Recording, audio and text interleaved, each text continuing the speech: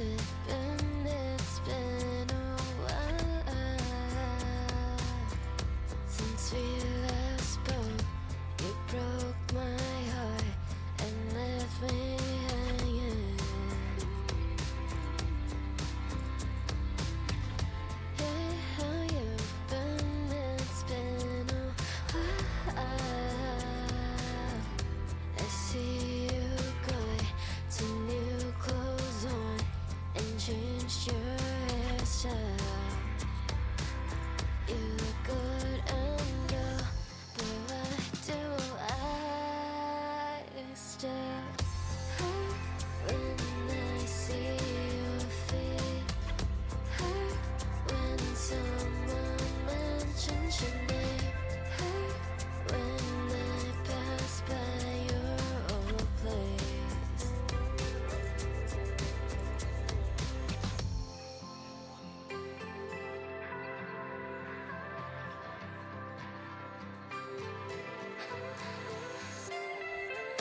It's been a year, a lot has changed since then.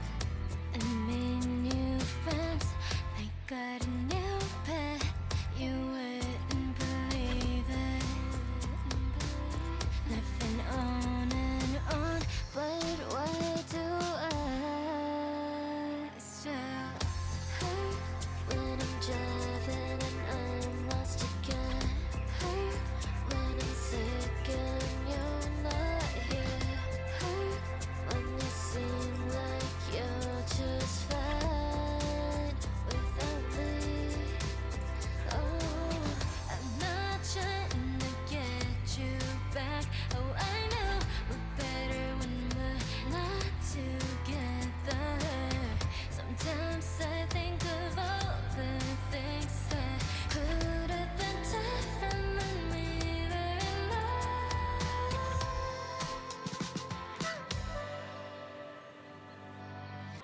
Hurt when I see your feet. Hurt when someone mentions your name. Hurt when I pass by your old place.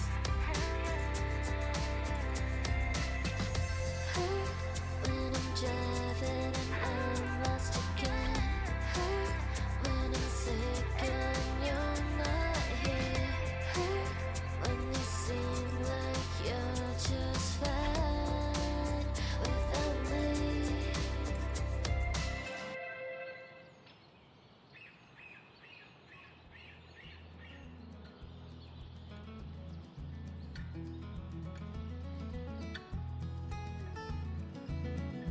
When the sage brings the rite of spring, morning dove and the sparrows sing.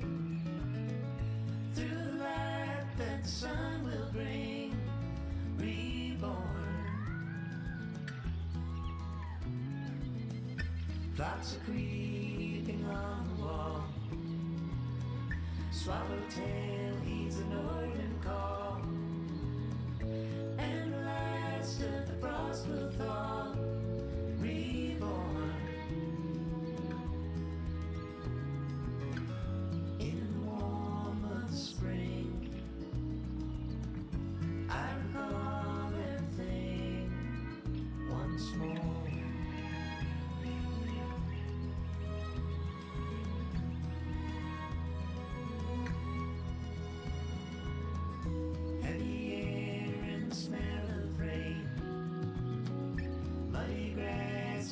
across the plain.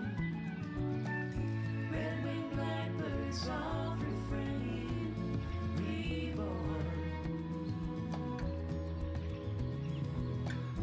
In the warmth of the spring, I'll call everything once more.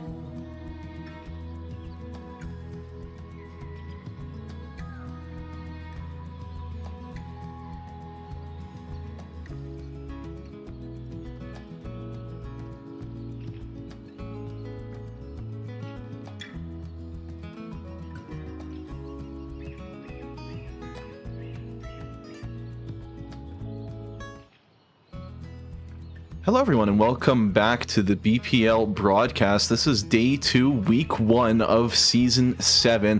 I'm incredibly excited to be with you all today. My name is Spaffles, and I'm joined by Rain. How are you doing, Rain? I'm so good. Excited to see this matchup. I had the pleasure of casting Spud clusters yesterday, so excited to see, where they've made some improvements and anything new happening this time around. Yeah, incredibly excited. Now let's go into our schedules next, actually, because we do have a bit of a recurring surprise. We got the Primal Pineapples. They're going to be playing 2 series back-to-back, casted live on broadcast. I'm excited to see how they perform. Yeah, absolutely. I mean, this is a lot of pressure here for Primal Pineapples. Like, doing 2 matches back to back, like, this could either be really big and you can build a lot of momentum into that second match, or it could really all come crashing down. So a little bit of a gamble, but kind of a treat for us to get to follow this team along in back-to-back matches. Yeah, I couldn't have said it better myself. And now that we're going to go look at the groups as well, because this is, as we mentioned, day 2. Spud clusters actually did partake in day 1. They weren't able to take home a victory. They actually took it all the way to map 3, losing just on the final map. They're definitely looking to find their redemption here today. Yeah, exactly. And then Primal Pineapples, well, since they're playing 2 matches today, they didn't play anything yesterday. So this team is coming in. You are not really warmed up at all. But you do have the advantage where you got to see Spud clusters on the live broadcast yesterday if you're Primal Pineapple. So maybe a little bit of an advantage there for them. And then it'll be really interesting to see what sort of momentum the Primal Pineapples are able to build. Like you said, this is their big day. This is where they can really start off the season on the right foot. And I'm excited to see how they take advantage of it. Yeah, absolutely. Me too. And then, so this is the Aspen Conference. So we have the A League split into 2 different conferences. So we have the Ash and the Aspen. So we are starting off in the Aspen Conference here for this A League broadcast. But just know that there's lots of other matches that are going on as well. Yeah, looking forward to them for sure. Now let's go into the rosters next. We're going to take a look at Spud clusters. Right now, we've got Star Potato and Blobs on the DPS line, Pinecone and Cademon as your tanks, and we got a dynamic trio as our support line in Austin, Penguin SF, and Agua. Yeah, excited to see this team again. Yesterday we did get to see pretty much all of these players actually get playtime, so they're all available yesterday, so everyone at least making an appearance once, so excited to see this roster in action once again. Now, on the other side, we do have that Primal Pineapple squad here. So first on the broadcast and first match for them here in BPL Season 7, we have Laser and Didn't You See Me on the DPS roles. Barry, the lone tank, holding down this lineup. And then, a whole bunch of supports to cycle through here. So Alphabet, Nicoletta, Harry, and Altair, all on that support role. So lots of opportunity to move people around in that backline. All right, spot on. I'm really interested to seeing how this pays off. I know support isn't the most expansive role, but it really has a lot of different play styles. And being able to swap out basically 2 full backline comps, that allows them a lot of diversity. And I'm looking forward to seeing how the Primal Pineapples are going to try and leverage that moving forward. Yeah, I agree, especially where we do have hero bans in this season, of course. So being able to have kind of a depth of a roster to pull from, maybe one of the heroes, you get target banned. It happens sometimes. So having kind of some backup players there to step in, if that does happen, is always nice to have. Yeah, I couldn't agree more. Now, we are going to be going into a predefined map bet. So we're going to be starting off on Ilios. Next up, we're going to go over to Eichenwald. And should things go to a map 3, we're going to be heading over to New Queen Street after. Yeah, I like this like predetermined map set. It allows teams to kind of practice because remember, this is a draft tournament, right? So it's not like these teams have been practicing for months and months. You have a very short window to kind of lock in, find the synergy. So knowing kind of these predetermined maps, it's going to help you kind of build that synergy in the beginning. Yeah, and as we're preparing ourselves to get into Ilios, we're starting off with our hero bans. Right now, we got Spud Clusters and Primal Pineapples. They both banned one of their own. Farah and Mauga are off the board. Okay, yeah, I can see it. Especially going into Ilios, that Farah can be really impactful. I'm thinking specifically on Lighthouse, and then also even on Well, you kind of have some areas that you can kind of hide around as that Farah. And if you don't have like a dedicated hit scan that feels that they can really take that Farah out of the air, yeah, go ahead, ban it out. And then the Mauga ban coming out, yeah, nobody really wants to play Mauga. Make sure that at least in this first match, it's not going to be played at all. I don't believe Spud Clusters played a whole lot of Mauga in their last match yesterday, but who knows? Yeah, like that might just be something Primal Pineapples just really don't want to deal with. I mean, Mauga is one of those tanks where if you don't have a strong answer to them, they can absolutely take over the lobby almost more so than some other tanks in this lineup. So I can 100% see them banning it just to get it out of the way for their first map. So now that we have these bans, what's your read on the meta? What do you think we're going to expect here on Ilios? Yeah, so Ilios is nice, and you have a few different options here on those different sub-maps. So, on Ruins, we can see, like, kind of even, like, a Widowmaker appearance happening, and then once you get into, like, Well, you have the opportunity to play the dive, but you can definitely play a lot more of kind of a brawl style there as well. Really just depends on how the comfort level is for the team. Now, Spud Clusters, like I said, did play already, and Ilios was the first map as is predetermined, and Spud Clusters was leaning a lot more towards the dive. They actually did take the one map win that they had against Frogs on Fire on Ilios to start things out, and it was kind of playing this dive composition. Pinecone looked really good on the Winston. And after that was kind of recognized, that's when the targeted bans started coming out, and then it just kind of fell apart on that second map for them. But for Primal Pineapples, I mean, if you're going to name your team after Primal, I'm really hoping that you're going to play some Winston. It would be really fun to see a dive matchup, but who knows? There are definitely some options here, but I mean, you can't play the Farah and you can't play the Mauga, so you got to work around that. Yeah, I do enjoy seeing dive quite a bit, and I think it's a really strong composition to play. If you're going to pick one comp to really run through this series with, I think Spud Clusters are spot on going with the dive, picking up that Winston, and really making sure to make it your enemy's problem, because it really is a handful to deal with. And on the flip side, right, for the Primal Pineapples, like you mentioned, it's in their name. They've got to have a good Winston player in there. I'm looking at you, Barry. Yeah, the lone tank. It's a lot of pressure here. But yeah, and see, so we kind of touched on how with like the Primal Pineapples, you have such a depth of like the supports here, but having that kind of lone tank, it's a little bit risky because I mean, if you get target banned, you don't really have anybody else that can step in and kind of work around that. So you really are relying on your backline to have the flexibility that's going to be needed to support your tank in this.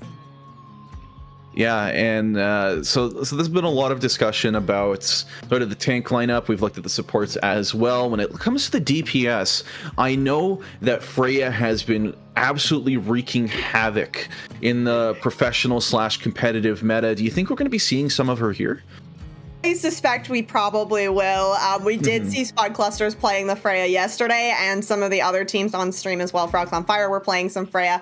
Especially, I feel like once one team kind of pulls out the Freya, the damage potential from this hero, you almost have to have kind of a mirror for it, honestly, because you need to be able to keep up with the damage that your opponent is outputting. And that Freya, like, even though she had a little bit of a nerf in this hotfix, she is still very much in a good place. So I anticipate we'll probably be seeing some Freya, potentially some Cassidy and some Sojourn as well. Oh, blobs on the Sombra. Yeah, we did get to see a whole bunch of that yesterday. So wouldn't be surprised if Spud Clusters stick on a composition similar to what they're hovering over right now. I'm really intrigued by the Bala plus Sombra comp. If they do end up really rolling out with that, it's, I don't want to say unexpected, but it's untraditional in, you know, today's sort of meta. And right as I speak, I catch myself. Pinecone swaps over to the Winston. All right. Just a tease coming out from Pinecone. All right, getting started on Lighthouse here. So Spud clusters are going to be on this. This is the same composition that they ran last time on Lighthouse here with this Somber Ash and then Primal Pineapples. Well, we are getting our wish. Barry is out on this Winston. It's the Tracer and Ash DPS lineup here, and then the Lucio Ana. So a little bit less peel potentially here for Primal Pineapples. Yep, the Winstons claim first blood for both teams. Ash falls down, and it's going to be ultimately the Primal Pineapples here that have their first stake on the point. Now, they'd have to deal with Pinecone's immense pressure and the amount of space that the bubble provides. Ash drops down to 1 HP, but Laser's been able to be picked right up. Penguin SF buying a little bit of space on the point, but the Tracer Winston pressure is a bit too much to hang with just for now. Yeah, as we do see, the point is open. Primal Pineapples have gained a little bit of percentage here, but it is still being contested by Spud clusters. Nice anti-nade coming out from Alphabet is going to allow Barry to claim Cademon. Yep, great first cap for Primal Pineapples, really making sure to capture that percentage as fast as possible. Blobs gets a surprise kill onto Laser, and that's a lot of consistent damage gone for the side of the Pineapples. Alphabet whiffs this sleep and is caught off guard by the Sombra. Barry falls down. Pinecone is there watching out. And there's a quick nano that really made the difference there for Spud.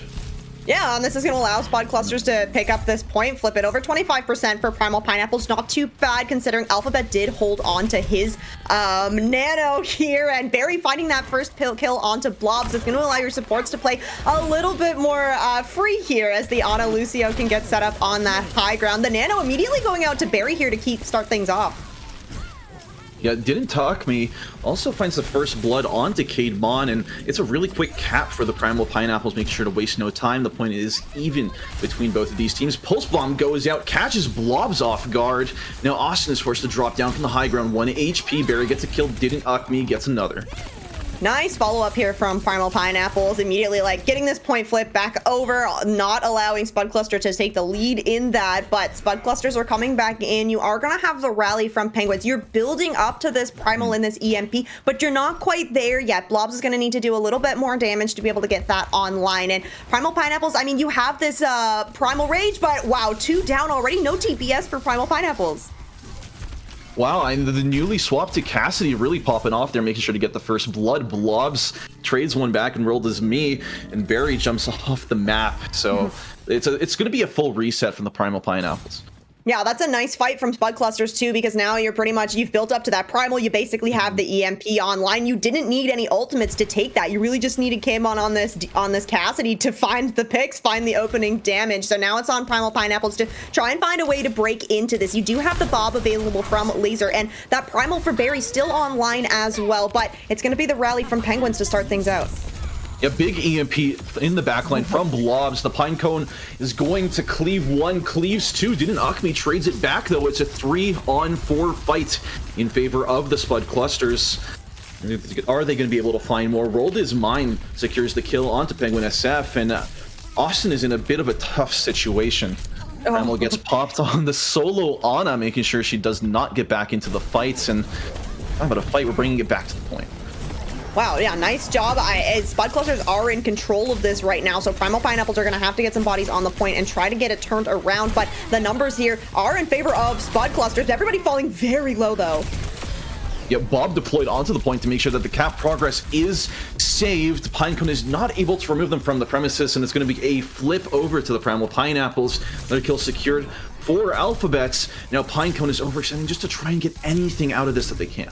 Oh, yeah, tried to find that dive onto the Ana, but really nice peel from Barry to turn around and help out Alphabet. And now Primal Pineapple's pushing forward, getting those stagger kills. You are at that 80% here, so we're looking at a last fight territory. If Spud Clusters can't break into this, it's not going to look good for them to turn this Lighthouse submap around. You do have the Nano, you've got the Deadeye as well, but both support ults, and you have the Nano to start things.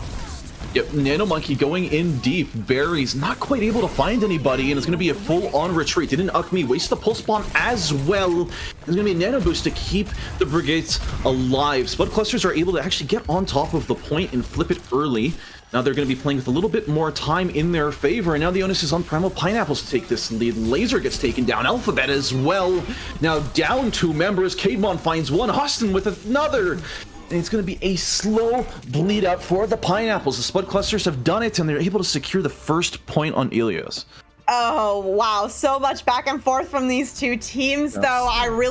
I think that this Ana Brig backline for Spud Clusters is working really, really well for them. The Ana Lucio on the side of Primal Pineapples, they're struggling just a little bit more, especially between this dive from Pinecone on the Winston and then Blobs on this Sombra as well. The Brig is able to just cover a little bit more ground, and you have not only like the shield bash, but you have the whip shot to get kind of away from this incoming dive, whereas when you're running that Lucio, you're really just banking on the Lucio hitting the boop on the incoming Winston, but that's not necessarily going to deny value from that Sombra as well. So we'll see a little bit of a swap up here for Primal Pineapples. They are going to move over to this Lucio Kiriko, so a much more mobile backline now. Hopefully going to be able to sustain through the dives a little bit more, as Laser on the Cassidy as well, so you also have that kind of peel potential as well. Now, Spud Clusters, it's essentially the same composition, but Austin has moved over onto the Juno here. Little bit harder to find the angles on the Ana with this well submap.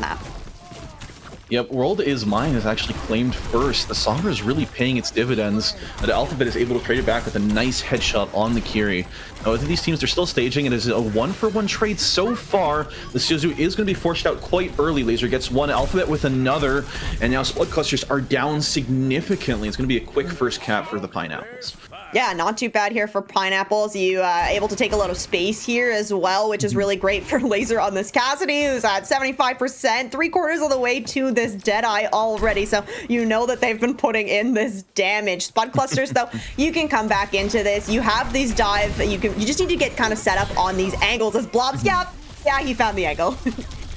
Yeah, Blobs is coming in completely unexpectedly from the backline, really making sure to punish the Cassidy's positioning. Pinecone gets the pick onto Barry as well, and it just finds another with Cademon. The Primal Pineapple's defense is completely shut down here. Yeah, and that's just going to be a flip going through. World is Mine off the map there. Not too bad percentage for Primal Pineapples, and you didn't use any, well, you didn't gain any ultimates there. Laser is very, very close to that Deadeye. So potentially you can just kind of play for this Deadeye and also the Kitsune Rush that's going to be online very shortly. That'll really help Primal Pineapples kind of crack open this this point here, because right now you're just looking at the Deadeye coming online for Spud Cluster. So if you can build up to the support ultimates quickly for Primal Pineapples, that'll help you win this next fight. Yep, now it is going to be a quick engage. It's going to be Kitsune Rush as well, straight through the fights. Didn't Ukmi gets taken out first. Barry trades back. Cademon with one with the High Noon that you were just talking about. Going to be a High Noon as well for Laser, not catching anybody. Alphabet with the kill onto Pinecone. Now with no tank left for the Spud Clusters, we're in quite a tough situation. This Monkey is going to divide them further. Barry going in deep, is forced to pop the Primal, but does get a kill for it. Takes down Cademon. Dives in deep, and Penguin ops the rally in return. The percentage is still taken up for Spud Clusters. Primal Pineapples are just barely able to flip it over right now, but Ukmi and Laser both find their own picks. Pinecone trades one back, but Ukmi again with another kill onto the Sombra. Yeah, and that's honestly, if you're Primal Pineapples, you really need to be finding these kills onto Blobs. Pulse Bomb comes out, doesn't connect, just, you know, creating some space here for Primal Pineapples to work with. In control of this point, they've just managed to take the lead as well, but the contest from Spud Clusters coming through, and you've got lots of ultimates to work with to try and flip this back over. Yep, World Is Mine is tracking that the Sombra all the way back into the enemy spawn, making sure that they don't have any space to work with. And meanwhile, Pinecone is using their HP to the maximum efficiency. Gets dropped down over there to the low HP. EMP catches 5 and is going to be a quarter kill. It's going to be 5. It's a clean team wipe for the Spud Clusters. Oh, yeah, beautiful EMP from Blobs there. And you don't have to combo it with any of your other ultimates. You can just get the raw damage. Everybody from Primal Pineapples was kind of clustered together. You find all 5. So now, Spud Clusters are holding up pretty aggressively here. You do have that Primal for Pinecone, so he can go in pretty deep and, yeah, gonna be able to go in there and just survive through it. Yeah, Kademon, though, gets caught out. Barry with a nice engage. And now the Primal is fading away. And all Spud clusters are going to be able to have in this next fight is the Orbital Ray. Gets dropped onto the point, but it's going to be a beat as well as a Kitsune rush to match it. Pinecone sent running away from the team fight as Laser commands more dominating space. Blobs gets discovered on the back line, is able to translocate away for just a moment, and the point does get flipped over for Pineapples. Yeah, Pineapples, you got to hold on now. 99% here for Spud clusters. They just have to win one fight, and that is going to give them this Ilios map. Nice Deadeye to push in. That just forces everybody from Primal Pineapples backwards. Yep, 99% captured again. The overtime wick is burning down. It's going to be a quick contest from Barry. Austin takes down Ukmi.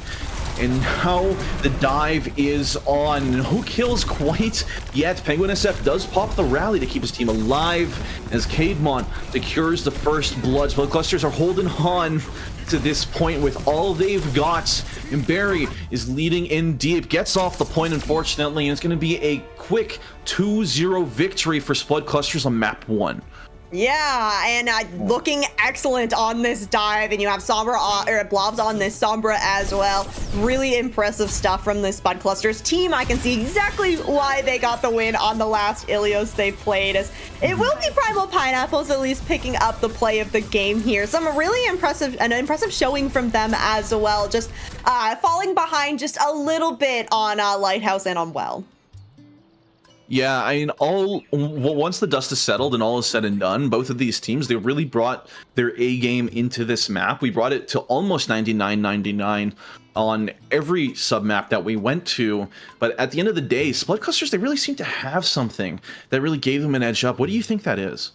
Yeah, it's definitely just how clean their engagements are. I mean, you're seeing Blobs already set up on that off angle on the Sombra so that you can get the hack in as Pinecone is kind of diving in on this Winston. And the attention that Pinecone is taking is allowing for Blobs to actually complete these hacks. Nobody's getting a chance to kind of turn around and kind of deny that. And it's the timing, really, which is something that I'm pretty impressed with this team, because dive is a really hard composition to play, especially in a draft league where you haven't been practicing with this team forever. So I'm impressed just to see kind of the synergy and the teamwork that's already developed between the players on this roster.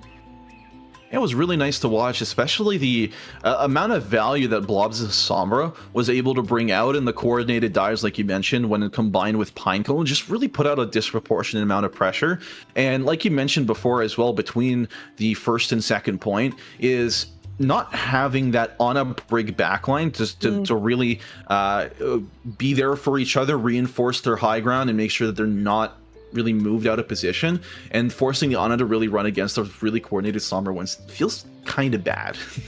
Yeah, I agree. Yeah. The Ana brig backline just has so much staying power. So even if you get through the dive, you can at least kind of survive through it. The Lucio, it's kind of peaking, right? If you can deny the dive in the first place, you'll get really big value. But when it's a dive that's as coordinated as we're seeing from Spud Clusters, it's just really, really hard to kind of find that value and sustain through that. But it's not over yet. We still got a couple more rounds to go, at least. So we do know already that we'll be heading to Eichenwald for our second map. Yeah, Eichenwald is really a map of opportunity. There's a lot of different play styles you can bring to it. I'm interested in seeing how these teams they coordinate their bans based off of what was seen in the last match. We didn't see a Freya, surprisingly, at all. So I'm wondering if that is going to be one of the ban lists, or maybe both of these teams are sort of pseudo handshaking it. Okay, we're not going to pick up the Freya. We're going to assume you're not going to pick up the Freya, and let's target some of the things that really weren't working in that last map. Yeah, it's definitely possible. I will say, like, Eichenwald is where we saw Freya being played much more, at least in the last series that Spud Clusters ran. Eichenwald is also where things started to kind of fall apart for Spud Clusters, where they did get target banned with that Winston ban coming out. So gotta be really careful. If Primal Pineapples were watching that series, they're definitely gonna know that Spud Clusters had a much bigger struggle on Eichenwald once they aren't able to play this dive composition. And I believe we saw them kind of move over more towards that Orisa instead, and the Ramatra on kind of the third point of Eichenwald. So we'll see what bans come through. But if I'm thinking just from kind of the last map, not necessarily the last series, if I'm Primal Pineapples, I might be banning out the Sombra here. The Winston definitely can be very impactful, especially on that second point. But there's other tanks that can find a little bit more value on this first point. Yeah, I mean, I agree with what you're saying. But I want to raise a counterpoint. Is that I think that Winston really provides a lot for the team to rally around, and it is really a big like focal point of pressure. I mean, while Sombra, you can sort of slot in other DPS. So we don't have to speculate for much longer, as Pineapples have already locked in their ban. They're going to be taking Juno away from the roster. Interesting, because we did only see the Juno coming out once there for Spud clusters on Well, but it did look good, and Juno, lots of utility involved with that hero, and honestly a really like impactful ultimate as well. If you want to just like play for the orbital ray, as long as everybody in your team is like engaged with that ray, it really is kind of fight winning, as long as there's not an anti-nade to come in from somewhere. So it definitely invokes a certain type of play style if you're using this Juno in the backline. For sure, and it also really limits that range that you can engage from if you're picking a Juno. So really taking the Juno away and making sure that, okay, you guys can't play around your speed ring, you guys can't play that sort of death bally playstyle. Instead, we're sort of making you play either the Kiriko or the Ana.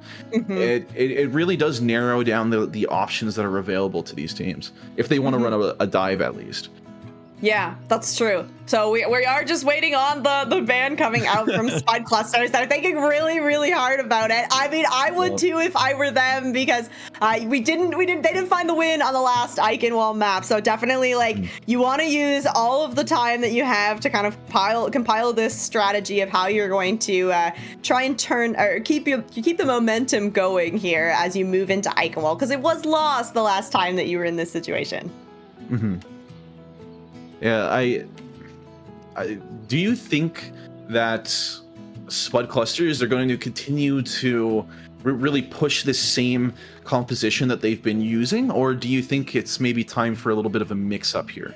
That's a good question, because we do, of course, have lots of subs available as well. And on the side of Spud clusters, they do have that second tank available. So Cademan could be swapping in. I believe that we mostly saw Cademan actually on the DPS in the last series, as they are eligible to play kind of a few different roles. But it's definitely an opportunity to kind of change things up as you move into Eichenwald. I think that with how good Spud clusters looked on that dive in Ilios, maybe you'd want to try and stick with it, and then kind of, if it's not working, that's when you adjust things. But if you can get away with it, like, definitely try and run this composition that has been working for you so far. Absolutely. Yeah, and looking at it again, the Spud clusters, their potential list of bans is quite long, but also short. I feel like we can narrow down some of the options that they have, some of the difficulties that they faced in that last match. I mean, didn't Ukmi's Tracer was a large amount of pressure. The ability to stick those pulse bombs and put a lot of pressure on the Sombra was really known and present. Can you think of any other bans that Spud clusters might be cooking up in that kitchen? Well, if you, I think that against the Primal Pineapples, it's kind of hard, because some of these, I'm thinking like also the Cassidy was pretty impactful for the side of Primal Pineapples, but you don't want to take that away from like being able to play that on your own. We did have Cademan come in and play the Cassidy on one of the maps, and a very, very strong Cassidy, but you nailed it, Smaffles. It's gonna be, the Tracer ban coming through from Spud Cluster, so they are not looking to deal with that whatsoever here on Eichenwald. Yeah, Tracer off the board is going to be a pretty significant blow, especially since they don't have any substitute DPS. But I trust in Didn't Ukmi. I know that they're not going to rely as heavily on that one trick factor, especially with the bans and everything going in. But this does also bode well for them if it does end up going to a map 3, because Spud clusters are not going to be able to ban the same character twice, and revealing their hand like this by banning the Tracer really opens them up if things go to the tiebreaker map. Yeah, exactly. And that tiebreaker map being New Queen Street, definitely lots of opportunity to run the Tracer on that map if we get there. I mean, there's so many angles, so many lanes that you can never really anticipate where the Tracer is going to be coming from. So definitely, Spud Clusters, you want to close it out right here, right now on Eichenwald, and you still have that Winston composition available here if you really want to run it. You can still run that Sombra as well. Maybe a little bit harder kind of on this first point defense. I'm specifically thinking with the Sombra, there's not as much room to kind of work around and find your way into the backline of an offensive team. But you can always swap up the playstyle, play it a little bit more defensively, save those hacks for like when the engagement is coming through. Yeah, the differences in playstyles on each point in this map is something that I like looking at a lot, because Eichenwald first, second, and third, they all play very differently. Yeah, there can be some intermixing between them, but you don't, like you mentioned before, Sombra really doesn't like to be put onto first point and third point even at that point, because it's not diverse, there's not a lot of routes available, but on second, oh, she's thriving. Yeah, yeah, absolutely. And we do, with these like long kind of sight lines, like there is the opportunity to potentially run the Freya. Doesn't look like any team is hovering her right now, but we did get to see some kind of cool tech in the last matchup where the Freya can actually like flank all the way around the right side, kind of the way that the Pharahs used to go on that first point. So lots of mobility options here, but as we are at least going to be able to see what Spud Clusters are going to be picking, since they are starting out on the defense here. We do have substitutions coming in, so Star Potato is now in on the DPS lineup, and we will have Agua coming in on this support. So Austin is out, and we also have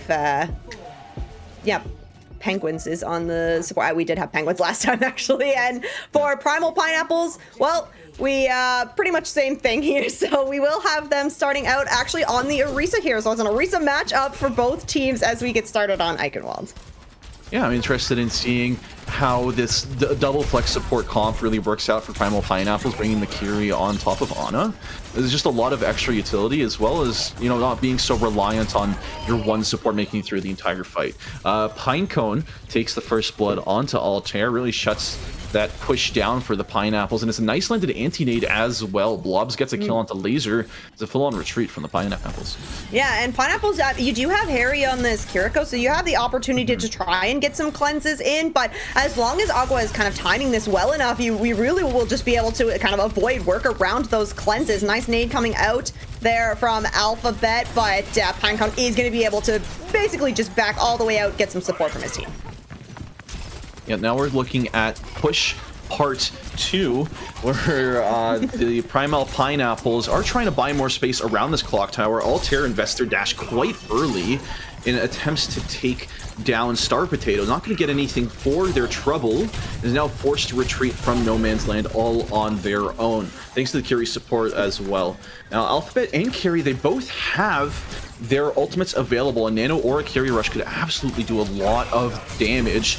The Nano Boost here keeping Barry alive and really pushing them further into this backline. Barry finds 2, Laser gets 1, and once all things are said and done, and it's a pretty clean take for the Pineapples.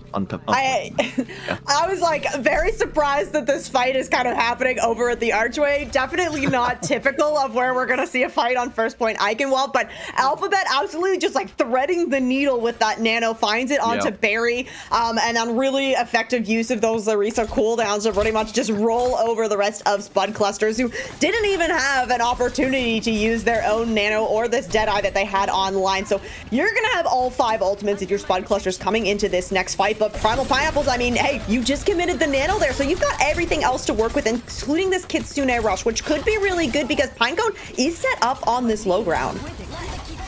Yeah, it is going to be Nano Boost as well as a Terra Surge. Kitsune Rush on top of that. It's going to be a triple kill for Pinecone. Going in even deeper, just making sure to stagger Barry while they're able to. That was a clean fight with just 3 ults invested. It was a lot. It was. Yeah, back-to-back team kills kind of coming through here. Spud clusters, I like this positioning they have going on here. You do have kind of everybody else from the team set up on the high ground, and it's really just Pinecone trying to hold down the fort down on the card here. Nice angles from Agua on this Ana. It's really just going to be, Primal Pineapples, though, they're walking up. They're going to try and take this high ground away from Spud clusters. Yeah, Pinecone also isolated from their team. Altera gets dropped down to low HP after pulling the blade, but the anti isn't going to be the death of them. The Suzu was able to save him. Pinecone falls first. Agua trades back onto Altera, and with no tank to be their anchor on the point, Primal Pineapples are buying as much space as they can. Laser hops in very ambitiously into Brigade's face, is able to secure a kill with the Ray. Ooh, and okay, so Spud clusters are once again kind of rotating up to this high ground. The card is kind of rounding the bend here, though. Blobs looking, finding Altair, but finding it falling very, very low. Does have this Deadeye available if he can stay alive, but wow, okay, the card still rolling. Somebody from Spud clusters needs to come back and touch this. Guys, hello? The point? Feels like we got a little bit lost in translation. Half a meter left, and they're able to actually touch it. Primal Pineapples have got to be sad about that one. Oh my gosh, it was so close, and Barry had kind of like a spin to try and push anybody from Spud clusters away, but good job for Spud clusters to at least come back, and you've recontested. You got this point, so stop that cap from coming through, but Primal and Pineapples, I mean, you've got this Nano online. You're going to have the overclock available from Laser as well. So you're probably going to want to try and get this this team set up on that high ground. But Spud Clusters is already set up there, and Blob's still holding on to this Deadeye as well. This is a really great point. You're going to be able to use this Deadeye to zone Primal Pineapples pretty much any pathing that they try to take. Yeah, now they are going to be going in through the sheltered stairs. It's not going to buy them as much pressure as maybe Blobs would have liked. It's going to be a full-on engage on the high ground. Overclock as well as a nano boost comes through. The Terra Surge right in their face. Laser's able to shut them down before they does any damage.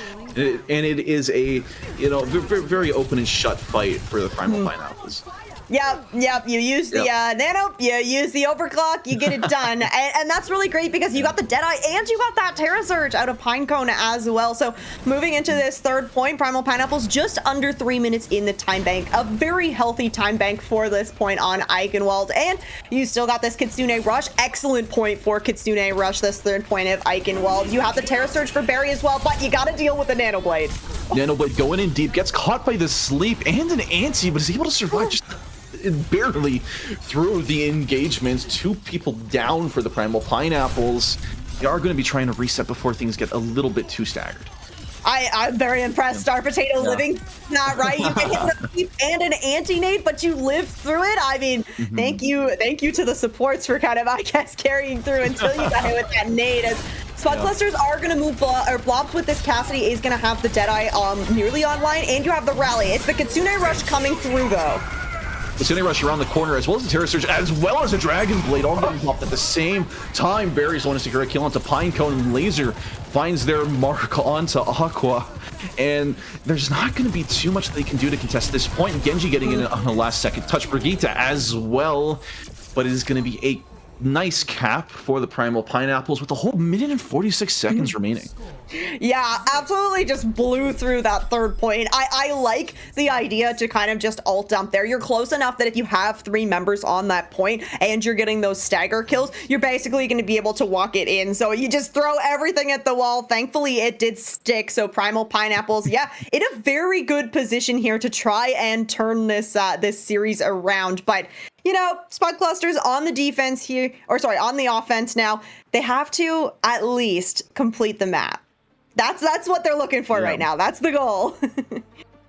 Yeah, and I'm really intrigued here by the fact that both of these teams, I know we mentioned a lot about how different each of the points on Eichenwald are, but both of these teams, they picked the comp, they committed to it, they ran the Orisa all the way through that map. Yeah, that's so true. And didn't really make any adjustment whatsoever. Like, good job.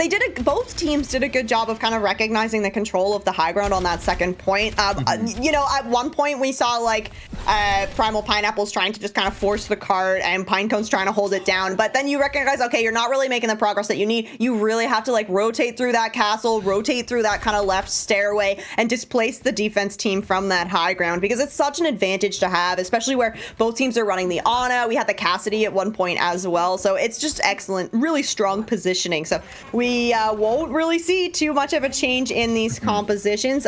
We are going to have blobs over on the Sojourn instead of on the Cassidy, but otherwise, Spud Clusters looking to start this offense on the same composition that was working fairly well for them on the defense.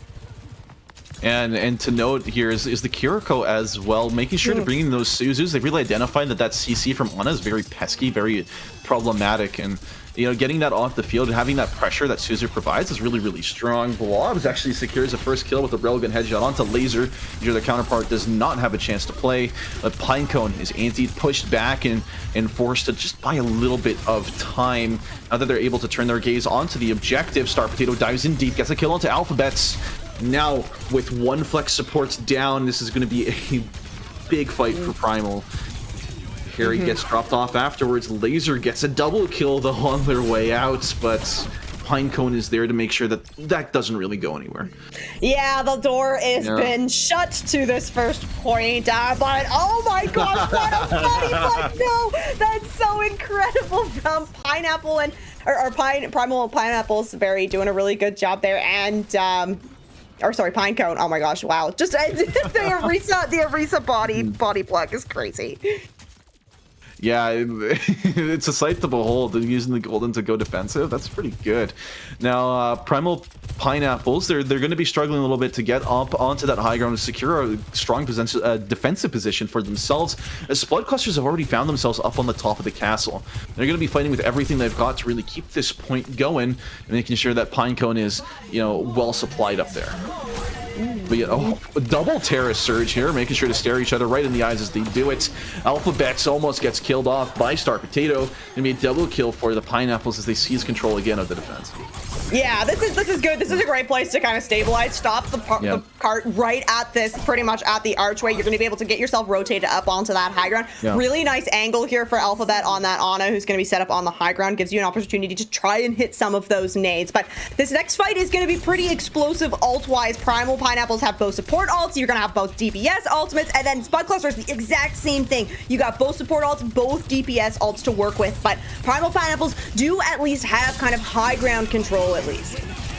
Yep, Star Potato and Altair both popping their Nano Blades respectively, getting a kill each. Altair gets a double right in the spawn room, and now is turning their gaze up onto the high ground. Kiri forced to teleport away, and Primal Pineapple, they're looking positive off of this exchange. Yeah, it's just Pinecone and Penguins from Spud Clusters like trying to survive, trying to find their way back to the rest of the team. They will actually manage to do that without getting picked out, and now we're back to kind of this ult matchup. It's Rush versus Rush. It's Overclock versus Overclock. Yeah, both of these teams are going to throw them at each other and see who outhands the other one. and now the Overclock does get popped out for Blobs. He's going to be zoned off pretty aggressively by Barry. There's going to be a reflect kill from Altair, making sure to shut down that Overclock. Big advantage for them. Now, as they're setting their sights really on the objective, Pinecone gets one, Penguin gets a second. Going to be a third for Star Potato, and Laser is going to be trying to clutch anything they can back from the jaws of the defeat. Overclock does get popped. He's able to secure one kill. Not going to be able to get much more. Swap also from Blobs onto the Pharah. Yeah, and okay, yeah, the Pharah swap, it's nice for the second point, but I mean, it looks like Spud Clusters are essentially going to be able to pick up this third point. Another attempt at the body block coming through, but it doesn't work for this time. Yeah, Kitsune Rush gets sent through right onto one of those doors. The Terra Surge gets popped just for a little bit of overhealth. It's not even going to be able to keep them alive for long. Pinecone doing an excellent job at zoning them off of this objective. It's going to be a quadra kill for them. And then a quick cap with even more time in the bank for Clusters compared to the Pineapples. Oh, yeah, that is going to be a tough third point hold for Primal Pineapples if you want to stop this cap from coming through. You don't have a whole lot to work with here. You will have that Kitsune Rush, and if you can kind of extend this first fight on third, you can get that Nano as well. Harry is falling very low, wants to stay alive to have that ult available for Primal Pineapples to use. Pinecone, I mean, we've got a Terra Surge and we've got a Blade online for Spud Clusters. You have Terra Surge engaged, pulls in 3, and even though the Suzu keeps them alive for a little bit longer, Star Potato pulls the blade as well. They can secure a quick and easy 3 kills. Genji bleeding out slowly on the points. Gets to take 1 down with them. Blobstree's back to kill. And now Barry is just left alone, last man standing, not for long even, as they march towards this final point. Yeah, 3 members alive here from Spud Cluster, so there's a chance here for Primal Pineapples to come back into this fight, especially where you do have that Nano Blade available. Only 3 members from Spud Clusters here just now. Oh, nice nade as well, but yeah, you get the cleanse out, and it looks like Primal Pineapples trying to stabilize a little bit, as we did see that Nano. I think that it was an attempt to try and save Blobs there. Yeah, the Nano unfortunately doesn't really convert to anything, and now Spud Clusters are going to be forced to play the waiting game, sit back, regroup, and engage again on their own time. And while Primal Pineapples are looking pretty happy with this exchange, they have the Nano Blade that they're still holding so dearly to their chest. They have the Overclock coming up as well. And in the not-so-distant future, a Terra Surge. Yeah, oh yeah, the Kitsune Rush in response to the Blade. Oh my gosh. Yeah, the Altair with the blade catches too is, you know, really doing a great job. Alphabet secures it as well with the anti-nade. And that's a strong defense. We burned down 2 minutes already. Yeah, right. And really nice ult economy from Primal Pineapples on this defense as well. You're doing a great job just kind of holding kind of 1 ultimate at a time. So you have the Nano, you've got that Terra Surge and the Overclock to work with here. Now Spud Clusters, you do have this barrage from Blobs. Can be a little bit hard to kind of find value on this 3rd point with that barrage. There's really nowhere that Pharah's going to be able to go to kind of find a sneaky flank. You're really just going to kind of pop up in their face and pull this barrage. But you will have the Terra Surge available from Pinecone very shortly. So that could be a really nice combo, but Primal Pineapples, it looks like they're expecting it. This team is playing so split right now. And they're playing really far apart, really spreading themselves out on the high grounds. Overclock with the Nano Boost gets 1 kill onto Blobsberry with another onto Agua. And now Spud, they don't have any more horses in this race. Not even able to pop the ultimates that they were able to acquire. And now they're forced to regroup with just a minute remaining. Oh, yeah, okay. Penguins does get out, but just barely there. Cutting it very, very close. And yeah, Spud Clusters, I mean, if you finish the map now, you're gonna have less time than Primal Pineapples for sure. Nade in, engage, but just no follow-up kind of available there, as Harry isn't even forced to use that Suzu Berry. Kind of hiding in this corner, has that Terra Surge ready to go. Yeah, pops the Terra Surge a little deep in the back line, but is able to get out the barrage in return. Pinecone gets a kill onto Alphabet, and this is the breakthrough that they need. A Terra Surge gets 1 kill onto Laser. You see more dropping low in the back line. It's going to be a team kill, and Spud, they march that objective solemnly over that final point. Ooh, and crucially, they do it with time in the bank, so they will get another crack at this 2nd round. And I gotta say, it feels like every time that there's kind of like something needs to happen for Spud Cluster, somebody needs to make a play. Pinecone is coming up massive on this Orisa. I think has been kind of the backbone of a handful of these team kills that have been coming through for that team. So really, really impressed with this Orisa play that's coming out from Pinecone, especially where I was kind of thinking, you know, you're really dive-centric. You were playing a whole lot of Winston on that last map, but really making a shine on this Orisa as well. Yeah, the Orisa really impressed me. The amount of high-value Terra Surges, as well as just their effectiveness in general at being able to zone off their opponents and really convert kills even. We really saw a lot of pressure being doled out by both Pinecone and Barry. Yeah, when it comes to the way that these pushes, they really fell apart. I think that there has to be a little bit more. They have to do sorry, what do you think there is that defining factor? Yeah, no, I think you're touching on something that's really important, is that Spud Clusters, I mean, when you're winning these fights, you're doing it very big, very flashy. You're not kind of winning those kind of just dry fights where it's just kind of pure mechanics that are really coming into play there.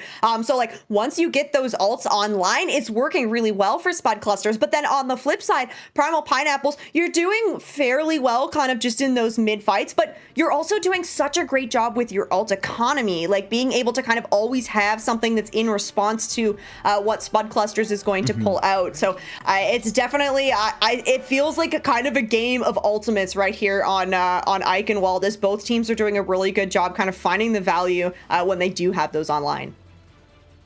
Yeah, and Primal Pineapples, like you mentioned, they're going to continue on rolling with what they got. If they're not going to get punished for it, they're just going to continue pulling out the strong composition again and again and again. And meanwhile, the Spud clusters, they seem to be going for something a little bit different. I don't know if this is just one of those, we'll swap it later right before we leave the spawn room, but Ramatra, come on, pretty cool. It's interesting because I really, I literally was just praising Pinecone for his reset. If you want to swap things up, I guess like maybe you can try and catch Primal Pineapples off guard a little bit, as they are actually going to be changing things up slightly. Barry over on the Zarya now, so was potentially anticipating the Orisa coming out, but no Pinecone coming out on this Ramatra. Wow, nice job. Yo, Kiriko's traded out for both sides already. Star Potato, though, making sure to take it one step further and double kills both of the supports in the back line. And now with no healers left alive, the rest of the Pineapples are just going to fade away. Right, Spud Clusters, they're really doing a lot to make the absolute most out of this 1 minute time.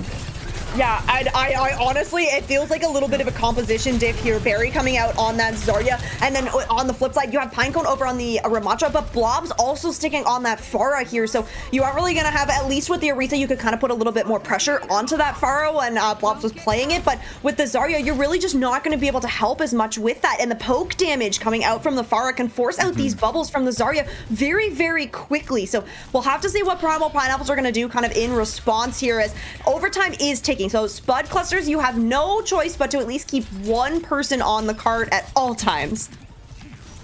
Yeah, and the Primal Pineapples, their play is just to try and zone people off as much as possible. In terms of ultimates, it does look like Spud clusters are in a pretty advantageous position. Blobs did just swap over to the Sojourn, so they're going to be a little bit behind in terms of that.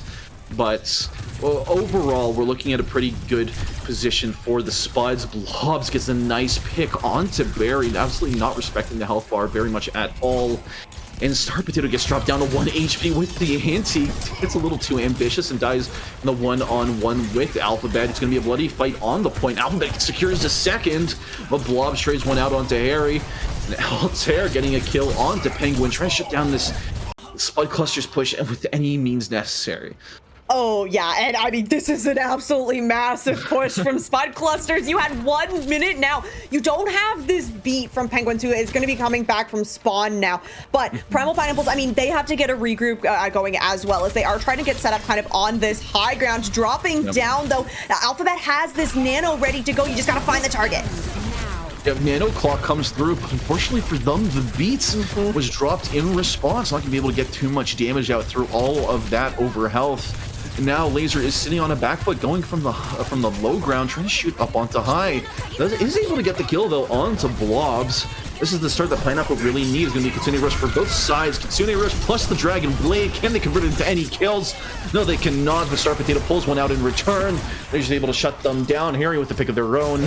And this is the end of Spud Cluster's rampage. Oh my gosh, and what a rampage it was. You tore through first point and like nearly like halfway through the second point as well. This is a little bit stressful here for Primal Pineapples. You have a lot of time to work with, yes, but sometimes you could really just get stalled out on that first point. So they're going to have to make a really quick run, I think, to try and cap that first point and try to get moving, get the payload moving with as much time in the bank as they possibly can. You don't want to be kind of stuck trying to push that cart in overtime, because that is just a recipe for a C9 potentially. As we'll have to see, what if Spud Clusters are still going to stick on this Ramatra clump now that they're on the defense. Might be a little bit trickier than potentially the Orisa, where I'm thinking the Orisa is able to put out so much pressure kind of onto choke points, specifically that first choke point walking through on the first point of the Iconwell map. But it does look like they're going to come out on this Ramatra. Blobs will move back over onto the Sojourn here, so a little bit more kind of consistent damage and able to kind of rotate around the map a little bit more than maybe the Pharah, who you'd typically kind of see them playing around that central pillar on the first point. And also crucially, when you're playing Pharah on defense on the first point, the other team does have the opportunity to just like go back to the spawn and swap. So you don't want to risk kind of being counter swapped right off the bat as Primal Pineapples, Barry's back over on that Orisa. Otherwise, yeah, same composition here. So looking to make a breakthrough this first point with this Orisa composition. Now, the Lucio Kiri for the backline of Spud clusters, it's going to be a lot of mobility here, and I think this team's going to be able to kite around Primal Pineapples a little bit easier. Yeah, and you can see that Pinecone is really not willing to give up any space, especially around that clock tower. Blobs somehow finds a kill out of thin air onto Altair, and that is a significant blow yet again. Gets a second kill onto Harry. Can anybody stop him? And, you know, forces the Pineapples all the way back into their spawn room.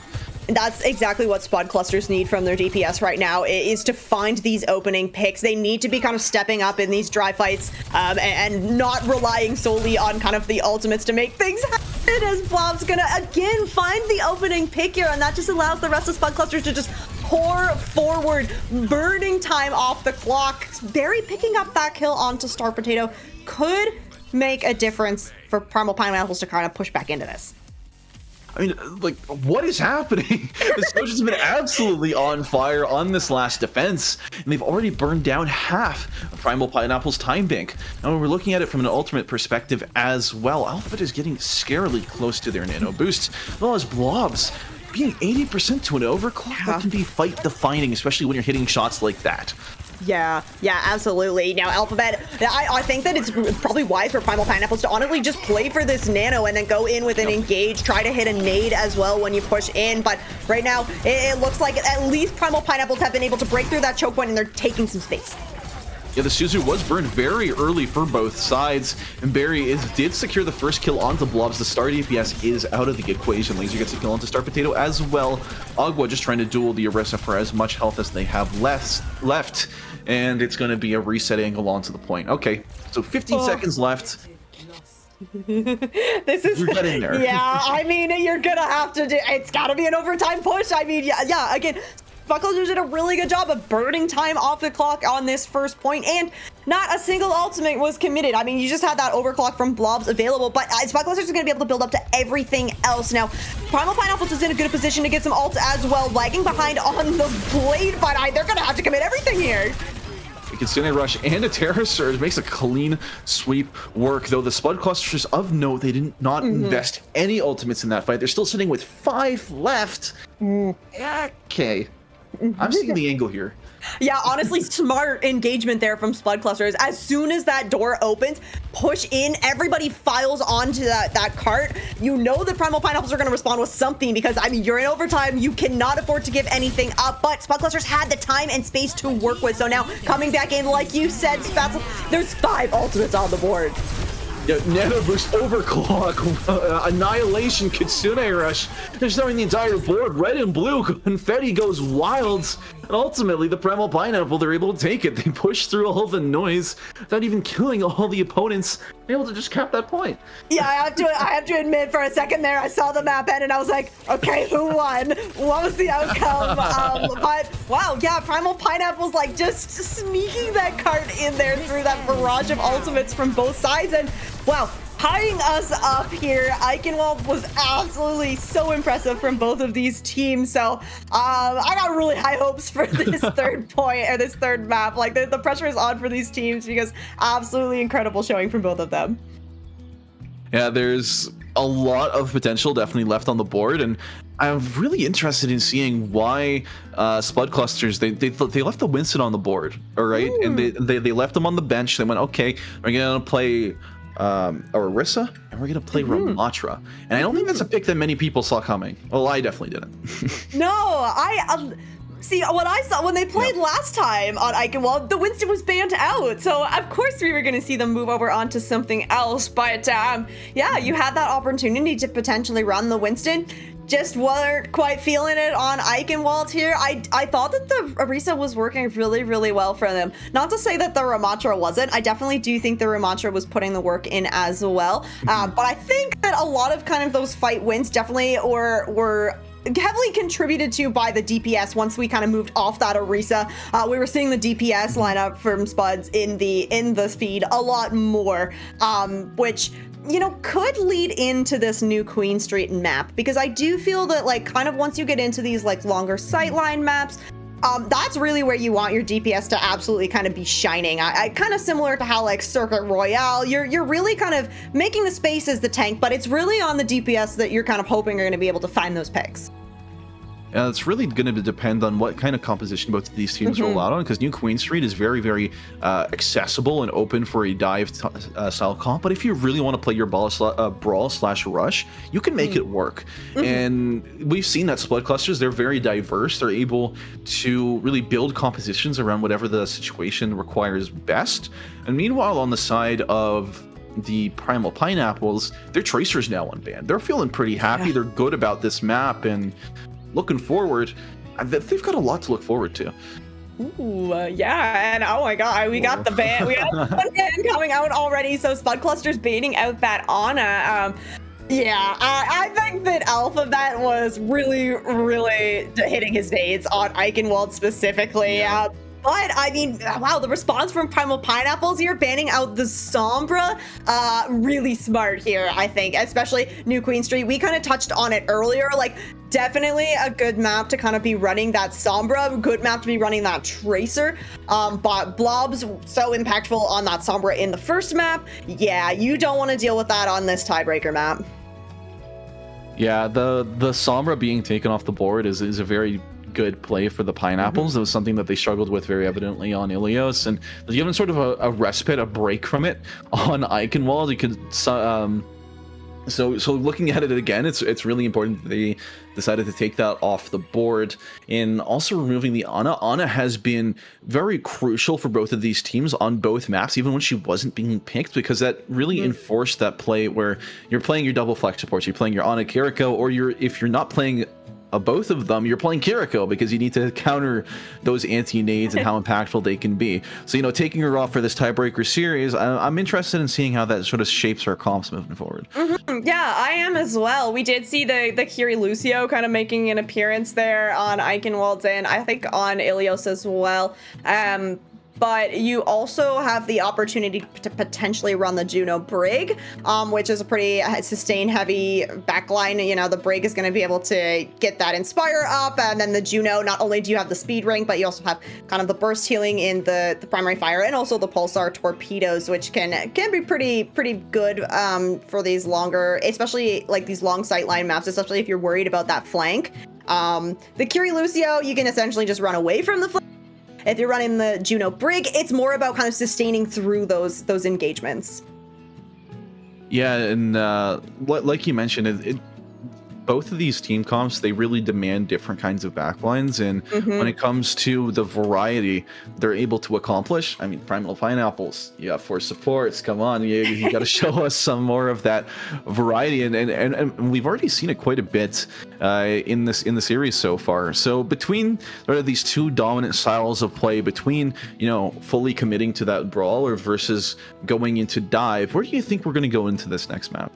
Oh, yeah, it's a really good question, because I feel like if you had asked me this like after Ilios, I'm like, Spuds are definitely going to play dive on New Queen Street, but they looked really good on that Orisa composition on Eichenwald, and I think that it's definitely an opportunity to kind of carry that momentum forward. At least you're like kind of, you know, you played dive on the first map, but at least you're kind of like warmed up on this Orisa comp moving into this third map, so potentially you want to just like roll forward with that. I am anticipating that Primal Pineapples are probably still going to stick on this Orisa composition. Especially kind of like where you've banned out the Sombra, like you're kind of shutting down any of the like off angles that maybe could be a problem for Orisa, and kind of the compositions that Orisa runs around. So I'm anticipating potentially another Orisa mirror here on New Queen Street, but I mean, this is the third map. Like, if you're gonna pull out something crazy, like, do it now. I don't know, bring out a Junker Queen or a Hazard, something that's really gonna catch him off guard. Yeah, there's a lot riding on this one, especially for the Pineapples. They want to run this high through to the next series, and there's no better way to do it than to win this match right here, right now.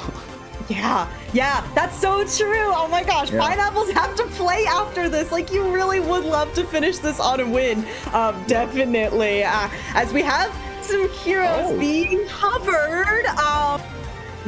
Spud clusters, maybe we could get the hazard coming out looking like a Juno break backline as well, which makes a lot of sense, especially where kind of like you have that Ana band out. You really don't have to worry about the anti-nade that really heavily shuts down this Juno break backline. So yeah, we will be getting that Orisa composition from Primal Pineapples. Altair on the Tracer here. Spud clusters, though, they have swapped things up a bit. Pinecone gonna go over on that hazard. We still have Star Potato and Blobs here as we also do have Austin coming in for Agua on the side of Spud Cluster, so a little backline substitution there, but otherwise all the same across the board for the rest of the players. Yeah, now both of these teams, they're going to confront each other up into the top of main, and Hazard's going to have a bit of a difficult time really accessing these backlines, at least unless he has the rest of his team supporting him. As Orisa's really making sure to lock off this high ground with the Brigitte at her side. Now, something that Hazard really does excel in, though, is he's very good at playing that hit and run style comp. So I'm looking forward to seeing how they're able to leverage it into a very strong bunker.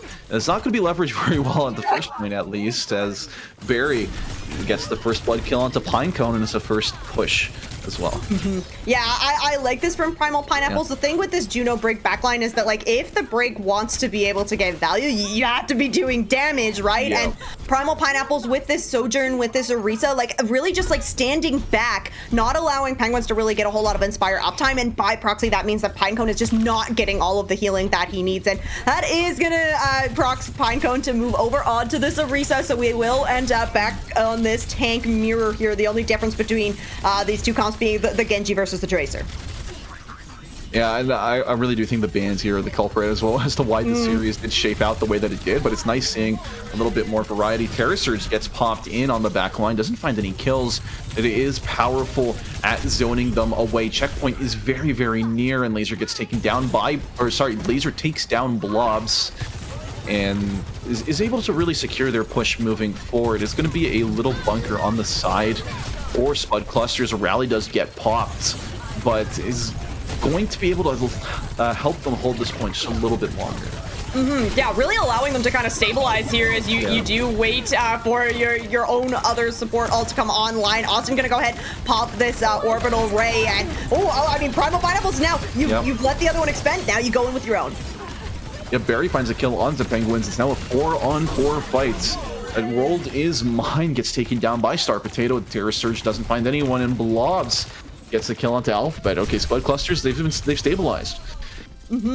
Yeah, it took both support ultimates and that Terra Surge, but hey, you got it done, and you're moving into the next fight. You're gonna have at least both DPS ultimates to work with. But Primal Pineapples World is Mine does have this rally online, which can definitely help, at least with this blade coming through from Star Potato. Laser with an overclock of his own, falling a little bit low there, but able to kind of survive through it. And Barry will have the Terra Surge online as well, so lots of opportunity for Primal Pineapples to kind of come back into this fight. Definitely a touch gonna come through before we get to that checkpoint. Yeah, now, a Primal Pineapple, they're eyeing up this engagement, especially with Laser on that off angle on the side. Going to be doing a lot of damage, as much damage as they're going to be allowed to. Gets the kill onto Austin first, shutting down most of their healing. Going to be a Terra Surge from Barry, not going to find anybody. Blobs shuts down their counterpart with an overclock of their own, and things are very much at a standstill. Yeah, and honestly, a standstill is gonna favor Primal Pineapples, at least for now, where you are in the lead. Go ahead and the blade coming out, Star Potato. World is Mine tries to respond with that rally, but just absolutely gets cut down. Yeah, very odd in 2025 to have a dry blade get 2 kills, especially into a rally. The Star Potato is the one to make it work. Altair nukes themselves with the Pulse Bomb. Yeah, it's the last hit by Blobs. Now, Spud Clusters, they're moving forward. They want to capture as much distance as possible, maybe even tie with the Pineapples. Ooh, yeah, and Pineapples are coming back into this with the numbers, so yeah, we see Pinecone trying his best to get the heck out of dodge, but Primal Pineapples are kind of chasing this. You're in control of the bot now. It's gonna force the Terra Surge out. Yeah, Terra Surge just to pull everyone together from Pinecone, but not going to be able to convert it into anything significant. Star Potato forced to dash out back to the safety of their teammates, and Penguin SF gets dropped down to low HP, gets taken out by their own, by the enemy Brig, and now Austin is trying to rescue the Orisa out of there. How are they going to be able to secure her back? No, they're not. Pinecone takes one down with them, and now the Pineapples are marching forward again. Yeah, and you've got ults to work with. Now, you are going to have that orbital ray from Alphabet, which could be crucial here. Fight-winning ultimate, because Austin does have an orbital ray ready to go on the side of Spud Clusters. Checkpoint has been claimed by Primal Pineapples, as we actually are going to have a pause request coming through from the side of Spud Clusters, just as that checkpoint is being captured by Primal Pineapples. And just kind of gauging from where everybody's at in the map, it looks like Primal Pineapples are going to be able to kind of get a little bit more progress even after this checkpoint is done, because Spud Clusters, it seems like everybody is still kind of in the spawn area right now. Yeah, making sure to capture that checkpoint and really push on further, like you said, is going to be a significant advantage for the Pineapples. And really, they're able to leverage that and buy themselves a lot more fights when it comes to actually defending on the counter side, if it does come to that. Now, now that we're 5 minutes into the map, we're at pretty much the perfect halfway point. I mean, what are your thoughts on how this map has developed so far? Yeah, I'm liking especially I'm picturing like Altair on this Tracer for the side of Primal Pineapples. I think is doing a really, really good job at like what Tracer is meant to do. Find those like cleanup kills. It feels like this Austin on the Juno, like trying to run away, and every time being chased down by Altair. Every time Altair is either kind of like on an angle, able to follow up on the damage that Laser is putting through on this Sojourn, which is like that's exactly what you want to see. You know, the railgun come through from the Sojourn. Maybe you don't find the kill, but you have your Tracer there ready to go, ready to clean that kill up. So I'm really liking the positioning from Primal Pineapples, and I think that they're really like winning out kind of the dry fights here. But this next fight, I mean, there's ultimates to be used, so this is an opportunity for Spud Clusters to try to find their footing. Yeah, now Pinecone is able to retake control of the point, and it's an orbital ray too, but both sides here trying to wrestle things forward. It's going to be Terror Surge from Barry, making sure to shut down Austin, and it's going to be double supports taken out for the Spud Clusters. And Primal Pineapple, they're not looking to end their siege anytime soon. Oh my gosh, yeah, I know. Primal Pineapples do not have either of their supports alive right now, but Barry is just absolutely pushing forward. It's the tank and the DPS finding a little bit more progress on this push bot, and that was a rough fight for Spud Clusters. You committed both of your own support ultimates into it. You have your overclock to work with, but otherwise you haven't quite built up to that Terror Surge just yet, as Primal Pineapples, very smart here, giving a little bit of space, waiting for their backline to come back into this fight, because I mean, you've got the rally and you got the first pick too. Wow, Star Potato, what happened? You know, Brigade finding the first pick in a fight isn't typically what you see every day. Terror Surge coming out from Pinecone, as well as an overclock from Blobs. Not going to be able to convert any kills quite yet. Blobs gets the kill onto World is mine. Both Brigs off the field. Now Penguin actually has a shorter walk back. Overclock from Laser. Let's try and do as much damage as possible in the time that they have left. Pinecone stranded in the middle of nowhere, gets taken down by Laser. Now 96 meters for the Primal Pineapples. They're eyeing everything. Yeah, I mean, Spud Clusters need to find some stability here. You have a Pulse Bomb to try and make that happen. Nope, Tracer has headed back to spawn now. So it's getting kind of into desperation here for Spud Clusters. You need to stabilize and you need to take control of this bot before it gets to the end. Yeah, 1 meter left, less than that even. And Primal Pineapples, it's a complete shutout. They're able to secure New Queen Street, and they win the series 2-1. Wow, yeah, what a nice turnaround here from Primal Pineapples. I mean, that Ilios map, it went 2-0 the way of Spud Clusters, like looking very, very solid, but just kind of as this developed, it felt like Primal Pineapples were kind of making the adjustments that they needed, and we just weren't really seeing the same adjustments being made from Spud Clusters, kind of the play style. Yeah, really, really happy for Primal Pineapples to be able to get this win and try and pull that into their next map, because they don't really have a whole lot of downtime to work with right now. I mean, that was an exhilarating series. They took it all the way to overtime on every single map, but it was a hard-fought victory. They did play really well, and like you said, they really hit their stride with that composition that they found with the Orisa. And when they were doing what they were the best at, they really were unmatched. And making sure to take out that series in the fashion that they did, it really displayed the amount of growth the team as a whole really went throughout the course of that series. Yeah, and we have to remember, I mean, this is their first match, right? No matches were played by Primal Pineapples yesterday, so this is their debut in the Series 7 as we do take a look at the Aspen Conference here in the A tier. And wow, yeah, I mean, starting off pretty strong, setting, of course, you know, lots of matches still to be completed, but setting yourself kind of towards that top early on definitely feels good. It definitely does, and we'll be sending you guys over to a quick break. When we will be back, we'll be following the Primal Pineapples in their next adventure. So we're looking forward to seeing you guys there. Thank you all so much.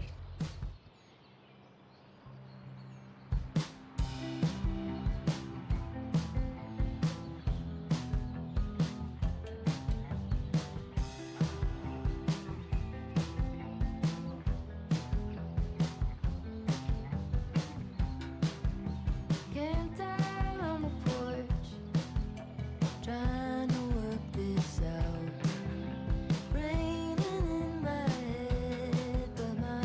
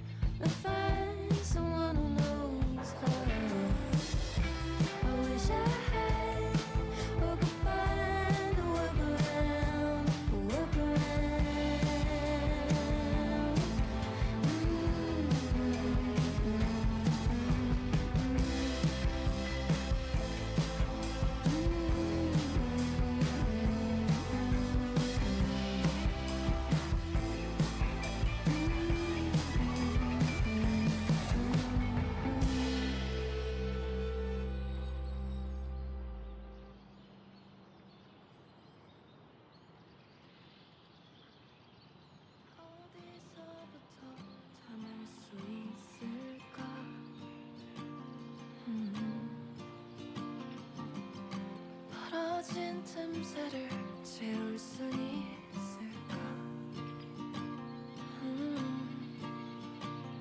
I don't know what to do. We've already spent so much time. 우린 이미 너무 먼 길을 너에게로부터 가장 먼저 내 마음이 또다시 철없이 널 향하지 않게 far away.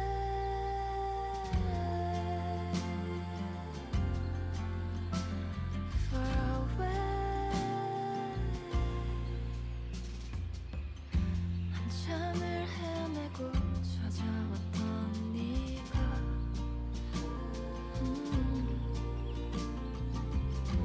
그렇게 반가울 수 있었을까?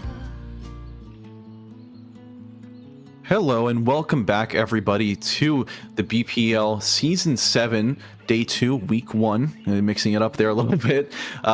Group series. We've got an interesting matchup up next. We've got the return of the Primal Pineapples, and they're going to be facing off against Zephyr.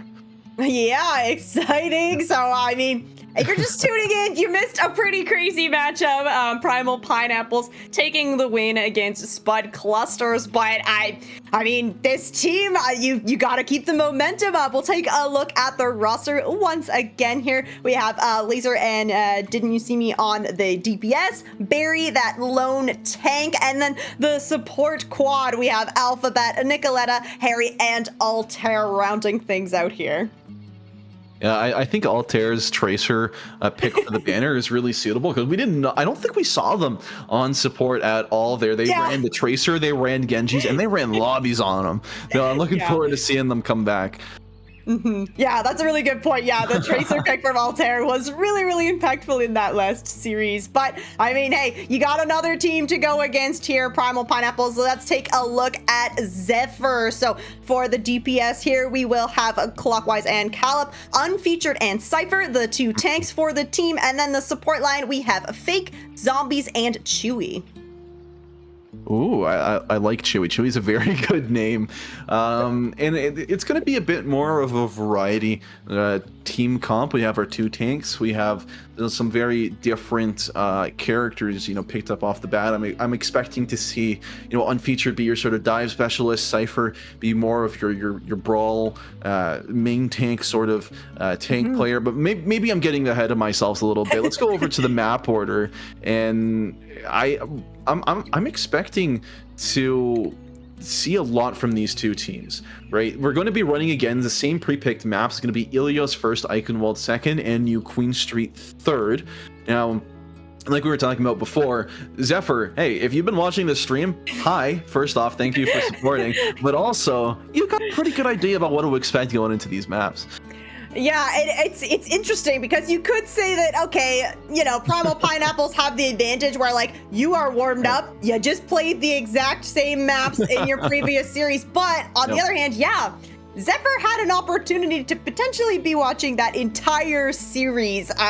So definitely a little tricky here for the Primal Pineapples, but hey, well, we'll at least get started out with the hero bands, as it is going to be the Ana and the Freya bands coming out for Ilios. All right, the Freya ban makes sense. According to our statistics, Freya is the most banned hero in the tournament so far. So seeing a Freya ban is definitely completely in the ordinary, but Zephyr banning out the Ana on map 1, it's an interesting take to go into Ilios with. Yeah, I'm thinking that as well. We definitely have seen Ana being played on this Ilios, especially on Lighthouse, where you can get kind of your support set up on that high ground. And I mean, if you're Zephyr and you were watching, you know that like Alphabet is going to hit some nasty anti-nades. So maybe you're looking to play kind of like a dive here on Ilios, and you don't want to have to contest with that anti-nade. Yeah, that's definitely an angle to it. I'm interested in seeing what Zephyr rolls out of the spawn with first, right? Because they banned the Ana. They must have a really strong idea about how they want to play this map. Yeah, and also really interesting is that like we didn't get a tank ban on this map, which I feel like a lot of these series have had at least like one tank being banned out here. But starting out the map with like a support and a DPS ban, a little unconventional here, as we will once again get started out on Lighthouse, the first sub map here for Ilios. And as we're taking a look at the compositions that are at least being hovered for now, we do have unfeatured in, and you kind of mentioned potentially kind of the dive tank specialist here is looking at potentially running out on that Winston. And Primal Pineapples, I mean, we're familiar with them now. It is going to be Barry on this Winston. Okay, interesting. Laser is actually going to take the Soldier here. So Soldier 76 making an appearance here on Ilios. Otherwise, pretty standard composition for Primal Pineapples and Zephyr. I mean, you got the Soj Genji. It's a nice aggressive kind of 6-man dive or 5-man dive. Yeah, wow, I'm pretty shocked, and I guess Laser is too. He gets taken down by the Winston beam. First blood. Altair gets a trade back onto Unfeatured, so the Winston isn't going to go completely unpunished for their transgressions against Soldier Kind, and Primal Pineapples are in a pretty good spot to cap first. Yeah, and Laser, they immediately swap off of that Soldier. Do not want to be targeted once again. So moving over onto the Sojourn here, and I mean, getting right back into the fight, immediately finding that kill onto Clap, and that's going to allow Primal Pineapples to get some pretty nice positioning up on this the high ground for Zephyr. Nice outplay from Clockwise, making sure to use the deflect to their full ability, and then pretty swiftly taking out Laser afterwards. It's a really strong position to be in for Zephyr. Barry gets caught up on the rooftop, is taken down by Clap, and now Zephyr making their own move onto this point. 30% already capped for Primal. They've got some ground to make up for. Yeah, absolutely. And I mean, Primal trying to stall this out as long as we can. World is mine on that Lucio. Just going to drag out 5% more there for Primal Pineapple. And nice little back and forth here. Zephyr now in control of this point. Chewy is going to have this beat online, which actually very impressive here from the Lucio to have built up to that already, because I mean, Alphabet doesn't even have this Kitsune Rush online. They're really just working with the Pulse Bomb from Altair to try and hit something. Yeah, now the Pulse Bomb does go wide, not going to be able to secure any kills, and it's going to be a beat as well, and Feature doesn't seem to get it. It doesn't really need it. Clockwise gets a kill onto Laser down in the sauna. Now, after that, is able to get out unpunished, and Feature takes down Barry. Now, going in more for further kills, Lucio gets caught in the crossfire. I like that play from Chewy. So the Pulse Bomb comes out from Altair. I'm not sure if that beat was kind of in response to trying to live through that Pulse Bomb, but Zephyr responds to it really well. They get aggressive with that beat. They find the picks, and then you try and like stagger this fight out as long as you can. So even chasing Primal Pineapples kind of into that mega room, and that has allowed you to build up both DPS ultimates, the Kitsune Rush as well. But Primal Pineapples, I mean, they've got a Kitsune Rush as well. And Kitsune rushes for both teams. Zephyr is able to find it a little bit more effectively. Barry actually trades it back with Chewy. They are going to be on equal ground now, more than equal even, because Barry's Primal Rage is able to secure Fake and almost takes down Unfeatured. Was forced to pop a Primal of their own. Points still ticking up for Zephyr. They're still very, very happy with this trade as they approach 77%. Yeah, Primal Pineapples now finally back in control of this point, and not too bad of a fight there for Primal Pineapples as well. Unfeatured gonna die a little bit late, so is Chewy, and that was, you know, all the ultimates from Zephyr except for that overclock committed. Primal Pineapples very cautious in their ultimate usage. You still have this beat, you're gonna have the overclock, another Pulse Bomb online for Altair. We will see Zephyr getting a regroup as you want to probably rotate up onto this high ground, get Clap set up there on the Sojourn. But I mean, in response to this overclock from Clap, World is Mine will have that beat, and also Primal Pineapples can pretty much just kind of kite out of it. Everybody on this team playing a very mobile character. Yep, Laser pops out with the overclock, is diving in forward. Clap is the first victim. Able to find any more? Yes, he can. Chewy falls down after. Not going to be able to get any more kills off of that directly, at least, but Barry takes down Fake. Ooh, nice aggressive engagement there from Primal Pineapples. I mean, you see Zephyr kind of rotating towards that high ground, but as soon as they're up there, you take fight kind of on your own terms. Go aggressively with that overclock. You know that Zephyr doesn't have that beat, and that's another nice clean fight win, but now you got to deal with the overclock from Zephyr. Yeah, but Clap now just trying to take out as many as they can. They're trying to do the max amount of damage, isn't able to find any headshots, and no kills as a result. It is going to be a quick cap, though, from Unfeatured, at least taking it through under their noses. Altair gets a kill onto Fake. Now, with no flex support remaining, Primal Pineapple, they have their... this is their chance to push back forward. They secure and sweeping 4 kills afterwards, and with this cap, the Pineapples have secured point 1. Yeah, a nice team kill to finish out Lighthouse there. World is Mine, that beat was really, really clutch. Just Alphabet was holding on by just like a sliver of HP, and the beat coming through to keep the backline from Primal Pineapples alive. But I mean, yeah, Primal Pineapples looking very warmed up on this map. As we take a look kind of at the stats here, Altair didn't die once. That's really impressive from the Tracer. Just always alive, constantly a pressure on this Zephyr team. Yeah, and I'm interested in seeing how, if any, team compositions are going to be swapping, because, you know, Ilios Ruins is the most different of these 3 maps. It's the one where we've seen the most variety in terms of at least team comps. We've seen a lot more brawl here, and it doesn't look like both of these teams are actually taking that to heart. We've got a Hazard out from Unfeatured, but Barry is very comfortable playing into Hazards as the rest, as we saw last map. Yeah, absolutely. So Unfeatured's gonna have to be really, really careful. Gonna want to really avoid this Orisa kind of at all costs here. What you really want to do is try and get one of these like movement cooldowns from one of the squishies forced out from Primal Pineapples. Oh my gosh. Oh. I think it was the spear plus the boop from World is Mine. Oh my gosh. Absolutely brutal. And now without a tank, Zephyr are scattering back to the wind. Primal Pineapple yet again, they cap point first on Ilios. Yeah, and nice to be able to do that and set it up like with this Orisa composition. It's a lot easier to kind of like hold ground with this Orisa than it is to kind of try and push forward, as we will see Unfeatured kind of responding to this Orisa pick with a pick of his own. So the mirrored Orisa's coming out now. Now, Clap is over on this Cassidy, so a little bit more kind of a consistent damage that Zephyr's going to be able to put onto Primal Pineapples compared to Laser, who's looking for kind of just those pop-off moments once you build up to that overclock and the railgun. But right now, I mean, Primal Pineapple's still in control of the point. If Clap able to secure a kill onto Altair, Barry also on the back ropes, not being able to get healed back up to full. Unfeatured is the one that does them in. Laser gets dropped down to 1 HP, no longer. And this is going to be a point cap for Zephyr.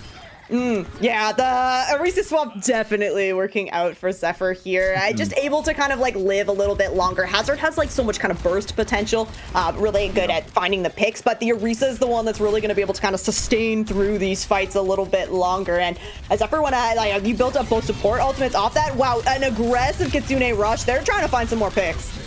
Yeah, Kitsune Rush pops from Fake, but Clap already found a first pick way before that. Is able to use that advantage just further to get another and push the Primal Pineapples even further back into their spawn. Nice dagger kill onto Barry. And now looking at it from this position, Zephyr have caught up, and now they're building their own advantage for the first time yet this map. And I like this play style from Zephyr, like using your ult first there. We saw Primal Pineapples doing that on the last sub map, but now you're gonna have to withstand through quite a barrage of ultimates from Primal Pineapples. You're gonna have everything except for that blade, but Altair is building up to it very, very quickly. Chewy does have the beat available. Okay, Terra Surge finding Clap. Yeah, Terra Surge pulls in 3, going to be able to convert a kill onto Clap, who seems to really be the problem maker here. Lasers overclock, doesn't seem to catch anybody in return. Clap does have the High Noon available in their back pocket if they want to pull it. Barry takes down Fake, and Laser onto Chewy as well. It seems like Zephyr are going to be content with leading this out as a slow fight loss, being able to build up 70% at this point, right before it's capped. Yeah, that's solid percentage there for Zephyr, and really, really good job with their ult economy as well, because you're coming into this with both those DPS ultimates. You have the Terra Surge as well, but Primal Pineapples, I mean, they're not slouching on this either. Really just like winning that fight out with that Terra Surge and kind of the overclock, I guess maybe just to zone people. We didn't quite see it in the kill feed, but you know, putting in some work nonetheless. Altair does have this blade, but yeah, again, we're gonna see a Kitsune Rush used first. Kitsune Rush from Alphabet into a clean cancel onto Clap's High Noon. No zoning potential there. Terra Surge gets to pull people in, but the beat saves them all. Unfeatured is the one that pays the price. You're not able to take down enough members of the enemy team. Clap gets a kill onto World is Mine, potentially their way to reopen this map. Yeah, if you can just kind of get a regroup, you might be able to. The Lucio is going to be able to get back into the fight fairly quickly, but looks like 5 members for Zephyr are alive and ready to go, and still have a blade here from Clockwise. Now, no defensive ultimate to try and block this now, but you do have a blade from the other team to contest with. Yep, Genji cleaves into 3, is not quite able to secure the final blow on them, though. You're seeing the mirror blades and be a 0k for both sides. Primal Pineapples, though, they're ultimately able to get that advantage thanks to the Terra Surge. Alpha gets a kill into Chewy, and Clockwise is only able to get a kill through the conversion of the deflect. Ultimately, after all of that, Primal Pineapples come out on top. They're leading the series 1-0. Yeah, they learned a thing or two about how to win Ilios, figured out what was going wrong the first time around, and really doing a nice job taking these fights first a lot of the times, making Zephyr be the team that has to kind of react to these ultimates. There were a couple of fight wins where Zephyr was kind of, going first in the fight, and those were the fights that they were winning, but ultimately it felt like Primal Pineapples were just in the driver's seat for that map. Yeah, put these teams out on an equal playing field. It put them in the same position, and I've got pretty high confidence that Primal Pineapples are able to do what needs to be done. I mean, pulling off that Dry Blade versus Dry Blade battle and being the team to come out on top. Yes, you got the Terror Surge towards the end, but there was also an rush at play towards the end. So, things have a way of evening out. Yeah, I agree, and it really shows kind of like the teamwork. If you're getting like you said, Dry Blades, you're not necessarily going to be able to find the kills on its own, but it still can do a heck of a lot of damage. So if you have the rest of your team there to kind of back you up, find those final blows, you're still going to be able to find value with it. And I think that Primal Pineapple's doing a really good job of getting the read of what their DPS player is doing during those ultimates. Yeah, and I do still want to shine a spotlight onto what Zephyr is doing when they are able to get into a comfortable position, when they are the ones leading up, and especially when they are able to capitalize off of their DPS. I mean, we've seen Clockwise and Clap make incredible plays on the Genji and the Cassidy, respectively. Once those plays happen, they're able to jump on them and they're able to convert those into full-blown opportunities. But Primal Pineapples are able to do that at least in a more consistent fashion right now. Looking forward to seeing how they're able to develop as the series goes on. Yeah, and especially next map is going to be Eichenwald, so we did end up kind of on that Orisa mirror on Ruins, and I mean, we got to see some Orisa mirror happening in the last series on Eichenwald as well, so wouldn't be surprised if we do end up on that once again. Now, this is an opportunity for Zephyr, as we didn't have any tank banned out the last map, but maybe if you're feeling like you're not really winning in that Orisa mirror, there is an opportunity here to ban her out. Oh, nope, not gonna take it. Yeah, I mean, obviously Zephyr, they don't feel as confident mirroring into that Sojourn, and they feel like they can bring something else to the table that's as equal or greater value, so it makes sense that they're going to take that off the board. Meanwhile, the Primal Pineapples, they're banning out the Zarya. I'm not sure if that's some clever scout work or if they're doing some crystal ball looking into the future.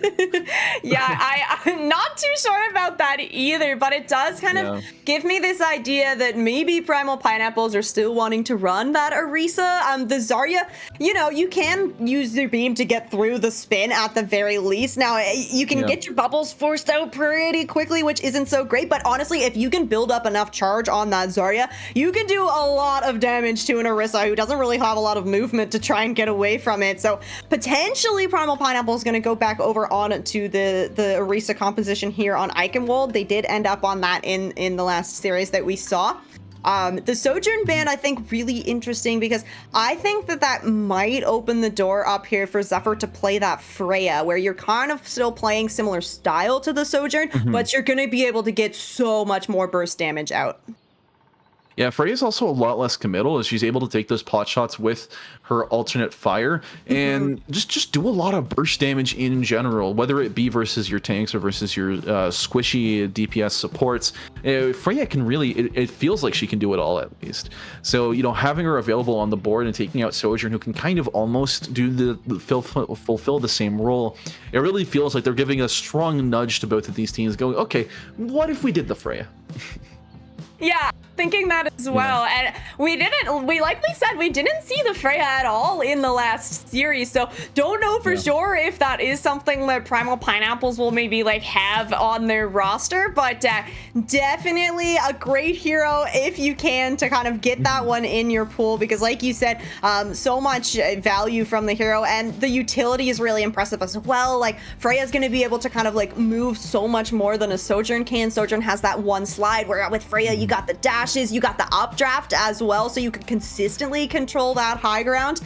So we will see if we do end up with one of those the DPS on the Freya hero. I have to say also, Ana is back into the rotation here for the supports as well, so we could potentially see an Ana pick come out. Yeah, that's actually a really good point. Alphabet being back on the Ana will be a huge menace, especially with those anti-nades.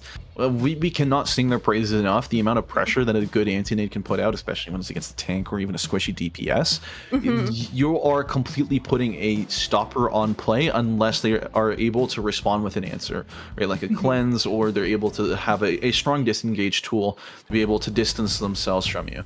But now as we go into Eichenwald, I'm really expecting to see more of this Orisa play from both of these teams.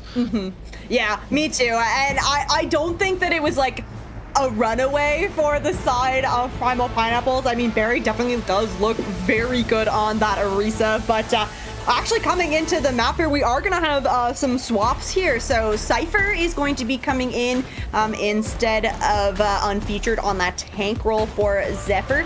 And we are also going to have zombies swapping in, I think, for Chewy. Chewy swapped out at least. And then for the side of Primal Pineapples, we're going to have Didn't You See Me in on that DPS role. And we can't necessarily trust what Primal Pineapples are hovering right now, but we do know that Zephyr, like you said, Spaffles, is on that Orisa. Yeah, and, you know, watch out, guys. We got the big, scary main tank player coming in. Zephyr is playing the Orisa. So I'm really expecting to see a lot of big things from the Orisa. No pressure, of course, but big things. And when it comes to the Primal Pineapples and they're rolling out Didn't You See Me on Freya, that's a lot of extra pressure that you can have to contend with very fast. Yeah, oh my gosh. Okay, I mean, well, talking about pressure, the Freya fishes in, gets the first blood kill, and now it's a full-on assault from the Primal Pineapples. They're able to convert one more, they're able to convert two more, they're able to get 3 and 4. Primal Pineapples, they get a team kill. I mean, they just strolled onto this first point. You find the first pick, and excellent engagement after that. There's just no time for Zephyr to back out. There's no time for them to get a recontest, but there is enough time that they are all going to get that forward spawn. So Zephyr's going to be able to get themselves set up on the high ground here. A nice place to be if you are this Cassidy, but crucially, you don't have anybody on that low ground. So before we were seeing kind of the Orisa putting pressure onto the point, but you don't have that now. So it's cart progress for free right now for Primal Pineapples. Yep. Yeah, now, Laser is forced to drop out quite early, but Harry and Barry are really able to completely clean house up on this high ground. Barry does get taken down eventually by the flying support player, but is able to force out the Freya as well, doing a lot of pressure on this Juno. Yeah. Oh, yeah. And now Primal Pineapples are kind of in control of this high ground. Didn't you see me kind of set up there? Just the cat and the brig pushing the cart. Somebody's got to do it as Zephyr is getting regrouped and ready to go for this next one. The fights have gone so quickly that like no ultimates have been built up yet. Barry is going to be the closest, 86% with that Terra Surge, but Zephyr, I mean, you're really just banking on Clap maybe getting this Deadeye online this fight. I'm not sure. It feels like a completed version. The last time Zephyr gets knocked off the map, and with no tank to anchor them, and a Juno left flightless in the middle of their team, Primal Pineapples are going to scoop in and really take this extra percent as far as they can take it. And now it's also an inversion. Zephyr gets taken down. Clap no longer on the board, loses the high noon to Alphabet's rally, and now they have 5 minutes and 45 seconds to capture third point. Primal Pineapples are like trying to set a record here. Absolutely impressive stuff moving into this third point in. Clockwise is going to swap over onto the Freya here, so we're going to try and match some of this damage that Didn't You See Me is putting out, but Primal Pineapples have poor ultimates to work with for this third point, and I mean, you're looking at a rally and potentially an orbital to try and stop it. Yeah, Bullet Shot gets dropped in on top of the Terra. Surge is going to be able to secure 1 kill, 2 kills, and Barry is able to secure a third. The Primal Pineapples, they're going insane. They can't be stopped. Now as they're approaching this last point, they have 5 minutes left and less than a meter to go.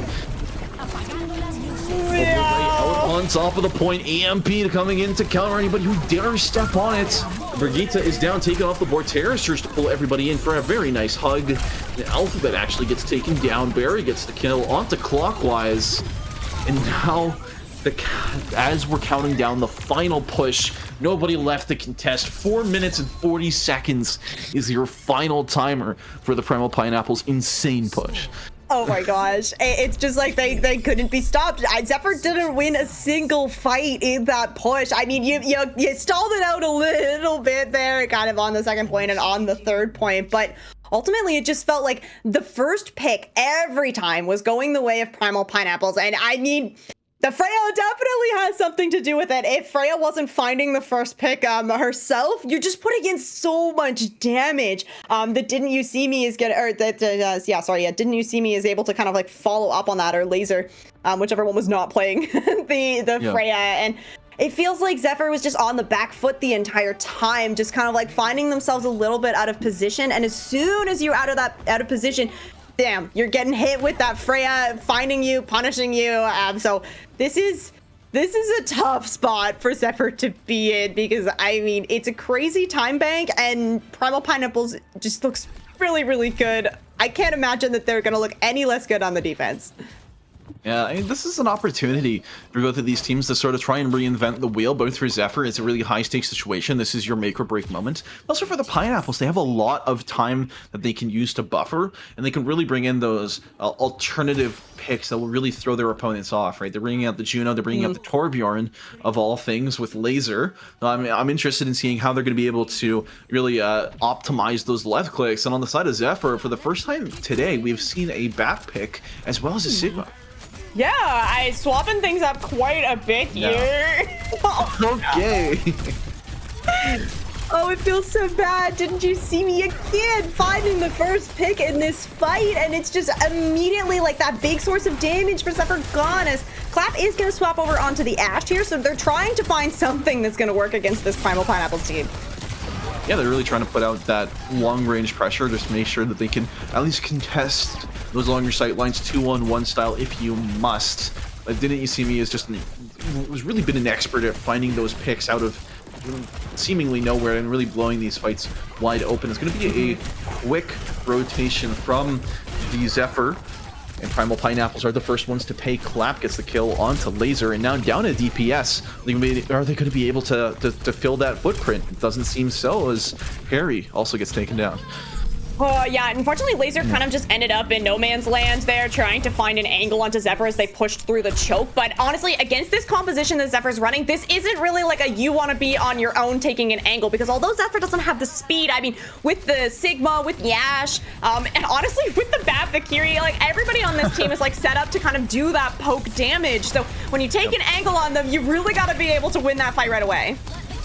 Yeah, the Pineapples, again, opting in for that really early fight as soon as the gates are open. Barry originally pays for it with his life, and it was a very big ult investment from Zephyr. They did invest the Kitsune rush onto this, but they're going to get a lot of distance for it. Yeah, and that's crucial here to try and get through this second point as much as you can. You really want to try and take a fight on the bridge now, where you don't really have a whole lot of kind of high ground contest. I mean, you can rotate everybody up here, but if Barry chooses to walk up here with as Aretha, you're going to be forced to rotate out from there very, very quickly. As Primal Pineapples, everybody's waiting, standing together, ready to go in this engagement, and absolutely just gunning it for this high ground. The bullet shot there goes wide. It's not going to catch anybody, unfortunately. And Gravitic Flux is going to be able to send everyone into the sky. Barry pops the Terra Surge in order to go golden to get back on the ground, but doesn't really achieve what they were hoping for. It's going to be a continuous push here from Zephyr. They've got it all the way up to the last couple of meters. Barry takes down Clockwise. Laser takes down Clap as well. This is the damper that they really needed to be able to stop Zephyr's push. Baptiste running away for their life. Are they going to be able to get the Sigma out with them too? Oh my god, I don't know how Laser stayed alive through that. I mean, they had literally like 1 HP for about 10 seconds there, managing to kind of stay alive long enough to get the support from their teammates. Okay, they actually do kind of trip off the edge a little bit there, following Fake down into that ravine.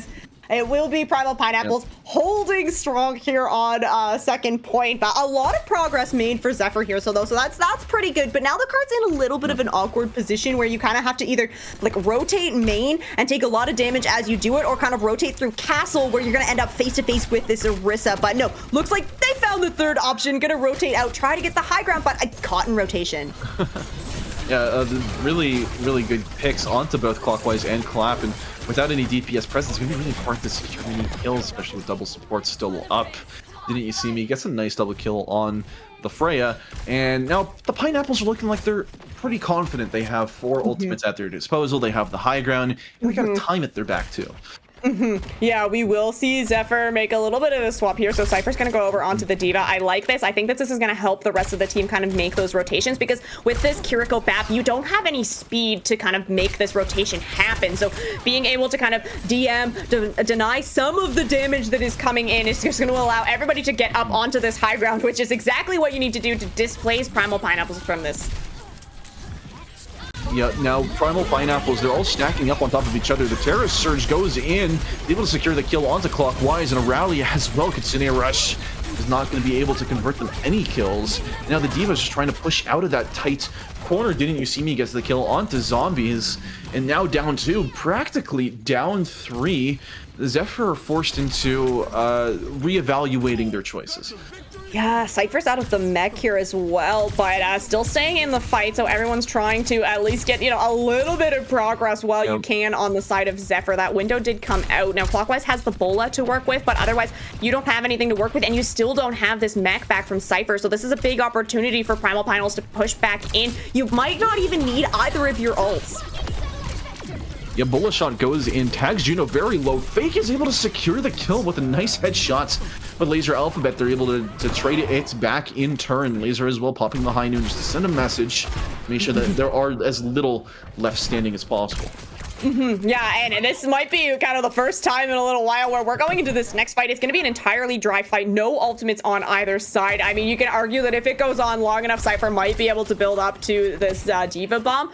But we do have another swap coming through for the side of Zephyr. So Fake is going to move over on to this Zenyatta. I like the Discord Orb. I do think that you're going to have to be really, really careful on this Zenyatta. A very kind of glass cannon hero. And you're staring down a Cassidy and a Freya. I mean, yeah, you are going to have a big old target on your head. Yep, hats off to them for trying to make it work. Cypher gets the first pick onto Laser. That's that Cassidy you mentioned being completely not present in this next fight. And as you're starting now to push the objective forward, Primal are going to have to make a pivot. They're not going to be able to contest the high ground anymore, so they have to go directly onto the point. Bob gets sent through, but unfortunately for them, it's into a corridor. Going to be zoning off the spawn, sure, but not on the point. Cypher gets a kill onto Harry, and no flex supports remaining for the Pineapples. D.Va Bomb goes through, not going to be able to find any picks, but Clap is there to take down Barry. Clockwise secures the kill onto Laser, gets another one onto Alphabet. Finally, Zephyr are able to push through this point. Yeah, and not even close to having the same time bank, but you did make it to this third point as we see Cypher kind of wandering back towards the spawn, probably going to swap potentially over onto the Orisa as well. Nope, going to move back on over to that Sigma here. So Clockwise has built up to this Bola to work with. Zombies in this fight is going to be able to get that rush as well, but looks like Cypher actually still not in the fight just yet, has gone ahead and swapped back over to the D.Va. So this is kind of just some poke damage coming through here as Zephyr does get all 5 of their members back in the fight. Yeah, now Zephyr, they need to take these fast, they need to take these hard. Barry actually eats the Bola shot. The Terror Surge as well as a rally deep in the backline. Zombies and Faker both to fall. And now Zephyr are on a retreat. They have 46 seconds remaining. Even if they win all the fights left, do they have enough time? Man, that's the thing. You could be looking at a potential draw here if you're Zephyr. I mean, if you finish with overtime, you're not going to get that opportunity to kind of go back in on an offense here. So it's looking really desperate here because a 4-minute, 39-second defense is not something you want to be facing down. But Zephyr don't have a whole lot of tools in their kit to even make it to the end of this map. We do have laser swapping over onto the Widowmaker here. So again, gotta be really careful of this because this is a nice sightline for a Widowmaker to hold. You have Orbital Ray making sure to just be the insurance policy here in this fight. Barry and didn't see me both securing kills of their own. Now with 2 seconds remaining, there's nobody left to even get a touch in. Overtime Wick does pop, but the Primal Pineapples are able to secure this map and they're able to secure this series 2-0.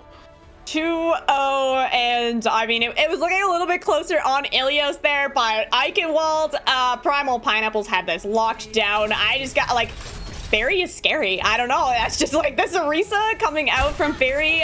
Very impressive. And we see here, like, just before this, you denied an entire ultimate as well. So definitely excellent pick on the tank here for Eichenwald. And yeah, really making it happen here and getting their second win on Eichenwald as well. So finding their stride in that map.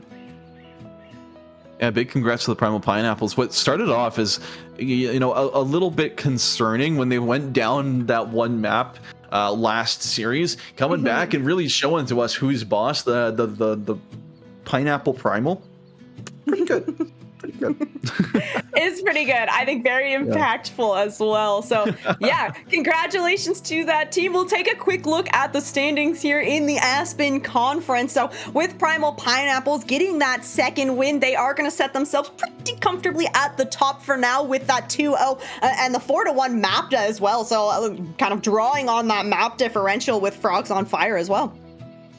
Yeah, looking forward to seeing how both of those teams are going to really fare as we move forward into the season. I know that a lot of the other teams, they haven't played their matches yet, but as a start to the season, this is a pretty good position to be in. Mm-hmm. Oh my gosh, absolutely agree. But like Zephyr, you can't feel too bad about that either because you still have another match to play, and it looks like maybe you might have played against one of the stronger teams here in the conference. So you know, all uphill from here, no problems. I think that there were some moments where the Zephyr was really shining, so they really just kind of have to pull it together. I think that when they were, you know, taking the fights first, they were looking really good. So just trying to play a little bit more proactively, trying not to react as much, and I think that this team will be able to do great things.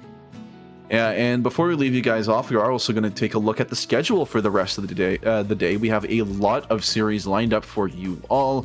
We got Daybreak, Ignite, School of Rush, Borealis, Grin Reaper, Corrupted Guys, What's Up Doc, and Camp Jump Shot.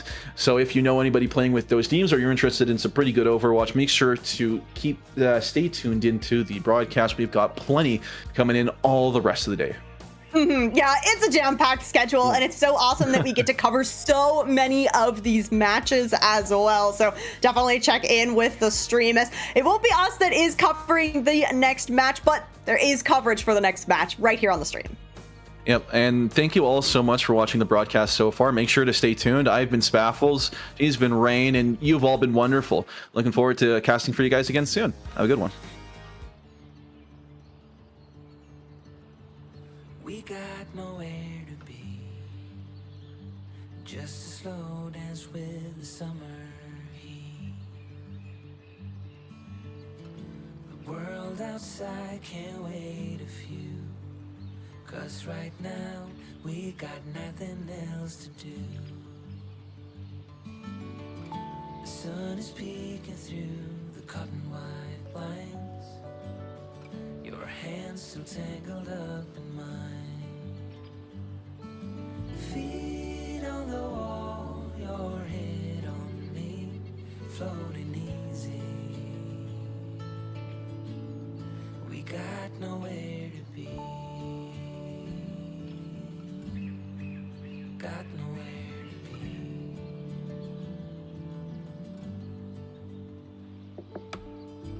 Your hair's a mess, but you don't mind. You just laugh, let it fall where it lies. Coffee's cold, but we take a sip, talk about nothing. Let the morning slip. Oh, it feels like that, like summer air through window cracks. Oh,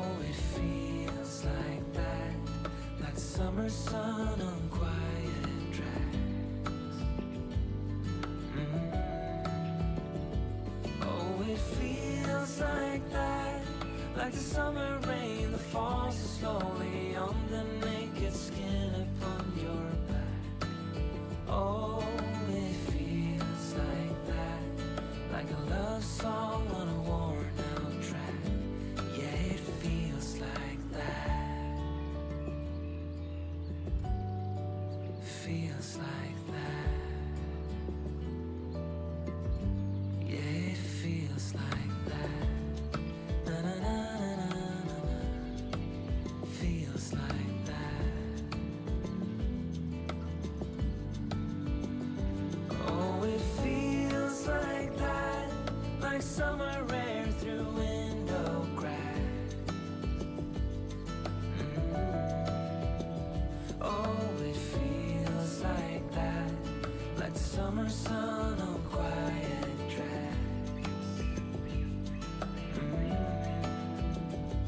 Oh, it feels like that, like the summer rain that falls so slowly on the naked skin upon your back. Oh, it feels like that, like a love song on a worn out track. Yeah, it feels like that. Feels like that. Yeah, it feels like that. Na na na na na na. Feels like that.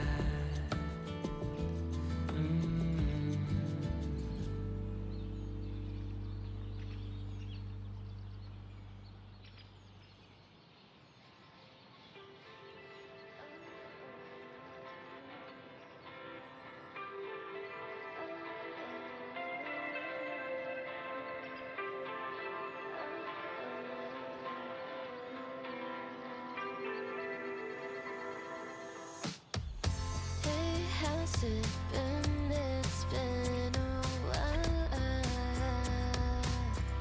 since we last spoke. You broke my heart and left me hanging.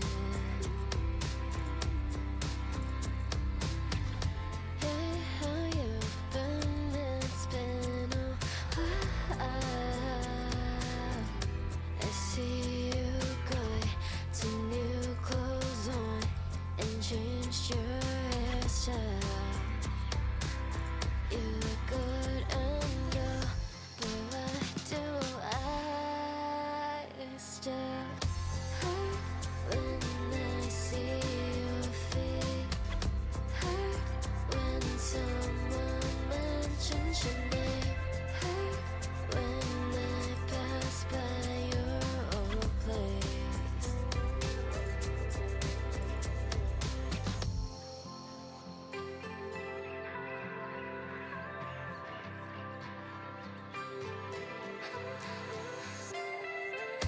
It's been a year, a lot has changed since then. I made new friends, I got a new pet. You wouldn't believe it. I've been on and on, but why do I still hurt when I'm driving and I'm lost again? Hurt when I'm sick and you're not here. Hurt when you seem like you're just fine without me.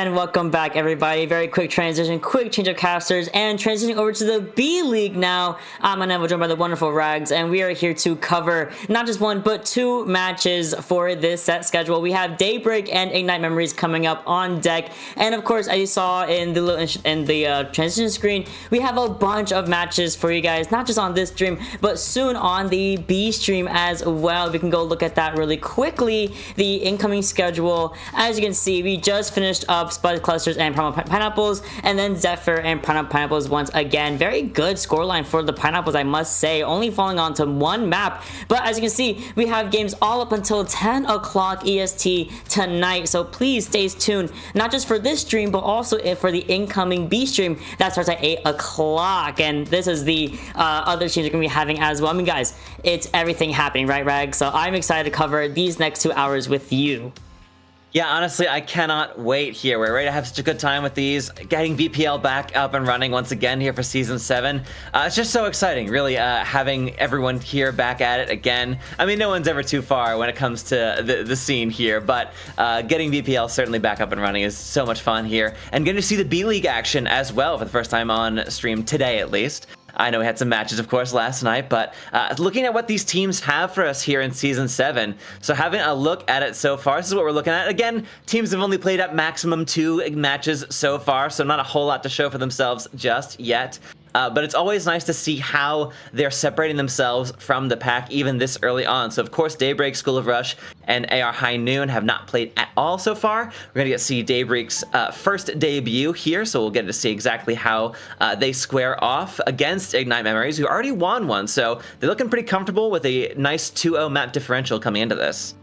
Absolutely. And speaking of teams that haven't really made their breakthrough yet, Daybreak, one of them. Also, School of Rush, which is happening right after the fact, after Ignite Memories versus Daybreak, is also one that we haven't quite seen yet. And I'm very excited to see all these new teams coming in for the B League here for tonight's streams. But otherwise, let's talk about Ignite Memories. And igniting this roster, we have Oblivicator, we have Retro, Jace, Tippy, Unleashed Raptor, Cerily, and Resolve here for Ignite Memories. Is going to be coming in. I mean, I love that they have a lot of tank subs, which makes me very excited to see exactly what kind of specialists they do have. I mean, we see Zar, we see Ram, we see Jungle Queen as a favorite, so this team likely is a very brawl favored team that likes to play brawl comps, ideally. Yeah, 3 distinct flavors of Brawl to be had there, so no surprises at all if they come out rolling on that sort of composition. But looking at the other side of the coin here, as we take a moment to dive into Daybreak, we're looking at Laurer, Carver, and Cryptic Yuri on the DPS roster, whereas Zim82 and 2-Bit on the tank line, and Pocket and Citron are going to be on the support. So a bit more DPS focused with only 2 options for the tank line here. So looking to have more options rolling around, rotating out through our DPS line here, but of course hovering that G1 Doomfist, if you will, there for Cryptic Yuri. So perhaps some flexibility to be had in terms of that player coming into this here. But looking at a very different sort of tempo being suggested by their favorite heroes here. Now that could add up to a lot. It could also mean nothing as we dive into the game itself, but I would love to see a nice clash of compositions coming into this match.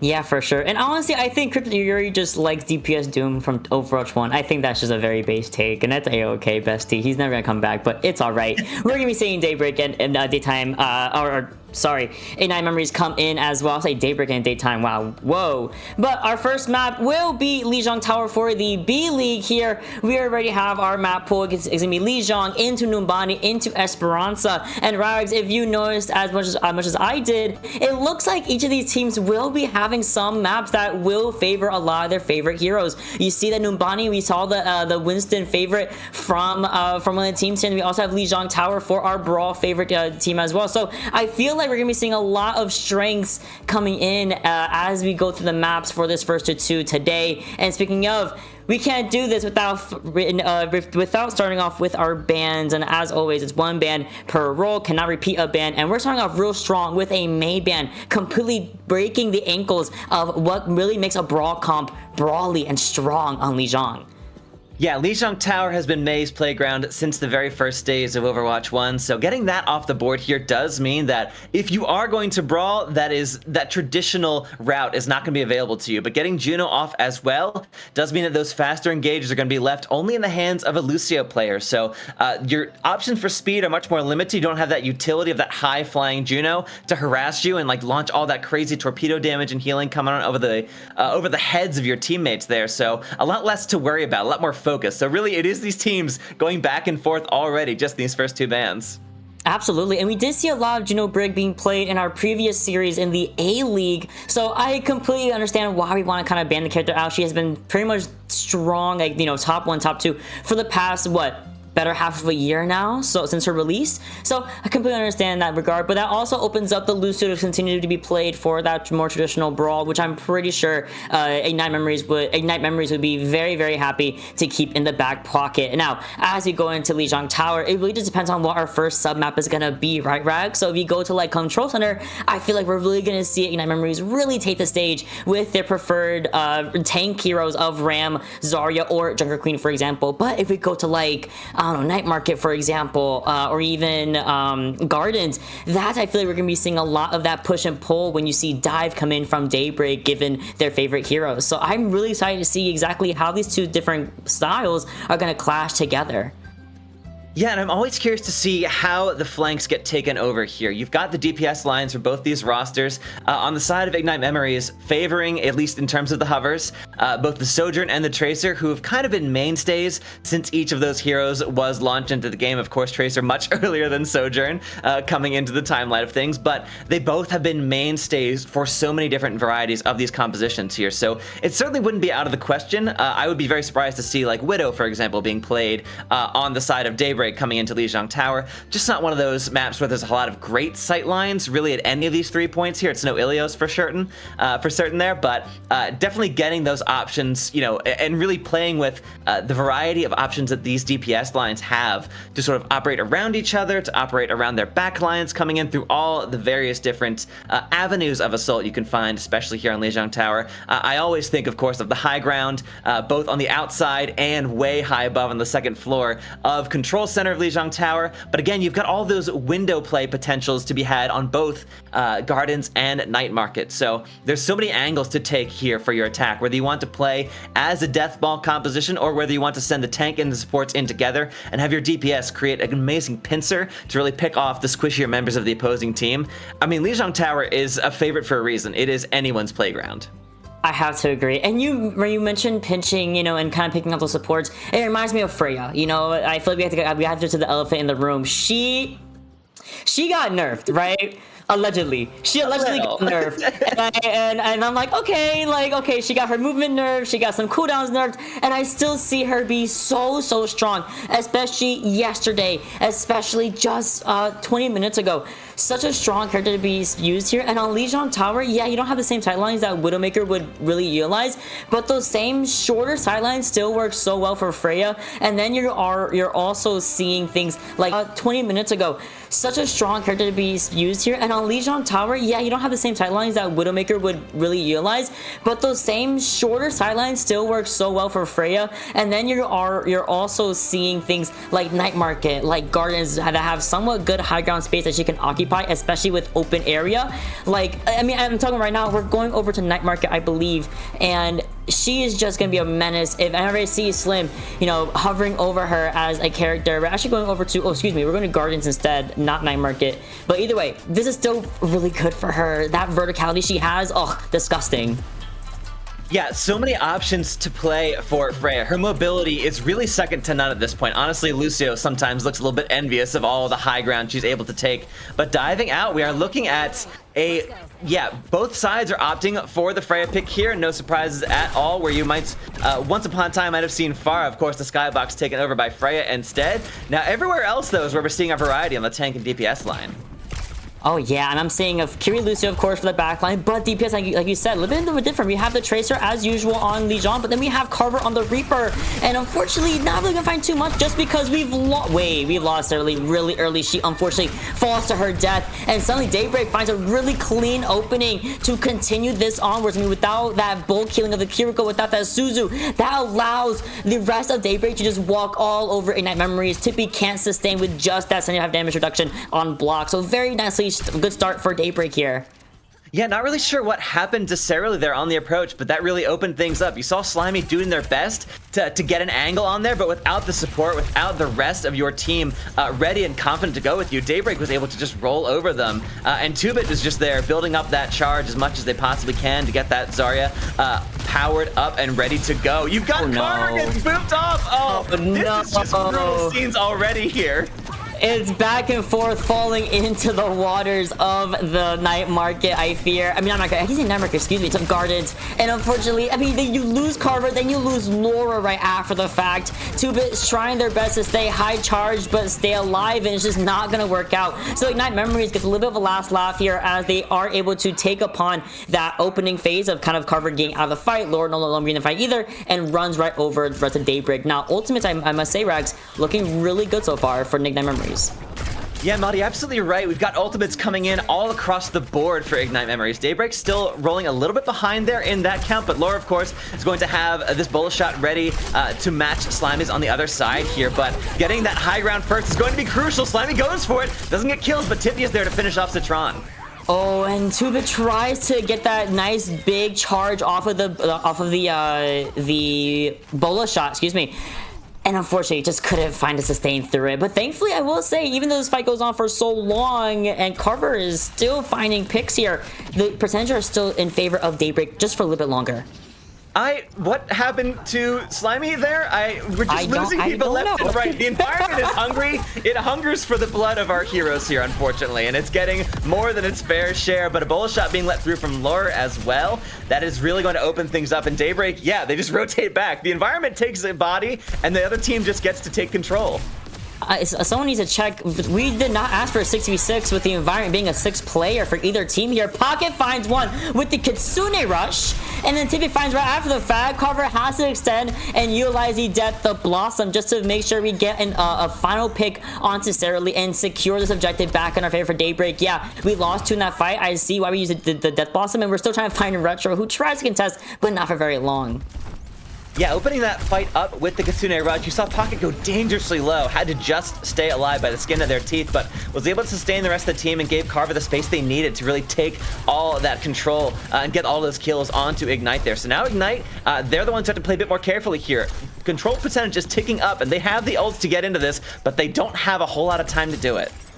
No, and then there's a grab right in front of your face, so if you try to walk this bridge or you try to walk White Room, you're gonna get called out by this grab 9 times out of 10. This Annihilation is gonna do nothing, especially when you're against the wall, and if they fall here, they're gonna go right down to the environment again, but thankfully they jump right back out, go for the Sound Barrier for that extra sustain, get rid of Carver in the meantime, and now we have Annihilation ready for Tippy to use and be expended here. It does force out the Sound Barrier from the side of Daybreak, but we're still finding ourselves in overtime. We're still finding ourselves the objective to be flipped over for Ignite Memories, and we're still walking with this Annihilation and still finding late staggers and picks onto the side of the blue. 2-Bit goes right after Citron, and unfortunately, I think this guy needs to back up now or forever hold their peace, and unfortunately, it can't. Pocket goes down too.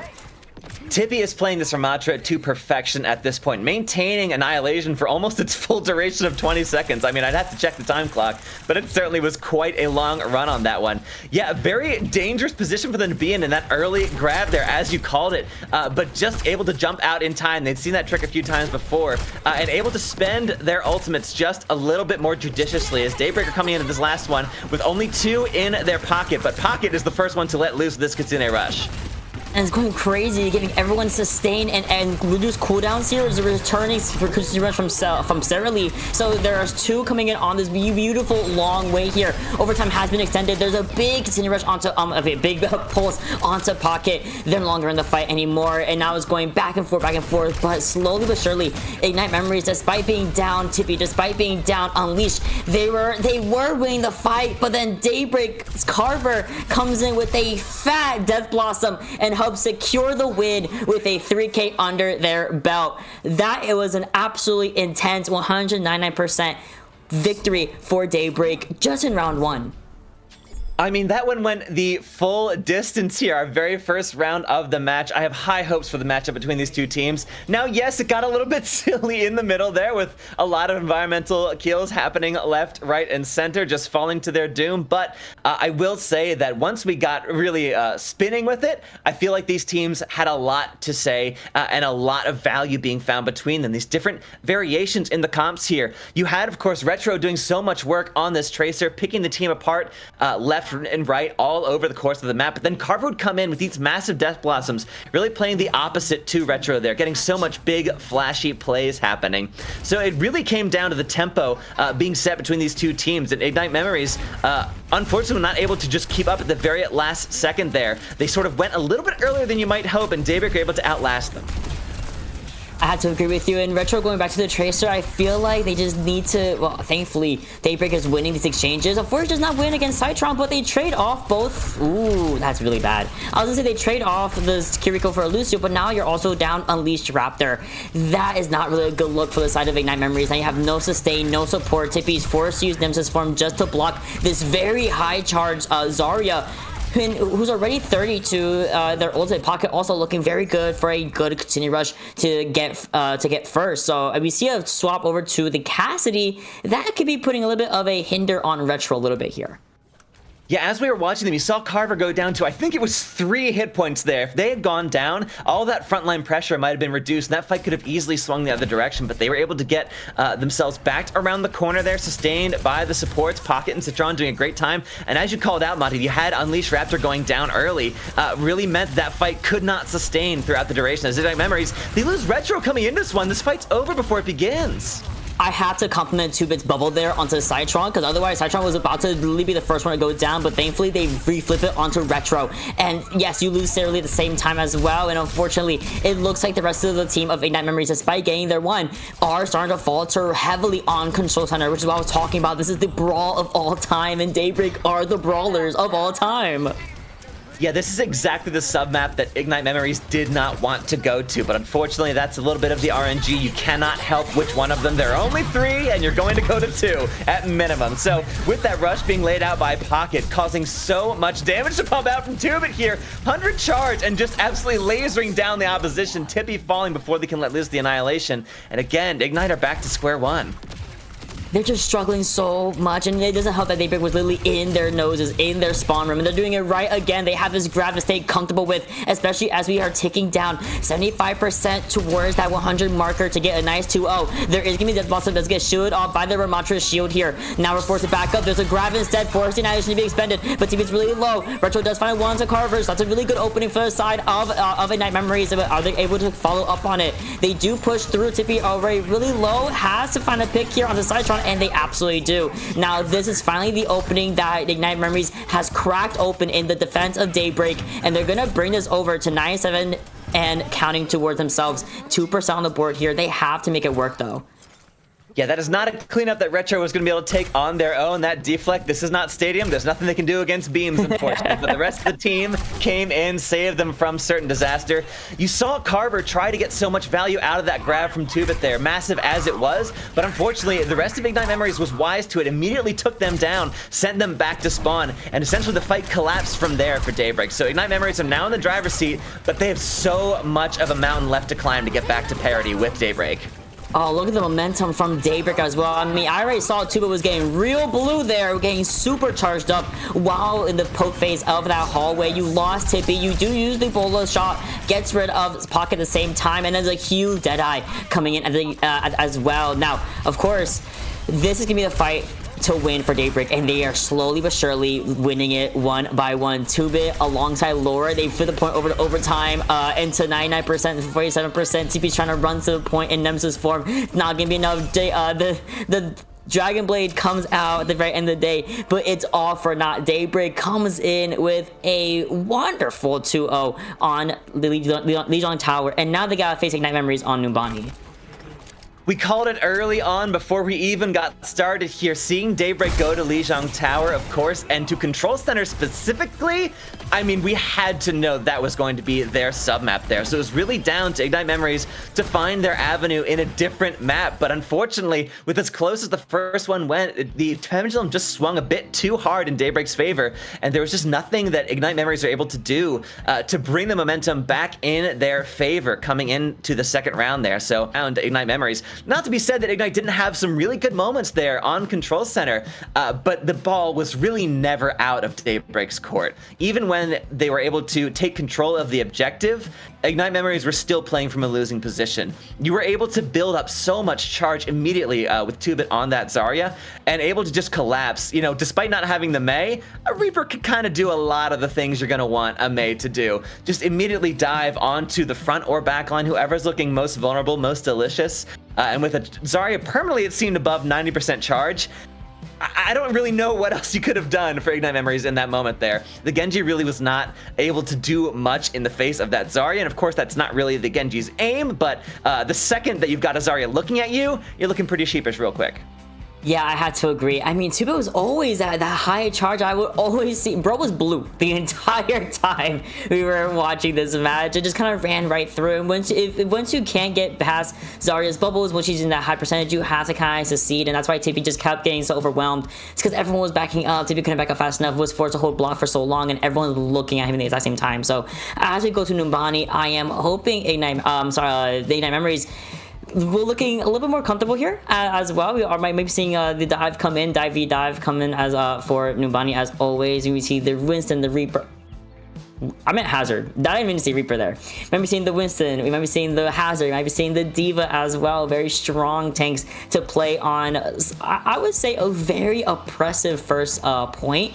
Getting through those high grounds and trying to go through layer 1, layer 2, then layer 3, where everyone is just so difficult to deal with sometimes. So hopefully we see some reignition coming in from the side of Daybreak, but I keep saying Daybreak.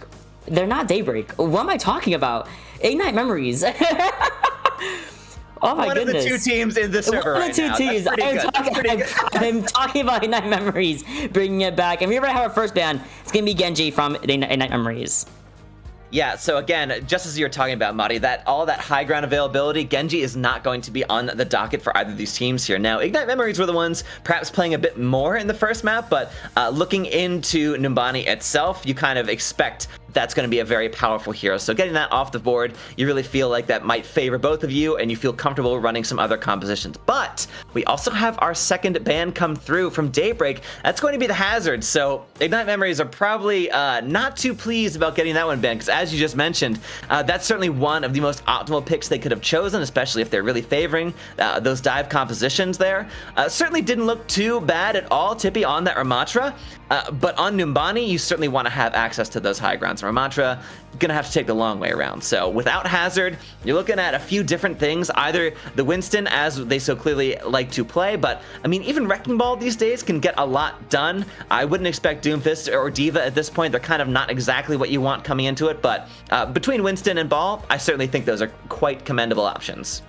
I'm glad you mentioned Ball, because there's a lot of people playing Ball yesterday when we were on stream as well, and it's actually kind of surprising because a lot of Ball players typically don't like playing Ball on, at least on defense Numbani. Maybe attack is a little bit easier just because you can kind of disrupt the defense itself. But there was, forgive me, I don't remember which team it was, but they were able to play defense Ball, and it was so strong, much stronger than I ever really imagined. So now that you mentioned the Ball, yeah, I believe in it. I would love to see the Winston or the Ball make a reappearance. Granted, if they do play Ball, Ball players are insane people who love playing Ball, and good for them. Kudos to them, because this character's crazy, right? But in the right hand as well. Otherwise, going into Numbani, I'm a little bit shocked we didn't see any sort of ban on a backline, so that leaves Juno Brig back being open. A lot of times you do see people ban like an Ana or a Brig as well, which is very messed up. Don't ban Ana and Brig on Numbani or Gibraltar. I think you're a very messed up person if you do that, and you might be a little bit evil. But like I say, it's opening up Kiri Lucio, it's opening up Ana Brig, it's opening up Juno Brig, it's opening up so many compositions that I feel like support backlines are so... They can really make or break a lot of these compositions, a lot of these plays, I feel like. Yeah, fully agree. And of course, no supports are being banned for this map, so everything is on the table in terms of how you want to keep the team up and moving. Whether you want to run a Brig on a backline, sort of playing that high ground, especially on defense, of course. Very stable, very secure, but of course, a little bit vulnerable to being dived, which is why, of course, the Brig is there in the first place. But if you want to run that speed, you want to go just absolutely send it down mid, Juno is right there alongside a Brig or a Kiriko, or even a Lucio if you want to go absolutely, balls to the wall speed levels there. That would be just completely insane. But hey, you do you. I would, for one, love to see it. But yeah, expect to see a lot of flexibility in these backlines. Of course, again, having the full roster at their disposal does mean that sort of they can rotate to fill whatever niche their team needs, whether or not they need to switch to counter the composition of the opponent, or whether they need to double down on what they're already hoping to run. Yeah, I mean, the first, I would say the first minute and a half of or so of Numbani is all about, okay, let's see what they're running. Can our current comp break through the defense, or do we need to make some swaps? And that has to be done the first minute to a minute and a half, only because the phase of Numbani is so slow sometimes. It's not really it's rare to see a team really bum rush the point and really break it open in a matter of maybe a fight or two. So to make those swaps, it has to be fast, it has to be decisive, and it has to be impactful. Because if you make a swap and it's not the right swap, well, yeah, but good luck. We will go next, So as you start to load into Numbani, as our players get ready, that's what I'm looking for. I also want to know, maybe a Daybreak wants to take, ideally since they are the winner, I think they could choose side. Ideally, I think I want to see if they can take this first defense and ideally hold it completely. And if they don't, what will they do after? Because I feel like second and third point are so vastly different to how you play first. Yeah, there's such a wide variety just within the map itself. And of course, we're coming up on, I think, at least half a year at this point where the map changes went through for Numbani itself. But for those, if you don't remember, you haven't seen Numbani very much since then. Of course, I don't think I've been able to cast it very much in recent years, but in recent months at least. But yeah, it certainly plays a little bit differently than it did in the past. You've got that forward spawn playing a bit closer. And of course, all that high ground around first point is just a little bit lower than it has been in years previous. So a little bit more accessible for different compositions there. You're not necessarily, penned into only playing a hard dive composition on offense, but it's an uphill climb no matter how you stretch it, and certainly not a climb that any Hazards or Genjis with their inbuilt wall climbing will be making on this map so far. But yeah, I completely agree with you, Mata. I'm really curious to see what the approach is if Point A snowballs for either of these teams here, how you're going to have to adjust your defense, because again, like you're saying, the teams have to make swaps before that about minute mark there, before their ult cycling comes online. Because if you wait too long and you get those first round of ultimates, but you need to swap, you feel like you have to use those ults, and you might just enter a death spiral of timing where you just never made the swaps you needed to at the moment it was necessary. If you're running a composition that your opponent can just take apart, but you think you can keep running it until you get an ult, yeah, that's the sort of the macro gameplay you really need to see these teams manage here as they come in to, again, for a couple of these players here, their first match of the season so far. Yeah, and that part I always forget about. We already saw a couple of people already play, but today is the first day playing, for the leagues, and between all leagues we have for BPL season 7. First of all, 7 seasons of BPL is crazy. I am so happy we've gone this far. And I just cannot wait to see I can't wait to see all these new teams playing on the first time on stream, release. I know the production is trying to get everyone, or as many streams as possible, as many teams on stream as possible for this season, which is, first of all, a big undertaking, but very, very good of them, I must say. So everyone will be seen at some point, and I cannot wait to see some new faces as well. So as we, again, go into Numbani, you mentioned the changes that were made to the map itself, because, let's be honest, it still sucks. Numbani still just sucks as a map. I'll say with my whole chest. I'll put all 10 toes on the ground and I'll stand on them.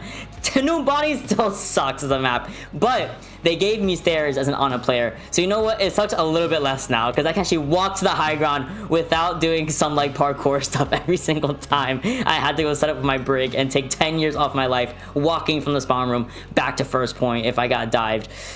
by Hazard and Genji, which isn't a factor anymore. Thank God. Oh my God, I hate Hazard. I hate so many characters in this game. I'm getting hot. But tell me how you really feel. Tell me how you really feel. I can't hold it any longer. I hate Hazard. That is a character of all time. I would rather deal with 10 Winstons than 1 Hazard. We are free of the Scotsman for this map at least, so you can rest easy. He will not be menacing anybody here on Numbani. But yeah, as we dive in, and again, folks, remember, these are our first 2 series. So if Daybreak take this, that's it. That's the end. We move on with the day. Ignite Memories, this is their chance to keep this series going for one more map here. So again, there's pressure on this. You don't really have the time you get in a first to 3 or even first to 4 series where you can sort of feel out the push and pull between the 2 teams, really judge, exactly what you want to get out of your opponent here.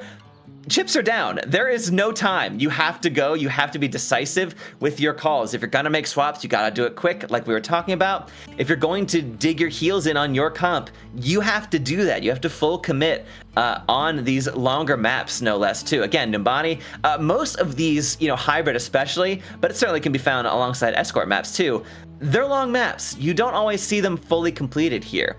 So if a point A hold, goes the wrong way, you really have to count on the other team doing the exact same thing to you on defense you're doing on offense, or vice versa. So really playing to your strengths, I think, is crucial, but not letting yourself become too deadlocked into, your only avenue of success. For sure. And finally, we were starting to get situated into Numbani. As far as I'm aware, there were a couple of swaps from the teams. We did have a lot of substitutes for tank and DPS on either side. So as we go into the fray here, let's see what we can see as different. I believe Cryptic is coming in for Daybreak.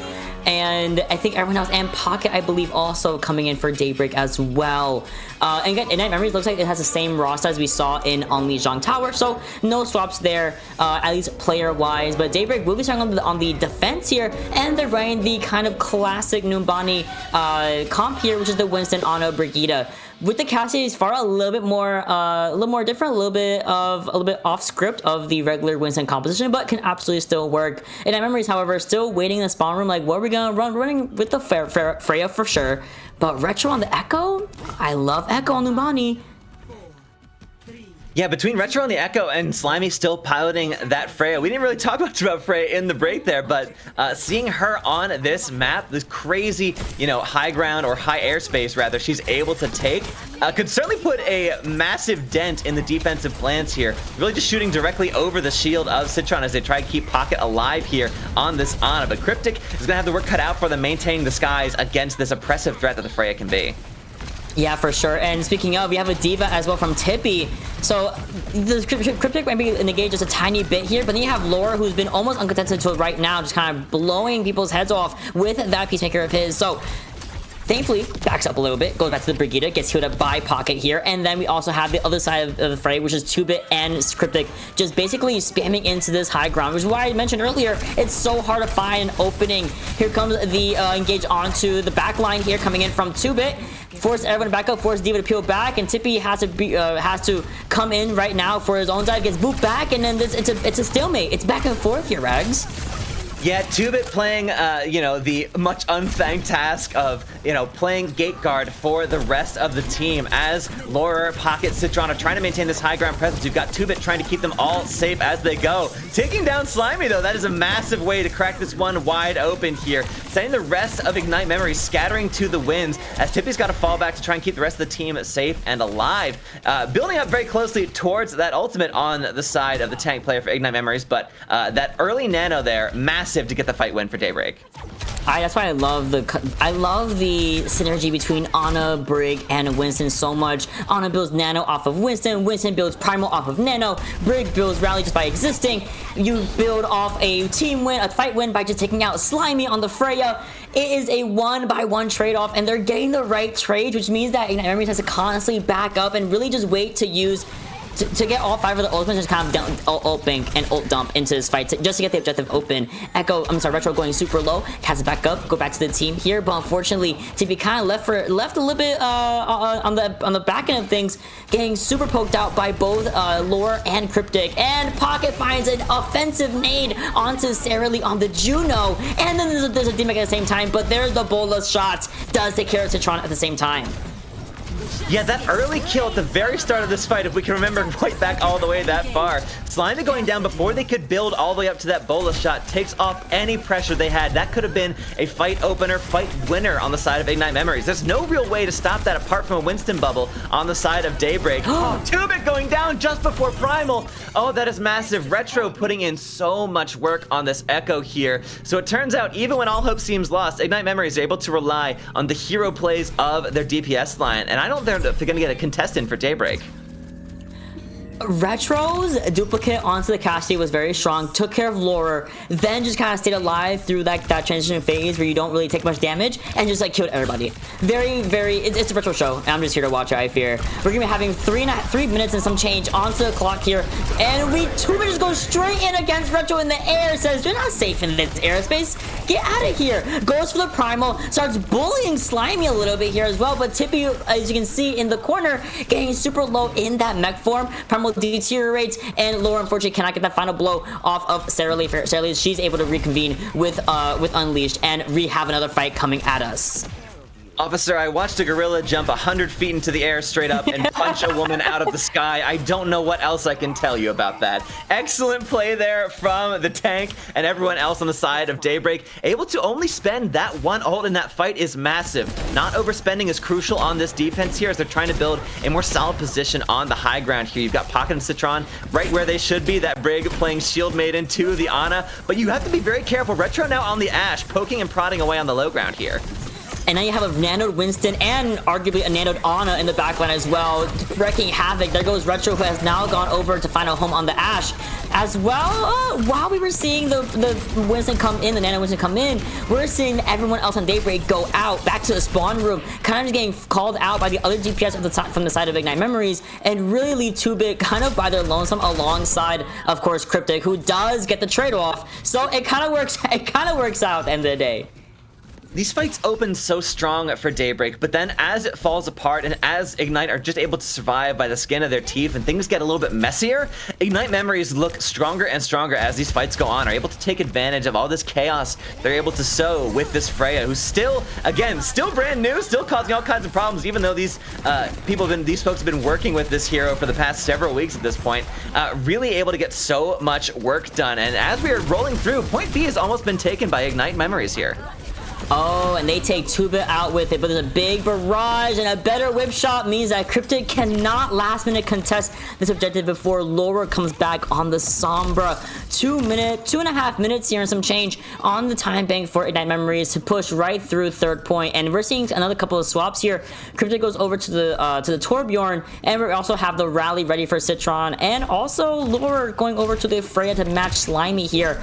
I completely agree. Oh, left Carf a little bit. We're not pushing the car up a little bit here, but Tippy's gonna be going to the front line. They have the bubble, so he is the bubble. They have the bombs. They're really comfortable, kind of going in, poking out with this Winston, while the rest of the team takes an off angle in the back line and goes for this 1v1 against the Freya.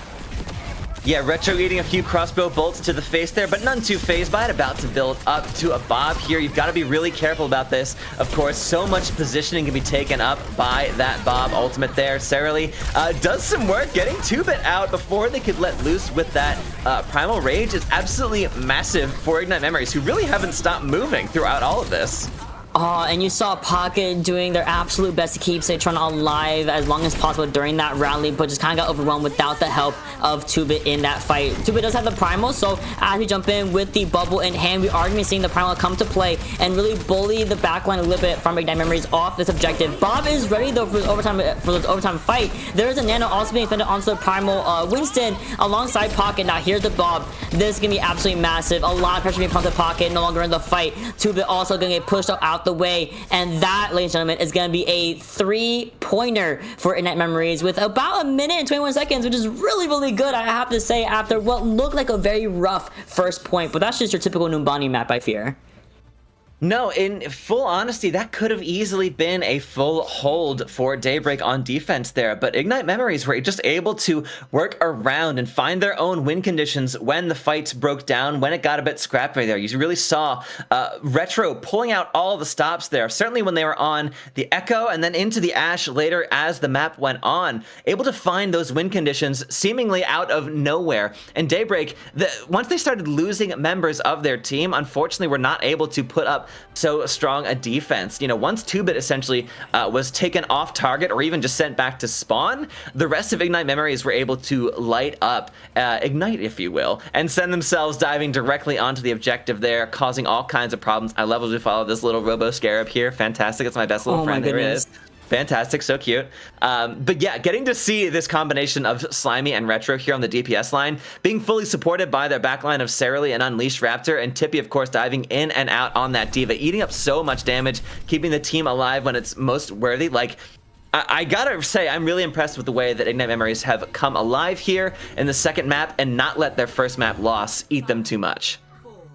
Yeah, I had to agree. They really brought it back. I mean, Retro on the Echo, I must say, and TP on the D.Va have been really, really strong here. Now we have Saralee with the on the Ana rather than the Juno we did see on that attack phase. Now on the defense, going to be running with the Ana Brig, whereas Daybreak seems to have taken a little bit of a page out of Ignite's book and goes for the Brig Juno. Now, we have Slimy off on the low ground, so this high ground is gonna be pushed out by pretty much Daybreak here until we get that focusing beam onto Retro. Gets 2-Bit really low, forces them to really back out, and now we're kind of checking coast for any sort of funny stuff from Cryptic on this Tracer. Tries to pincer him, but kind of narrowly misses him, and 2-Bit goes in for the kill onto a very low Retro, and we get a follow-up from Cryptic off of Lore, finishing up and starting off that kill onto Saralee, and now it's just TP left, and that will be a very quick team fight in favor of Daybreak.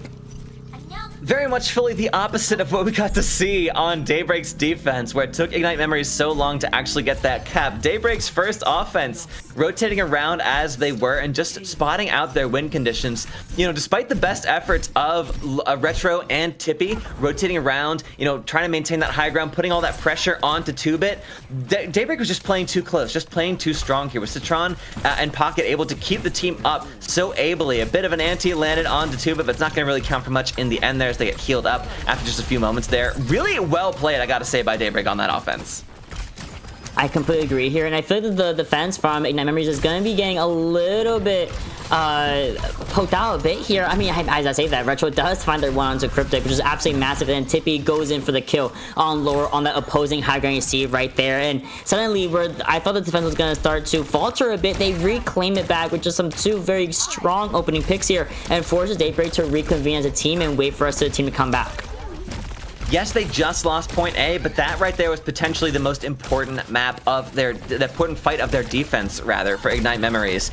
Making sure they did not immediately get snowballed on their first attempt at holding the gates here on point B. Just rotating around, playing their high ground. They know their conditions. They get 2-Bit all alone, anteed up. Not able to confirm the kill fully there, but that's exactly the play you want to see. It is. We also see Slimy use the bullet shot as well, but unfortunately not really find too much out of it. But Retro once again shuts down Cryptic, forces the route to be used by Pocket here, gets anti-naded, has a backup retreat, wait for Juno to heal them right back up, and now here's a reversal bullet shot from Allura. Is it get one? It does help out with cleaning up Saralee, and we also get the DMAC at the exact same time, forces the self-destruct to be expended, and there's the remake for the second least on life here. But we're pushing in really aggressive with this rally, and we block the opposing 2-Bit bomb here, and there's an orbital ray walking with the objective. No one's gonna touch, at least no one's gonna touch during that ray is there, but there's a big stick on the Pocket while Retro goes down, and the fight is going back and forth as we are only 3 minutes from going to second point. Yeah, Madi, you're absolutely right. So back and forth coming through the entirety of this fight here. Really trading ult for ult at every point. But with the speed that Daybreak were able to maintain coming through their point A, they still have so much time to push this cart into point B. They're losing members on the side of Ignite Memories. The mech going down from Tippy does mean that Daybreak have such a huge window here. But a nano onto Unleashed Raptor really should stall things out for just a moment here. But we're at 1.28 meters to go for this point B take. And we take it. Oh my god. I don't want to say a slight C9, but just unfortunately to kind of back up because of the aggressiveness from Daybreak. I think you kind of forgot how close the objective really was to gain the second point. So that's gonna be another 4 minutes. Oh my god, 4 minutes in the time bank for Daybreak to a minute 20 from Ignite Memories. Tippy has now gone over to the horse. I understand it now. Arisa, home field advantage here on Numbani. So yeah, despite I also would hesitate to call it a C9, but yeah, it certainly felt like a bit of a oopsie, a bit of a footwork mistake there for Ignite Memories, not being able to sort of hold the gate a little bit more efficiently there. We've got DPS ult online for Daybreak here, with Pocket and Citron about to build up to some of their own. Well, Ignite Memories, they're the ones who are really on the back foot once again, so Daybreak have the potential to snowball here once these ults get used. And we're using them. We have the rally from Pocket coming in first. Citron is ready with the order right in the back pocket whenever necessary. And there it is, going to be utilized right after the pulse bomb. Finds Sarah Lee so easily on such an immobile target. Lower now can be the victim of Retro for a little bit there. Gets tickled out and Retro backs up. Goes over to the Brigida, gets a stick off and recalls it for that pulse bomb. Self-destructs himself. Now, the cart is still moving very easily, especially as the rest of the team of Memories are starting to slowly but surely falter. Retro goes in for a last minute contest. And that, ladies and gentlemen, is going to be another 3-pointer. We're going over to a round 3 and 4, but that's a 3-minute time bank versus a minute and a half. Yeah, despite the heroics and despite the effort being made on defense by Ignite Memories there, Daybreak just had too much momentum coming all the way through points B and coming into C. Once essentially that cart rolled through B, there really was not a stopping point once we hit that 4-minute mark into point C there. And whereas usually it might be a little bit detrimental to spend all of those ultimates at once, essentially Daybreak spent all 4 of those ultimates, while 2-Bit did not have theirs just yet. Coming into that final fight, it was just such an overwhelming display of force. You were able to essentially kill almost the entire team with the exception of Retro, who, to their credit, got an excellent pulse bomb kill onto Pocket once those ults were spent, once the timer was draining down, but they were essentially the only person alive on their team, not able to do much aside from stall the cart for a few more seconds. Not much pressure being gained there on the side of Ignite Memories, and so everyone else just stuck in spawn, unfortunately, as Daybreak, and especially that orbital ray coming out from Citron, just shepherding that cart forward. Not much you can do in the face of overwhelming healing and damage like that. I had to agree. And now both teams, I would say I didn't mind the races on third point. I feel like it's such a different layout than the first two. The brawl really does work for Risa, but I think maybe not having Sarah Lee top off the on go to the Brig might be a little bit of a maybe a slight misplay from Ignite Memories to keep that defense hold going strong on third. But it is what it is and ain't what it ain't. We're going to be seeing the General Break from either side here, both on the Diva, but we're going right back to on that far for this defense phase for Slimy still on this over at lower for that 1v1 action and to see which player will come out on top every time. That would be great. But otherwise, we really poked out there already. No armor. Our Diva for Ignite Memories, they try to hold as long as possible. Only 45 seconds and less than the clock race for Memories as Unleashed Raptor is the first to go, and they're looking at early for the next one. Oh, she gets out, but there's a DMAC unfortunately for Tippy. Yeah, Mech is unfortunately as good as a kill right here at this point. Cryptic finding that baby Diva, unfortunately alone and undefended with only 20 seconds left. I mean, Daybreak were able to, this is going to be mostly neutral here. No one's built up the ultimates just yet, so this is all the defensive capabilities of Daybreak, picking apart Ignite Memories one by one. The skybox being so heavily controlled by the DPS line means that Ignite Memories are facing double uphill battle here, essentially. Tippy and Slimy are doing their best to maintain it, but again, they're facing such a gauntlet of damage coming through to the point. Can I be honest? I didn't even know they were going to touch that, but they did trigger overtime. But it is a little bit too late. It is just Retro on the Tracer. Blinks has been used. Recall has been used. And there's a barrage in the face. This is so doable for Daybreak. They have 3 minutes to get a single tick on this objective. Yeah, honestly, it looked really solid coming out there on the on the defense from Daybreak. Really well put together. I honestly did not see a single gap in their armor there. As best as they could, Ignite Memories were just not able to get much done. Tippy was able to sort of shepherd the team, but once they got essentially to the massive canyon that leads directly in the run-up, they tried to navigate through some of the side rooms, but you just had so much poke damage coming through from Cryptic and Laura, able to just launch in so much damage coming through, whether it's rockets or crossbow bolts. So much work being put in by the offense there, rather the defense of the DPS line there for Daybreak. So Ignite Memories are going to have their work cut out for them on this defense. They have to hold for a full 3 minutes here in order to even get a tie, and that's it. It's just going to be a draw if they hold here. No win in sight for them at this point, but that would extend the match by another map here and give them a chance to succeed in future. But as we see our little robotic scarab friend here, look at them, so beautiful, so lovely, so lush, so green. Daybreak, I mean, they gotta be feeling pretty good about themselves coming into it. Okay, I'm back. My computer is doing some funny stuff, but we're all good. Hopefully I can stay alive for his last match, right? Before we go into a slight break. Now, as you said, we are going to be seeing Daybreak with a 3-minute time bank. This is going to be absolutely insane for them. We're going to run the exact same comp, but now we have Slimy instead of the Freya, which arguably maybe hasn't been working as well as they wanted. They're on the Soldier right here, right now, which is a little bit of a different thing to be seen. We haven't really seen Soldier in the greater anything, you know, for quite a while, but we have Sterling on the Ana as well, going right back to where she was very, very fruitful with the character earlier on her first phase of this defense, but now having to do it all over again. Slimy is making rotations. Slimy is running to get this Diva D-Mech, but we lose Retro. Tippy is gonna get D-Mech here, but there is a 45 happening on the point on the Numbani right now. Slimy's so low, trying to get this mini pack, does find it and gets the health pool. But while Slimy is fighting for their lives against Cryptic here, there is a tick being taken over by Daybreak, and they take the series 2-0 under their belt. For some reason, I'm reminded of the Night Before Christmas story where Slimy was trying to dash away, all. Unfortunately, it just was not enough to get themselves a win, unfortunately.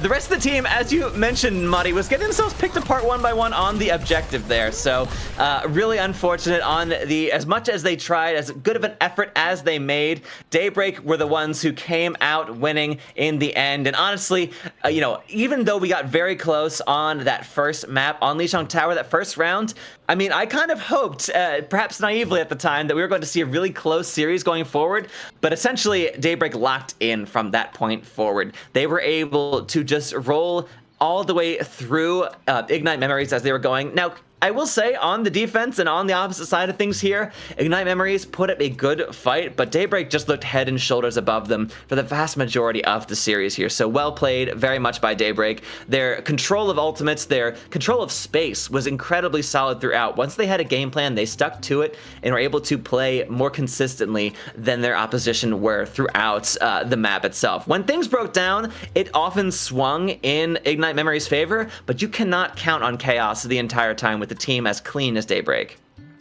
And here are the B League standings. As you can see, we are on the Birch side of things. Daybreak looking very, very nice with now, should be updated to a 2-0 here, I believe, for just 1-0 right here for in a 2-map victory, going really up in those standings, looking very comfortable in these first beginnings of the BPL Season 7. And thankfully, we have another match coming at you in just a couple of minutes. It's going to be Borealis, number 2 on that standings, against the School of Rush, which this is their first time being, or I think their first match to be seen, so this should be really exciting to see. But otherwise, 2-0 victory for our team Daybreak. They did absolutely fantastic, but I have to give my flowers over to Ignite Memories as well. They put up a really good fight. I mean, going overtime rounds on Numbani is no easy feat, because as you had mentioned earlier, Rags, that map, sometimes you never see third point. Sometimes you never see even second point, you know? So to go that full distance, extremely well done.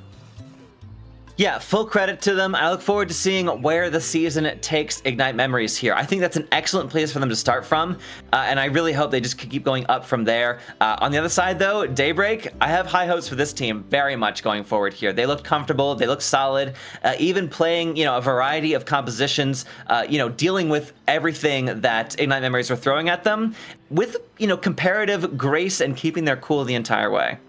Absolutely. But we're going to go to a very quick break. We got our next match ready for you guys as soon as humanly possible, and we're going to be covering that as well. So don't go anywhere. We're going to a very quick break and be right back with your next match. 어디서부터 참을 수 있을까?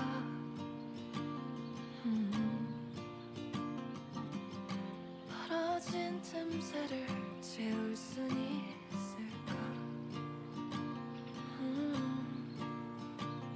I don't know what to do. We've already spent too much time. 우린 이미 너무 먼 길을 너에게로부터 가장 먼 내 마음이 또다시 철없이 널 향하지 않게 far away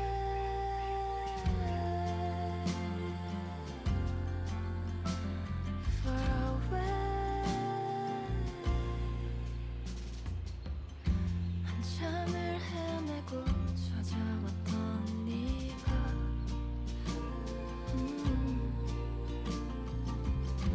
그렇게 반가울 수 있었을까?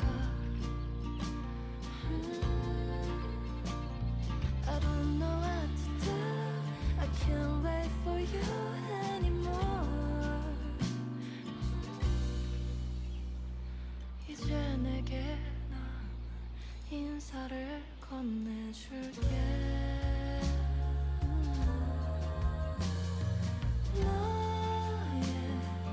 너에게로부터 가장 먼 곳 내 마음이 또다시 철없이 널 향하지 않게 far away.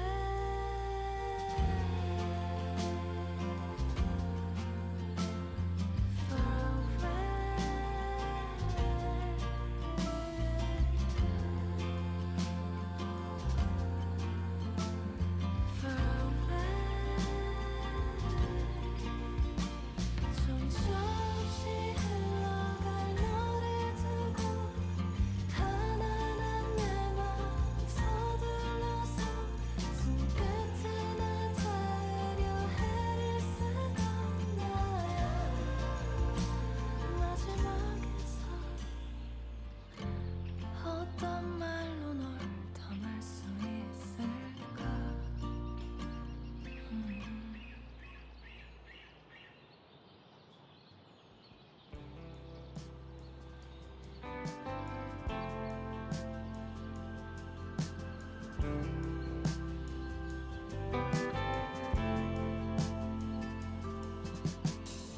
Your grace is love beyond all means. It breaks the chains and gives strength to the weak. When I am lost, you're there with me. Your grace alone can set me free.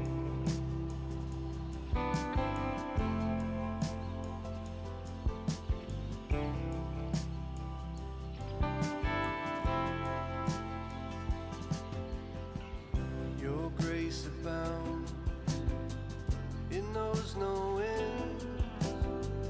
It covers me and is my defense. When I am weak, you're strong for me. Your grace alone can set me free. Your grace alone is good enough. Without your grace, there is no love. Wherever I go, you go with me. Your grace alone can comfort me.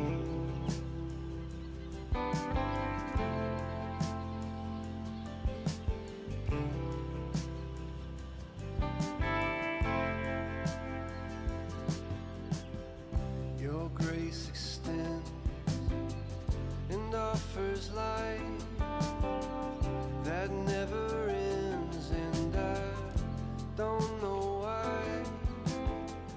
When I am lost, you're there with me. Your grace alone can set me free. Your grace alone is good enough. Without your grace, there is no love. Wherever I go, you go with me. Your grace alone can comfort me. Your grace alone is good enough. Without your grace, there is no love. Wherever I go, you go with me. Your grace alone can rescue me. Your grace alone can save me. Save me.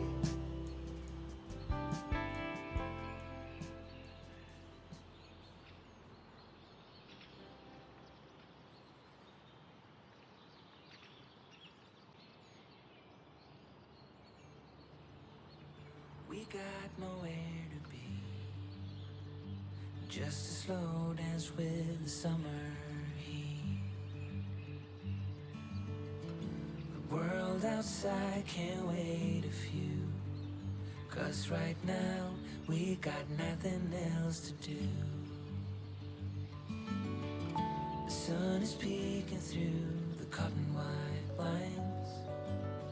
Your hands still tangled up in mine. Feet on the wall, your head on me, floating easy. We got nowhere to be. Got nowhere to be.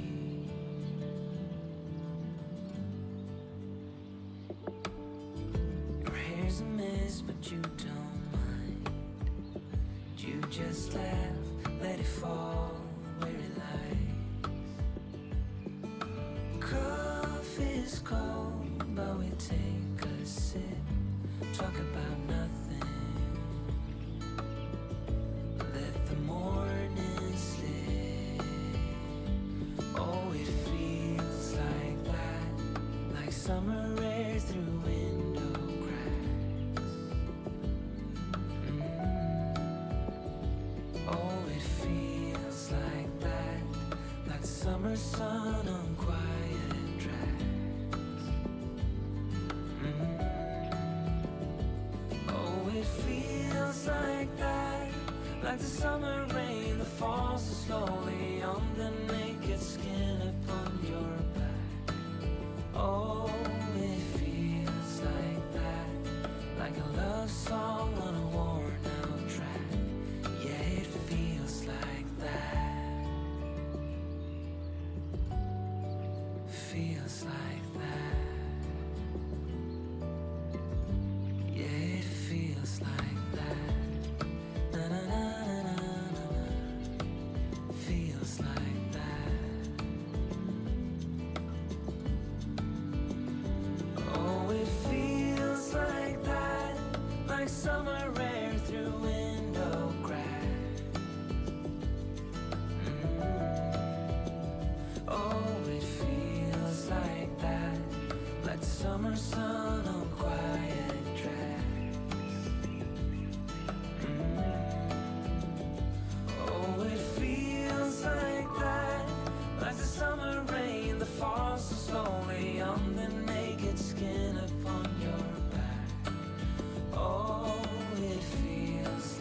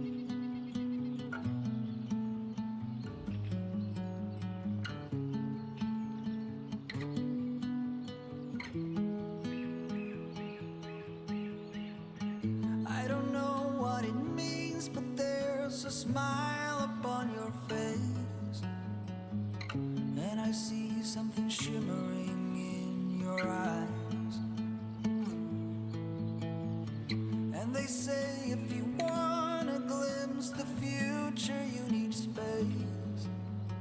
And you said you'll put down your morning guns. Would you follow me to wonders? Take my hand and walk beside me in a world of thunder. Fear is an imposter. When you look at me this way,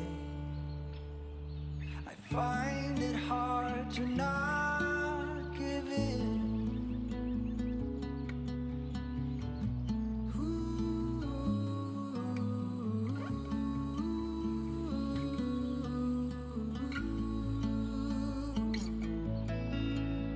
So the days became weeks, it felt just like the night before. You were slowly fading in my mind. When you left, I was so completely gone, but now I'm sure you were some of the best of things to find. And welcome back, everybody. We are here with your next match, at least on the A stream. We have School of Rush versus Borealis, and I'm Samana, voted by the wonderful Rags. And we want some more BPO action. We have just now booted up the B stream, which has another match going on there at the exact same time. So please go on there, give some support. Go up to a multi-view. Why not? Pull up 2 tabs open. Get those extra drops. Just saying, there's drops. So go get your drops, go support BPL A and B, and let's get into the nitty gritty. We have School Rush and Borealis versus B League match. Same exact map pool we just saw previously. So Lijiang, Numbani, and Esperanza as a tiebreaker. Rags, what do you think we could be seeing here today? Of course, we already got to see a good bit of brawl combined with some dive potentials, of course, on Numbani, with as much high ground as it presents here, and I would be surprised to see us deviate from that too much. Of course, Lijiang Tower being a classic brawl map since the dawn of Overwatch 1, and Numbani, honestly, has played in a lot of different iterations, not just because the map itself has different, spans of it, different phases of the map itself. So looking at all the high ground opportunities you see through point A, and as well to be had in point B, but coming into point C, you tend to just want to run it down mid or defend as hard as you possibly can. You can see the dive might turn to brawl the further you get into the map itself. But between these two teams here, School of Rush, who we have not seen anything from yet so far this season, so very excited to see what this roster has to show for itself. On the DPS line, we've got Banana Shake and Gala, and then of course for our tank, we have Fish holding solid there, and then 4 potential swings here for our support line. 5, Grunt Fuddock, Hobo, and Empty here. So plenty of full roster, plenty of options to be had for the support line as well. So certainly both 5s and Hobo hovering Ana in terms of their favored, pick here in terms of the roster, but expect to see a lot of different looks from this support line, whereas DPS and the tank line, they have to cover a lot of bases just on their own. Absolutely. And again, this is their first time, their first match, their first time on stream. I'm excited to see what these guys can bring to the table. Looks like they like a little bit of dive and a little bit of that brawl. And let's see their opposing matchup. We have Borealis coming at you hot here. We have PJ and Alfredo and RX up on that DPS lineup. We have K-Mac here on tank. Big Brain does have the Roadhog as a favorite, but will be repping the support with Blue and Mariposa at the same time. And a little bit same kind of favorite heroes you can see here. We do see the Winston, we see the Ana as well, and Lucy making a reappearance. I think RX being on the Hanzo kind of mirrors the Widowmaker, so some snipe might be happening as well from these guys. Likely Freya. Likely Freya, at the end of the day. But otherwise, these are your head-to-heads, these are your teams tonight, these are the rosters, and we're going to Lijiang Tower. But first, we gotta get some bans out of the way, ladies and gentlemen. So what could we be banning first on Lijiang? We did see a Mei last match, and we saw the Juno as well. So we're starting off strong. Genji, boom, out the match. Get him on my face. All right, so no options for Genji coming into this first map here. That does, of course, mean guaranteed Genji will be available. Well, unless the other team decides to ban him in the second map of the series. But and then a Ramatra ban on the side of Borealis. So wanting to ban some of the dive out, School of Rush doesn't want that in their face. And Borealis say, if you're going to run Rush, it's not going to be with Ram. So again, I sort of feel like we're getting that push and pull between these two teams who might want to play a little bit of a different style here between them, trying to play against each other's strengths, rather. Interesting to have the Ramatra ban. We just did, again, speaking to our last match, we did see the Ram make a reappearance onto Lijiang Tower, and honestly, I think he's been really strong as a brawl hero, especially in the most recent, like, I guess, evolution of the meta, right? But to take him out, you are opening yourself up to the Orisa being played, to Hazard as well, and even Zari. We saw Zar make some pushing moves as well as of late. So this does leave a lot of different comps for the backline. This leaves a lot of different opportunities for the DPS line. I mean, Pharah hasn't been banned, and arguably she is one of the most banned DPS on Lijiang Tower because she just does so well on Night Market and Gardens. Ghost Hunter a little bit different just because it's so enclosed. She doesn't do as well there, but if in the wrong hands, or I'm sorry, excuse me, in the right hands, Pharah can be an absolute menace on at least 2 of these submaps.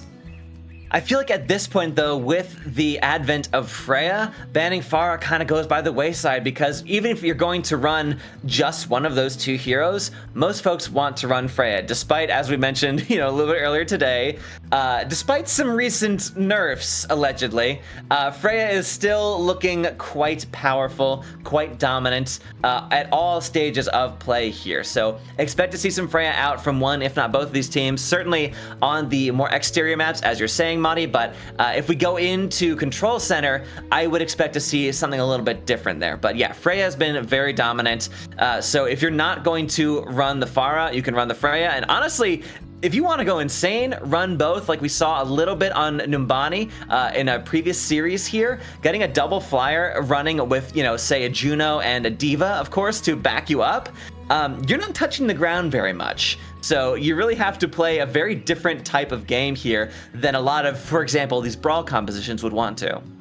Yeah, especially when we get over to Numbani, that I want to see the most between these two teams. I think just because it's so complicated as a map itself, but otherwise, Lijiang Tower, it's everyone's favorite. We love Lijiang Tower as a scrim map. It's basically the control center of King's Row, to an extent, the scrim of a control center. So Lijiang Tower coming at you. Hopefully we'll see a little bit of Night Market this time, just because we only saw control center and we saw Gardens on our first stream, or our previous stream match. But otherwise, we have a lot of comps we can go with. We saw a lot of the favorites. We saw Hanzo, we saw Winston.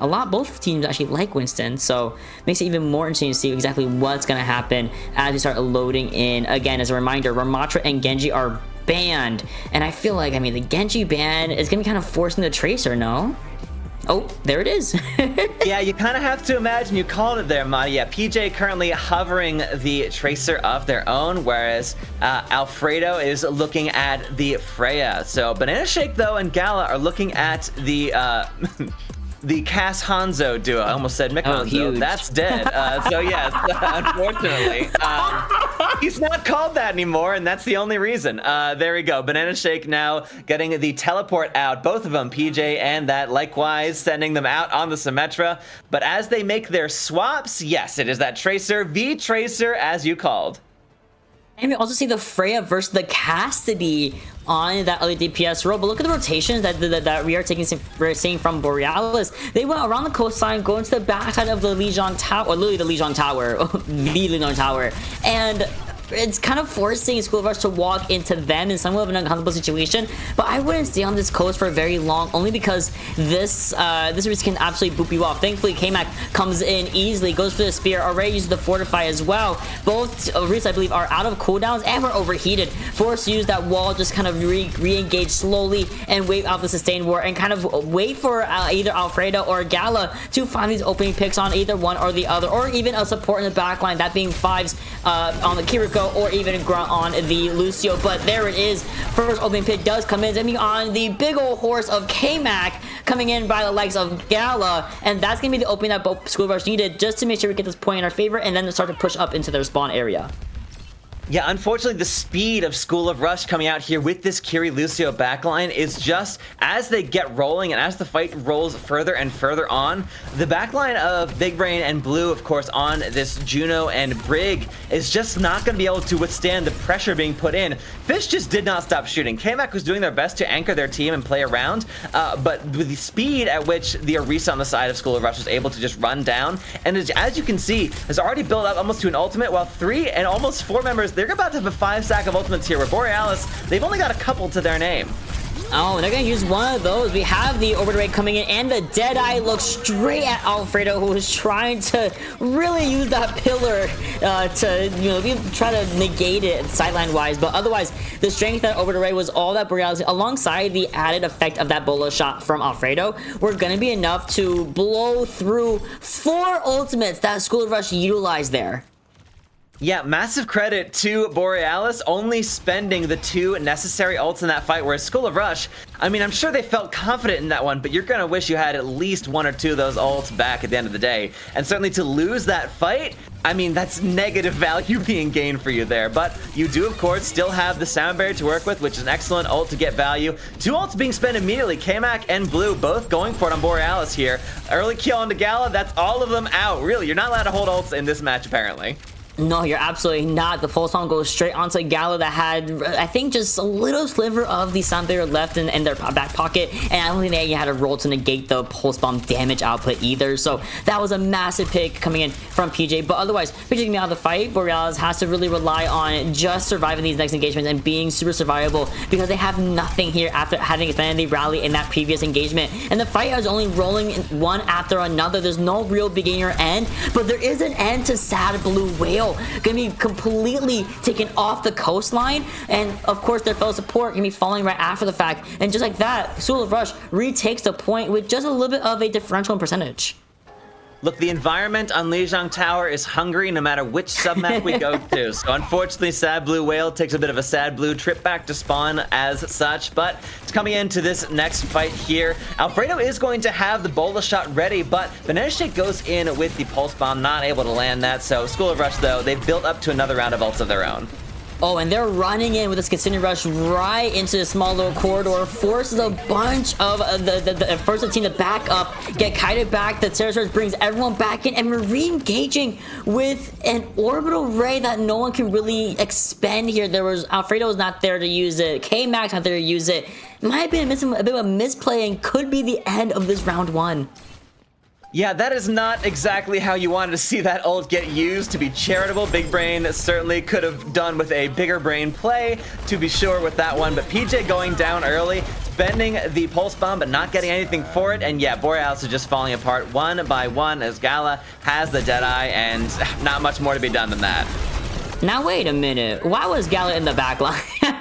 Gala came from the back while everyone was already still fighting. Finds like 2 by themselves, and really assisted in School of Rush securing this first round under their belt on Lijiang Tower. Now we have to go towards either Control Center or Gardens. I think School of Rush might want to, I think they'll, I'm sorry, not School of Rush. I think Borealis will really want to go to Garden here, just because the open space is going to be really good for their comp. Oh yeah. Oh yeah, we're here. They would love to get some distance from School of Rush, wanting to rush entirely. Perhaps the name is a bit of a prophecy in that way. But yeah, School of Rush very happy to run down their opponent. Whereas Borealis clearly want to play a little bit more distant, a little bit more poke-oriented. Certainly, of course, on an Orisa, you can only do so much, but having Alfredo in the skybox there on that Freya, I mean, but School of Rush really weren't having to pay too much attention to Alfredo having to rotate around there. It was really Gala who was the absolute devastating assassin on that Cassidy. So Banana Shake still on this Tracer, as we've got the double flyers here of both Pharah and Freya on the side of Borealis. Oh, the boop comes in. Thankfully, Fives is not a victim of the environment quite yet here, especially on, of course, of Gardens. Now, we're going around the rotation through the dojo. Alfredo tries to find their one, and do they have enough cooldowns to come back? They absolutely do. That's a flyer differential, I fear, but while we're trying to get to the point, K-Mac in the front line gets completely obliterated, and the rest of the team starts to kind of fall like dominoes right after their tank. And this is going to force the first swap of the day. We're going to the Diva here. Yeah, we've got that charged up javelin coming through for Fish. Excellent perk choice. I myself do favor it. It's a lot of fun. I mean, the shield, yes, you like to have the reminiscence of Overwatch 1 Orisa back, but they get the javelin. That's what's going to happen. So Borealis coming into this next one. They don't have a whole lot to work with here. School of Rush haven't built up to ults yet, but of course, with as well and clean as they've been playing, they're not too worried about this. Holding the gate as you see Borealis getting sectioned off one by one. 2 teammates getting cut off from the other 3. Yeah, Banana Shake is hungry. Yeah, I was gonna say, this split is gonna be absolutely devastating for Borealis. I mean, you saw it was a literally 2-3 split that they weren't even intending to make, and now they're running straight into their spawn, getting some last-minute staggers onto Big Braid here on the back line, and this is just gonna be PJ just kind of waiting for the rest of the team to come back. Thankfully, everyone gets a wave respawn, and they're going straight in with that Hyper Ring, going immediately for the next fight. Not the my B shake in the chat. All right. Shake. It happens to all of us. Yes, unfortunately, Banana Shake gets Banana split from the rest and sent back. But now is back into it, sends the pulse bomb, but does not get a whole lot of value for it. Now we have ults though here. School of Rush is very much ready with their massive slate of ults. Borealis, yeah, the tempo is just not maintained, and they don't really have anything to work with as we tick up to 75%. Yeah, they need to do something here, Borealis at the very least. They have 3 ultimates coming up on 4, and they, like you said, they're getting out tempo. They can't go first. They're unable to go first because School of Rush is like, well, we're gonna be first every single time. Yeah, with the way they're playing and the absolute control they're maintaining over the bridge here, you see Borealis wanting to rotate towards White Room, but that puts them in such a narrow choke point here that both Gala and Fish have a field day running. But an early pick there, that could send things in Borealis' favor. Immediately gets answered back though, and that sound barrier is massive. And there is the shot coming in as well, coming in from Alfredo. Doesn't really get too much though. Was right behind Gala. Gala didn't even falter for a second. They even acknowledged the warning indicator next to them as they keep clicking heads. Force the rally to be used here. It's just Fish by themselves though, as the fight does at the very least go by the way of Borealis for the very first time on Gardens. Now, can they continue this from 0 to 99%? They have a bomb at least, and they're on the Sombra now. So let's see what they can do. That's honestly massive. Borealis needed a bit of a reprieve, needed a chance to breathe in this map here if they're even going to have a chance to bring this to a 3rd round on Lijiang Tower. Alfredo here over on the Sombra swap could be very useful coming in as you're able to see them pay a lot of attention to both Banana Shake and worrying about all those technical abilities coming out from Fives and Grunt on the back line there. Gala has been the most fearless Cassidy I have seen played in quite a long time here, but of course that fearlessness can come back to bite you. And it will come back to bite Sad Blue Whale. Be the first one to be a victim of Fish's Orisa. Here comes the Terror Surge. Big Brain gonna be no worse for wear, just like their other support duo here. Fish can be out of the fight, but it's just K-Mac and pretty much was PJ. Goes in for the T-Mech. Deadeye is ready once again for a Gala. And like you said, I think, Gala might be the Cassidy of all time. Has been doing so much work for a team. And mind you, we're still contesting.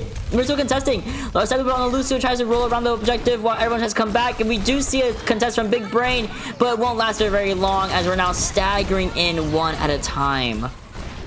Yeah, absolutely putting in so much work here on the Cassidy, able to just stand in the middle of the objective and just shoot people's heads all day long is what Gala's been able to make work here for the side of School of Rush. As the final dregs of Borealis come through, one by one, they trickle onto the objective with not much to say for themselves, just a single ult left unspent for them. School of Rush putting on an absolute clinic here, a full, semester of Rush being had in just a single map here as they take the first map in pretty commanding fashion. Yep. the hat's a little bit closer, Cassie there, buddy, but yeah, that'll have to do. Very well played there coming out from School of Rush. Honestly, really impressive rotations, really impressive map control, and the way they're able to spend their ultimates. And again, we saw certainly on the first round on Night Market, they have a tendency to occasionally overspend their ults in a fight. But they trust themselves and have enough confidence coming into the fights afterwards that even if Borealis, get a bit of an inch, School of Rush come back in and take the whole mile. Yeah, I have to agree that they were fantastic on Night Market and on Gardens. I mean, I have to say they like you said, they would over us a couple of times, but they were still able to find so many opening picks. I think by the way of their DPSs, just really shutting down a lot of what Borealis was trying to do, or at least trying to rotate towards. And this is just a matter of Lijiang Tower. Will it change when we go over to Numbani? Possibly. You know, the momentum can absolutely shift in favor of Borealis, because I know they have a couple of characters that are very dive favored, that being the Winston, that being the Ana, even Lucio to an extent, if you want to play the Ana Lucio with a full in brawl of, a full in dive like that. But otherwise, they impressed me. They really did impress me for their first map of the league so far. Yeah, and as you mentioned, Manu, coming into it, Borealis, they probably wanted to go to Gardens for their second map there. That was probably their best shot at taking Lijiang Tower to a third and final.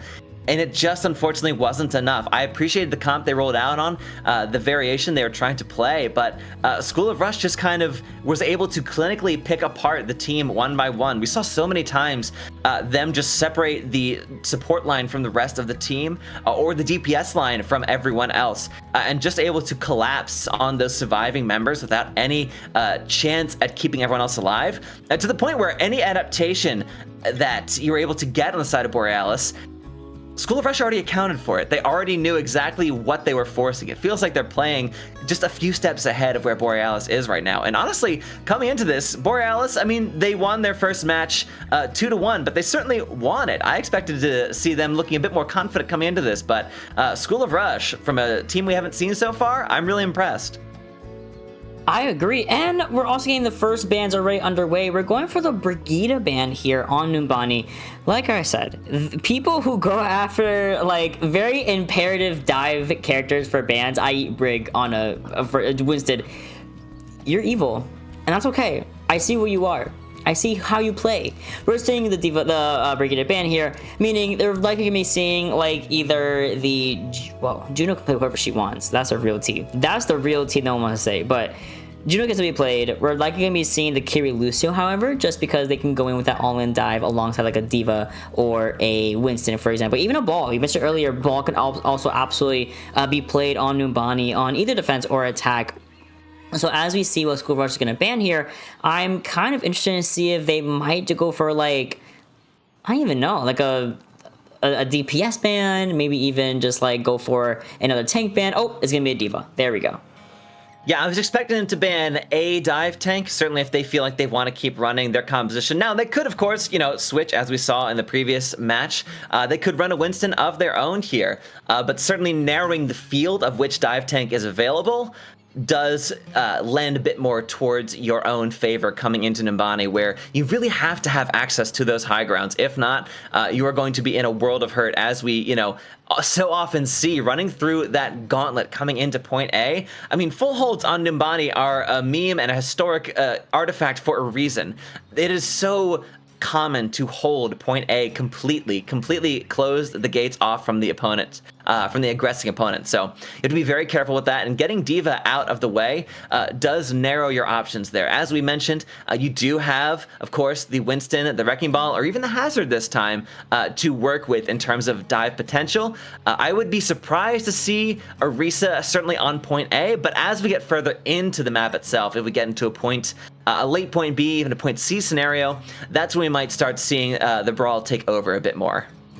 Yeah, I agree for sure. It's the point 2 and point 3, especially point 3, can absolutely really lend its way to brawl again. To see Fish back on the Orisa, for example, which was a really, really good Orisa. There were times where Fish should have absolutely died and just willed his way to not die. My bad, was not aware of your game, bro. So to see exactly what we're gonna be running on Numbani first, I think is the most imperative thing here. Now, Borealis is able to choose, of course, the first bans. I believe School Rush will be choosing which side they want to go on, and I would be surprised if they didn't go on defense first. So their defense hold should absolutely just really be picture perfect. Like, they want to go for a full hold here, just for a nice clean 2-0 victory. Yeah, and I'm curious to see how Borealis are going to approach this, because, we got to see some of their attempts at sort of playing they didn't want to go in for the rush, certainly, on Lijiang Tower. So seeing them come in here to Numbani, they certainly favored that sort of flyer composition. They really tried to make that Freya work. And there were moments, like Alfredo certainly had plenty of bright spots there, but just dealing with that Cassidy of Gala on the other side, I mean, really didn't miss. Really did not have a whole lot to worry about. So that's something you'd want to keep your eye on if you're playing a more MOBA-based composition. You really have to be conscious of Gala checking all your corners there. So maintaining a strong presence of mind as to where your opposition is, where that anti-air capability is, and able to find those rotations. Again, if you keep running it down mid, it is not going to find you success. You have a bit more options this time. You have a few more staircases to take on both the offense and defensive side of Numbani these days, so your options are better. They're still not fantastic. Numbani is difficult, but they are better. So I'm looking to see what the mobility of Borealis enables them to do coming into their offense here, as I assume, of course, as you do, that School of Rush would likely want to take defense first. Yeah, for sure. I mean, I've always preferred attacking. I'm the one on the weird side of things where I prefer attacking first, just because I think defending on Numbani is literally like taking all my brain power at once. You know how you're supposed to use like 10% of your brain or whatever? Yeah, I use 99% of my brain trying to defend Numbani, and I'm just like mentally exhausted if I have to attack after the fact. But we are going to be seeing, no, okay, so School of Rush is going to be opting to, I believe, attack first here. Whereas Borealis will be defending first, I believe. Yeah, I might be completely wrong. But we have K-Mac on the Hazard, we have RX on the Pharah, and of course we have Mariposa coming in on the Kiriko, swapping out and filling in for Borealis here. School of Rush on the Ana and the Lucio, so that's a very interesting backline to have. Otherwise, we have a little bit more of a traditional Tracer with Winston. Gala on the Freya. I kind of expected Freya at some point, so for sure, excited to see what Gala can do, because the aim on Cassie was crazy, so I expect the same thing on Freya. Yeah, certainly unlocking the brand new hero that has just been so devastating here in Gala's hands. I'm a little bit afraid. Immediately eats a whole bunch of damage though, so that's to play a bit more carefully. RX and PJ both clearly quite ready for that, as you got Mariposa and Sad Blue Whale on the defense there, trying to speed around their Hazard by all means, as KMAC sort of wherever they need to be here. On the offense though, Fish of course on that Winston, sort of maintaining any attempt at a high ground alongside Hobo and Empty. Yep. Nope, going right back over to the Orisa. If it isn't broke, don't fix it. I mean, high ground is high ground, but there's plenty of ways to get up there. Certainly the Battle Cattle has the home field advantage. I have to say, seeing Hazard going away to stop the Orisa is so funny. I think that's the funniest thing every single time. But it's a Flyer v Flyer duel we have over here. Again, in the air between Oryx and Banana Shake, who is now, again, on the Echo rather than a Tracer to really check on PJ. So PJ has a lot of free range, really. No one really to check them consistently like you would another Tracer. But it doesn't really matter when Gala, once again, finds his opening picks, not once but twice. Gonna be RX followed by Mariposa. Hobo does get their one onto K-Mac because there's no one there to help support the tank player. That's gonna be a really good opening for School of Rush to not only take this first objective, but start running with a 5-minute time bank.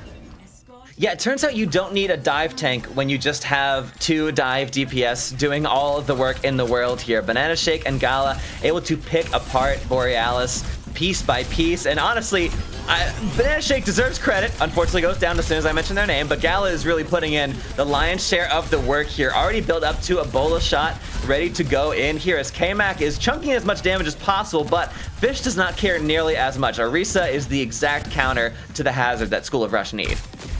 For sure, and they've also, again, we had the Bola Rush and company that is the Pulse Bomb from PJ, both of which can do some extreme damage, extreme wonders for each team here. But it's going to be the consideration from Mariposa first and foremost. Pulse Bomb goes completely wide on the floor. Hobo does use the Nano as well, but unfortunately, doesn't really look like we're going to get too much value from it as K-Mac goes in, does what Hazard does best, just go in, annihilate the backline, and back out again. Yeah, excellent use of ult there for Borealis there. Mariposa just lets loose with that Kitsune Rush. It is exactly what they need. Now, of course, they have not built up to a whole slate, but this is one thing I really admire about Borealis. They do not overspend in these fights. And Downpour to try and send all the way plummeting down to earth. Banana Shake gets immediately taken down, swaps to a new hero, but unfortunately does not get to use it just yet here so much. Gala is also on the Sojourn this time, coming out the gate as we're entering a bit more of a rush stage of the map here. School of Rush themselves feeling confident, but having to respect the range and the concerted effort being put out by Borealis here. Oryx lets loose with the blade, had swapped to the Genji at some point, and is immediately letting loose, but unfortunately gets taken down quick, and Fish answering back. Yeah, School of Rush have now cracked this one open again. Yeah, they have with Terra Surge and also just shutting down that blade you had mentioned earlier. Now they really have nothing though for the defense phase. School of Rush also coming up on really much the same result of nothing. So this is gonna be a little bit of a dry fight coming in. PJ the closest to a pulse bomb. However, Banana Shade now onto their own Genji. So it's gonna be Genji v Genji duel here with Gala excuse me, on the Sojourn. This is going to be very interesting to see here. Gala has to make this overclock at some point really impactful, but otherwise, as this fight moves on and we're getting closer and closer to that second point, they're trying to back up really early on. Yeah, I was intrigued to see the Genji ban on the first map, seeing as both these teams clearly do favor it in certain matchups here. Fish has to be so careful, gets taken down by PJ. So yeah, Fish, again, as we mentioned earlier, sometimes stays in fights a bit longer, goes a bit deeper than maybe you'd like to see out of your tank, and usually the rest of the team can play around them well enough to sustain them. But yeah, on occasion, the other team is going to crack down, and now the Borealis have had more than a map to get used to it, and especially as Fish playing on this Orisa, I think they're finally starting to download their win conditions in these fights. And we've all built up to another continue rush, and that's gonna be what Mighty Post is gonna be using again. And this is what gave them the first win in that first fight after the point unlocked, and it might do so again. However, Hobo has their very own continue rush in the back pocket alongside this Dragon Blade from Banana Shake, just slightly ahead of Oryx, and they're gonna be using it almost immediately. K-Max so low, gets sliced, and Dice's next target is gonna be empty here. I'm sorry, Sad Blue Whale, excuse me. And PJ does get a pulse on the reversal. However, it's just not gonna be enough, as we do get a little bit of a latest stagger onto Mariposa and Oryx, and School of Rush is going to be clearing this next objective relatively easily for a last minute touch coming in from Borealis. Ooh, I applaud School of Rush's restraint there, only using Banana Shake's blade coming into that one. Yeah, despite the attempts, unfortunately, they were not able to touch in time, so the ults being spent now are kind of being thrown entirely down the drain. You do hate to see it. Again, same thing as we kind of saw in the last match, where the team on defense just unfortunately did not get their toes on that cart quick enough. So yes, they win that fight, but they spend heavily, and the time bank has been increased for School of Rush. They've got over 2 minutes here. So yeah, not perhaps the value you'd like to get out of it. Gala coming into this next one with their overclock, and Empty is going to have a sound barrier to be answered by Sab the Whales on the other side. Like I said, the overclock is ready, and these long sidelines are going to be really good, at least for this overclock on this specific part of Numbani. K-Mac getting put a lot of pressure onto himself as Forza likely to back up, but Fish has to use this the Fortify first and foremost, while Banana Shake does find his one onto Oryx. Here comes the overclock, and we are trying to look for this Tracer, and with a flick of the wrist, we find the kill needed onto PJ, and now we can move forward easily with the rest of the team here. Go for Suzu into, and then tries to TP back to our Genji. And Mariposa narrowly escapes by the skin of their teeth, but the rest of the team of Borealis needs to wake up and use Mariposa's continue rush now or never. Yeah, that was a crazy rotation coming out from Gala there, but it did end up paying dividends. They did end up getting the kills, so who am I to judge if they got value in the end? But Borealis, as you're saying, Marty, on this defense, all they have is the rush to their name, and Mariposa's doing the best she can, but that is one ult against the entirety of School of Rush, who themselves, it has to be said, did not have any ults in this fight. And so one turns out to be enough, as K-Mac finally surging forward here has been not quiet on this hazard, but not able to get the value I'm sure they wanted to coming into this. But with this fight here, building up to another downpour, hoping to get an immense amount of value. Again, the downpours have been great. The last one, unfortunately, just was not quite timed exactly how you'd like. So School of Rush coming into this one is only going to have maybe 2 ults pretty soon here, but Borealis are going to have 3 very soon. What sucks is that Borealis doesn't have any support ult. So here comes this downpour, which does get negated by the deflect and the spear spin.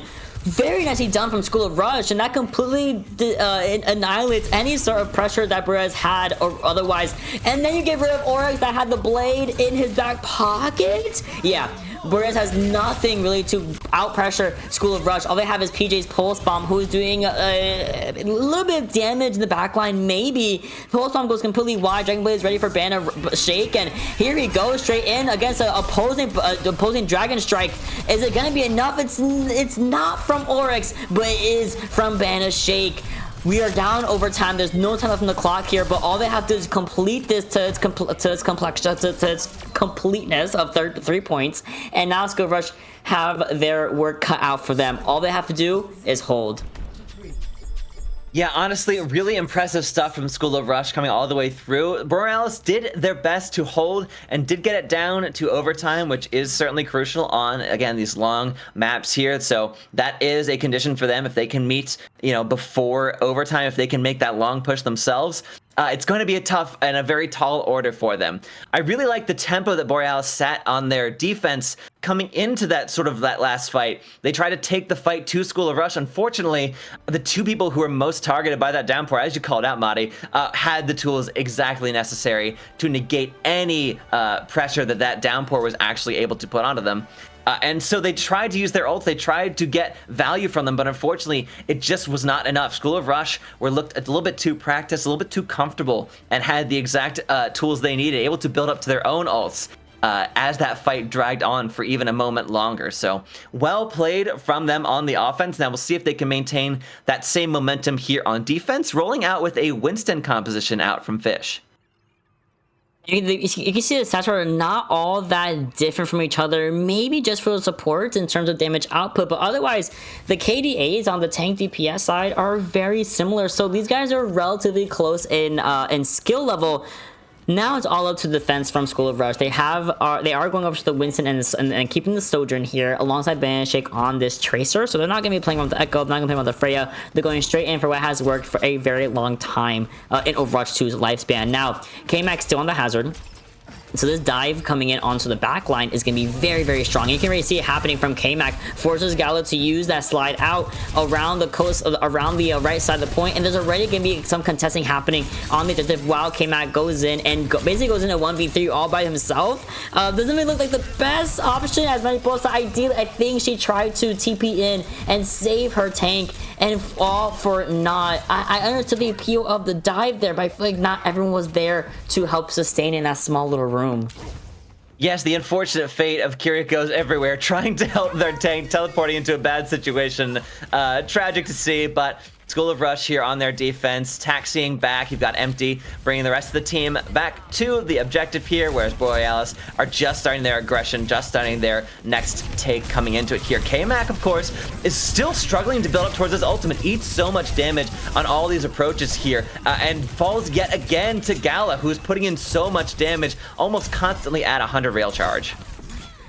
Yeah, we're seeing a lot of back and forth in the kill feed, lots of red and blue, but it is going to be School of Rush that does at least have their Kiriko still alive, whereas Borealis are down Mariposa and Sad Blue Whale. So as the fight starts to get even longer, it's forced to use a lot more sustain, and School of Rush can absolutely out-sustain one DPS and one tank rather than them not having anything in the back line. So as we see the timer tick down to 2 minutes and 15 seconds, I have to wonder what's Borealis going to do now. Yeah, they really don't have a whole lot to work with here. Only PJ with this Pulse Bomb about to be up and ready to go. Banana Shake has one to answer on the opposite side, but School of Rush is ready to build up towards a whole slate of ultimates otherwise, whereas K-Mac is about to have this downpour here, but with Sad Blue Whale going down first, I mean, this Lucio is taking forever to build up towards the sound barrier, which can be such a massive boon, a fight winner in the right circumstances here. Yeah, Gallo just absolutely, you can tell that slightly lowered height of these railings here around the objective as the rest of the team just sort of gets bundled back to spawn on the side of Borealis. They're crucially going to build up to some ults in this next fight here, but School of Rush, I mean, they've been sitting pretty on quite the bank. Yeah, I was gonna mention, I was like, Gala cleared that? I was trying not to sound surprised or anything, but I was like, whoa! But you're right, they have these really impactful ultimates, and then also you have that sound barrier coming out, where as you mentioned, Blue Whale doesn't have the sound barrier even close to Empty's own ult charge. Now, we are in this really small room, and this Primal, as you know, if you play support, this is where Winston wants to really put you down. But speaking of putting him down, You are stationed on this floor after this downpour, and these backliners are not dying whatsoever. Instead, it's going to be a reversal. It's going to be Empty and Banana Shake coming in and going to the spawn room, being focused down while Fish was trying to get something started with that Primal in that small area. And this is the opening that Borealis was going to utilize just to get a couple of ticks here. There can be recontests. You can see Banana Shake coming out on the outside things, and there is going to be overtime activated, and there is a double Kitsu rush happening on the point, and a double sound barrier just to help this fight continue onwards in favor of Borealis. There is a Dragon Blade coming in, but no overclock. However, it's still very back and forth, Rags. However, there goes Oryx down to the overclock. Yeah, getting taken down in the middle of that blade yet again. Not able to find a whole lot of value the entire map on this Genji, unfortunately, on the side of for Oryx here on Borealis. And so despite a heroic effort, it looks like they're maybe going to get a touch here at the final seconds. Someone's going to certainly have to do it. And yeah, it is going to be PJ at the very last second, but gets taken down for their trouble.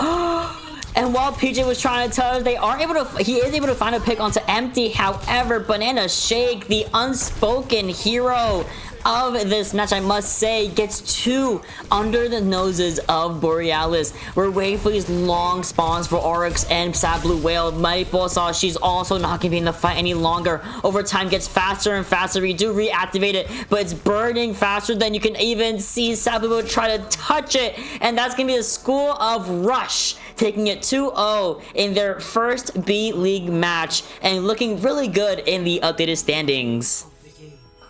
Yeah, coming through on their defense, look just as solid and indomitable, if not more so than on their offense. They're really well played from School of Rush, showing themselves to be capable of not just that eponymous rush there. They're certainly more than happy to run this dive, you know, running that Winston alongside the backline and alongside that Tracer and the Sojourn there. A slight alteration on an old classic. Very well played on the side of School of Rush. Excellent first showing from this team here in BPL Season 7, so I cannot wait to see how far this team gets. They looked very confident themselves. I will say there's certainly room for improvement. There are certainly moments where greater caliber teams can capitalize on some of their missteps, but really well played overall, and they only seem to get better as the series went on. So kudos to them. Borealis played a solid game, but they are now 1-1 in the standings, whereas School of Rush are, in their first match at least, undefeated.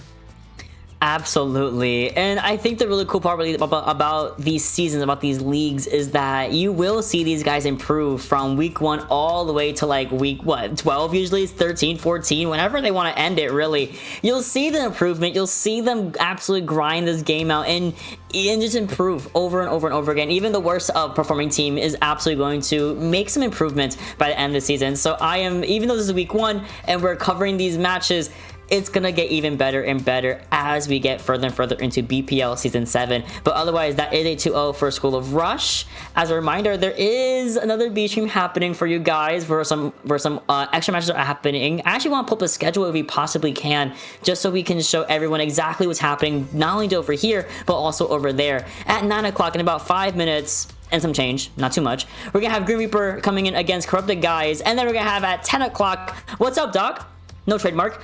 Against Camp Jump Shot as well at 10 p.m. covered by some beautiful casters swapping in with us in just a couple of minutes. And again, on the B stream, if we can pull that up as well, we have some even more matches. We are seeing the Bear versus Noctis. Then we have High Noon versus School of Rush coming back again. That's gonna have no casters. That's just gonna be observers only, but you can still tune in on that. And on Kitsune Rush League number 2, we're gonna have Camp Jump Shot versus Blind Music Society, which we had seen Blind Music Society yesterday in some of their matches as well. So we are pulling all the Twitch channels. We're pulling different leagues Twitch channels just to cover as many matches as possible for BPL Season 7.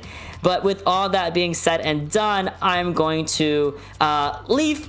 We're gonna leave. We're gonna have some beautiful new casters come in and fill in for us, at least on this stream. Again, pull up all those streams. Please support. Watch all 4 of those, all 4 of the matches that are going on right here, right now. And otherwise, Rags, any final words before we go and switch off? So excited to see BPL Season 7 going. Yeah, folks, BPL is bigger and more than ever. Have a watch at all the fine matches here, and any you miss, catch up with them. Definitely you'll have time, but there's plenty more to come. Looking forward to the rest of the season. A delight to cast with you, Mari. Absolutely. We popped off, but otherwise we're gonna go to a very quick break, get some new casters in here, and continue on with an absolute jam-packed night of BPL Season 7. So don't go anywhere. We're gonna be right back. I think that, oh no, he's going to be able to get back faster than Fox will, or Abel will. But yeah, the picks are just coming in favor of the bear before Ono is even able to get back. Super scrappy fight here. Now we're looking at an ult duck fight, our next fight here. Yeah, and just the tempo has been in the favor of the bear in terms of generating all the ults except for really that pulse, which Virgil used to get the kill onto Abel. So really you have to get a lot of leverage from this beat because that's the first ultimate you're going to have right now. Everything else, you have to hope you can survive with that beat. Virgil buys early, the barrage is used. So many ults are being used, both beats. The Kitsune Rush comes out from Hops. Super messy fight, but I think just with that Kitsune Rush a little bit better for Noctis. And the Kitsune Rush is really late there from Abel, but not able to get a whole lot when half your team is dead. And Noctis will finally be able to stabilize here. This I'm getting a little deja vu. I mean that, especially using that Kitsune Rush is just a really tough overcommitment from Abel. I don't think you can do that. Like on principle, it's you're even. They use their Kitsune Rush as well around the same time, so it's fine. But okay, we do see it. All right. I mean, you are still applying some card pressure. It is a good thing to have, especially as you're just trying to find a spot to get this full movie, get one pick. I really right as in. Does have the Primal there, able to stay alive. The Blade is used from Toy, trying to look for the back line. He gets the W pace super low, let's see if he's able to find the kill. He does, but Toy's traded out on the other side for it. 1-for-1 trade. Hyper Knight still has this Primal. Now Oh No has a later Primal trying to look for this Kiriko. Might be able to find it. A kill on the Kiriko could be devastating, as now there's no supports here for the bear. As long as Ono is able to survive here, they should just be able to clean this fight up pretty easily. And that they do. And now you're in pretty dire straits because the Sojourns have just gotten some free shooting for a long time, so you're going to be doing this overclock in the next fight. Beat's already online, and we're getting or nearly online, and we're halfway to the Kitsune Rush. We have a little bit of an edge there as well. So it's all of that versus Barrage. Which will just get shot in the head with a railgun. It can get value, but it also can get shut down. With WK dying early there to Toy, that's going to be a rough start of the fight to the bear, especially with Virgil just farming from a distance here. Apple also getting taken down. Really low, but it's out. They're going to try to keep this tempo up here. Might be able to find Hyper Knight. Losing the tank here would be devastating for the bear. And that they do. Virgil's still able to hold onto this OC here too. Yeah, now you have to fall back and just like you forced out the beat, but you still have to deal with this overclock. And now the Kitsune Rush is online. They're able to cycle through these support ultimates really well. The Barrage still is able to be used, but you're still in the same kind of position where you're just down a little bit on all these ultimates.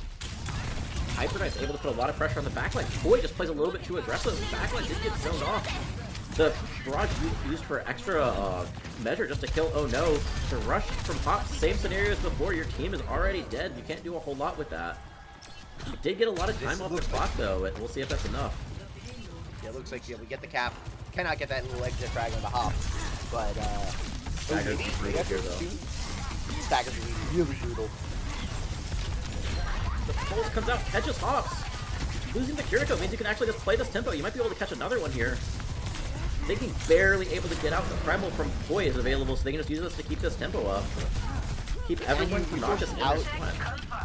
They also forced out the amp there, so that cooldown they'll have a little bit of time, maybe a couple more extra seconds than they otherwise would, because Thinking had to survive and had to get everyone into the spawn room to get that heal because Hops is down. And getting a lot more free card progress. We're in potentially last fight territory. Yeah, Virgil's been holding this OC for a while. They really need to use it here. Abel does have that Fury Rush too, so that's going to be really tough to play into. Fury Rush early from Abel. Virgil does pop that OC, trying to shoot down the lanes, but they can get taken down early. Virgil has to find something to give his team a chance. Gets awesome super low, but I think the picks are just still coming in favor. Hop's dead again. Both supports for Noctis are down, and Hyper Knight just able to clean up. Only 2 people alive. The Tracer and the Winston are trying their best, but does kill Hyper Knight. That's a good start. The Lucio is already back. I think the spawns from Noctis just able to get back a lot faster. Might be able to stabilize here. The respawn's just there in time, and you're unpunished for having that Lucio getting picked so early, being 80% to beat, now is at 90%, and that early getting picked, it won't be something that moves it. But we see no get taken down. Thinking does have the beat, able to keep his team alive, but doesn't actually connect with Boy. It's gonna be up to Virgil trying to just stack, like stay alive on this point, anchor this, but not able to do a whole lot as just the picks are there for the Bear. Looks like they will just be able to take home Hollywood, pending this 1 kill onto Oh No. But a 5v1, it's not looking great, and we are going to a map 3. All right, the Bear looked really rough at the beginning, but able to breathe some life after the just a very good hold on the last point of, or not last point, second point of Hollywood, right before second, and just able to continue that momentum and really turn this series around. They looked like a team with a lot of cohesion. Their communication with Hyper Knight, their dives were a lot better and able to successfully counter dive. There was one time you saw Hyper Knight go in, Koi goes in for a blade to try to trade off on the support lines. Only gets one because Hyper Knight immediately turns around and goes and tries to get rid of all the support around Koi. Tries to get away the Winston, tries to get away the Kiriko. And that makes that trade just one ultimate for one body trade, not even an ultimate for a kill. So just getting that kind of tempo during their offensive side was really important. And that kind of team play is something we absolutely want to see from the Bear, and means that they have this last map's going to be really contested. Yeah. I do think, like you were kind of saying with Hyper Knight coming in, like I think that they just maybe are more comfortable with Hyper Knight. I think they looked a lot more cohesive as a team. Their engages looked a lot more clean. They were going in together. There were times where their target focus wasn't there, but that just kind of happens to all teams when the fights get kind of messy like that. But I do think like the Bear definitely looked a lot better that map. But I think going into this last map, I think both teams have actually played pretty well. So we'll see like who comes out on top in this last match. It should be a pretty close Esperanza here. But yeah, I mean, thinking about the bans too, the Hazard ban would be really interesting. I think maybe if the Bear did come out on that Hazard, that could have really, or if Noctis came out on the Hazard, the Bear would have struggled a lot more to play that Winston. And the Sigma that they started off with, I'm sure that was another thing in their head too. Certainly, that Sigma was trying to be bold, but it fell apart quickly, and it was really good adaptation from the Bear to say, this isn't working, let's play the Winston, and we're able to be very effective in matching what they had to from Noctis. And as we look towards the bans for for Esperanza, it'll be interesting to see how Noctis needs to potentially stop a Hyper Knight going Winston and being able to just be the raid boss in the server, as we've seen on Hollywood, because it really is that team play and cohesion.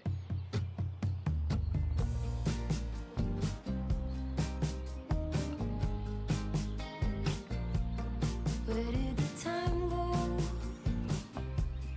How do we move so far away? Holding on, how much can we both take when love isn't at home? I can't hear a word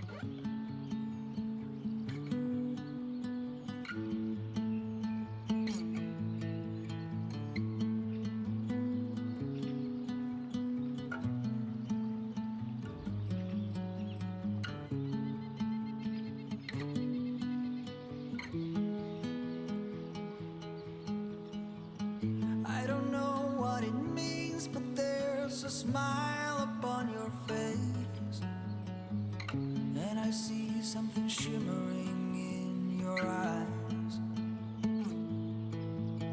And they say if you wanna glimpse the future, you need space. And you said you'd put down your morning guns.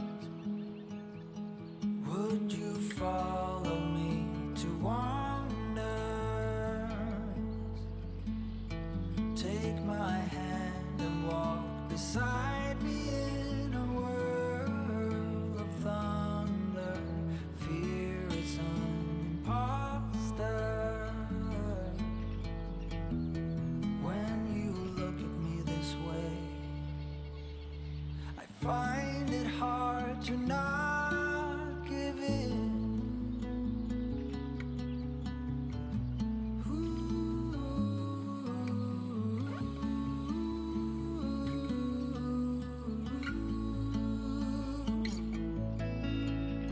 So the days became weeks, it felt just like the night before. You were slowly fading in my mind. When you left, I was so completely gone, but now I'm sure you were some of the best of things to find.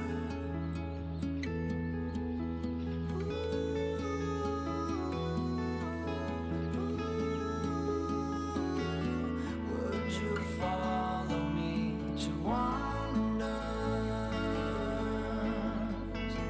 If you're everything that matters to me, makes me wonder why I can't get over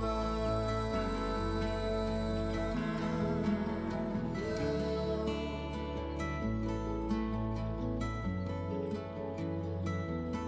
When you look at me this way, I find it hard to not give in.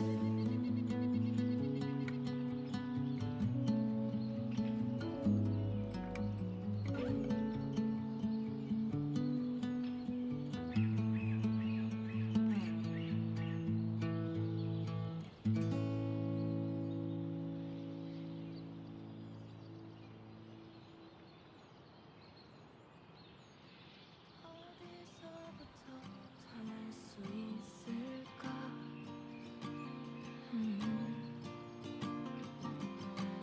벌어진 틈새를 채울 순 있을까? I don't know what to do. We've already spent too much time. 우린 이미 너무 먼 길을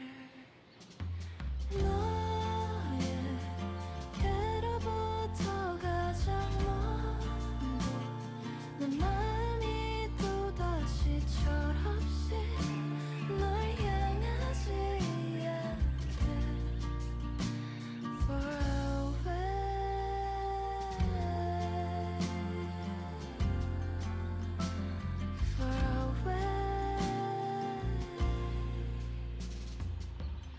한참을 헤매고 찾아왔던 네가 Welcome back, everybody, to more BPL 7 Super Weekend coverage. My name is HB64, and to my right is Akiyoto here on the cast, and we continue here with our Super Weekend here in BPL Season 7, and we head over to the A-League for this matchup where Grin Reaper are facing up against Corrupted Guys. Akiyoto, I hope you're as excited as I am for some more Overwatch action. Super excited, Browsy. I mean, I've already seen a little bit. I've been watching matches all day. I streamed a little bit with the B League yesterday as well. Got to see some matches overall. I mean, there are some great players all around in these leagues, stretching from A, B, and C. You know, tons of talent to be seen. I mean, some teams haven't even been, you know, included yet. So some teams still have to play matches. Some teams have already played their 2 matches for this week. So tons of talent to be seen all over the rosters and everything, and really excited to get things going. Yeah, absolutely. As we take a look here at our schedule here for the day, we're at the final 2 matches here of the middle point of our Super Weekend, where teams are playing 2 matches each. And this is the first time we're actually going to be seeing one of these teams here in this matchup here. Grin Reaper have yet to play this season, so we're going to be seeing them as well. We're also going to get some B-League action at the end of the night. But let's focus on this match right here. Grin Reaper versus Corrupted Guys. Both of these teams coming into today trying to get some sort of impact. Corrupted Guys already came off of a win, but Grin Reaper has a lot to prove considering we have not seen them yet this season. Yeah, I mean, Corrupted Guys, I did get to watch them a little bit in their match versus Once More yesterday. They looked pretty dominant going into their matches. You know, 2-0 on Busan, a 3-1 win on Hollywood. And as we get into their lineup, you know, Dilax and Crybaby and Poyo on those DPS, so definitely a lot of flexibility to go in there. Krabby, the sole tank of Corrupted Guys, holding down that fort along with Gavin as well, and then Bing Dong and Noctara on the support line. So definitely a lot of flexibility to come around with this team, and definitely a lot of impact to be shown. We did see them already, and plenty more to probably be seen as well. Yeah, absolutely. This is a team that has a mix of veterans and rookies. On one hand, 2 of your DPS are brand new to BPL. On the other side, Poyo is a reigning champion in the B-League, so they have a bunch of versatility. Meanwhile, their opponent's Grin Reaper, this is a team that's also filled with rookies, Cray and Kuba, for example, on that support line. But you also have some experience, most notably in that DPS role. Mara and Source Quantum, both BPL Season 5 champions in the B-League, so this is a squad that might know their way around here. And you also have some newer names as well on this team, so both of these teams want to show what they're made of. Some want to show that they could still contend for the best. Others want to show that they belong here in the A-League for BPL. Yeah, I mean, Grin Reaper, you know, tons of returning players, tons of talent that we've already seen all throughout all of these seasons if you've been a veteran with us, or even if you're a rookie. I mean, these players will definitely show up quick. And tons of versatility as well. You know, Katayata, of course, on that tank alone, but you definitely have some flexibility when it comes to that DPS and support lines. And, of course, these players know what they're capable of, and everyone here does, regardless if you're an A, B, or C. So it doesn't define anything. Tons of talent to be shown, and definitely both teams looking to make a splash today.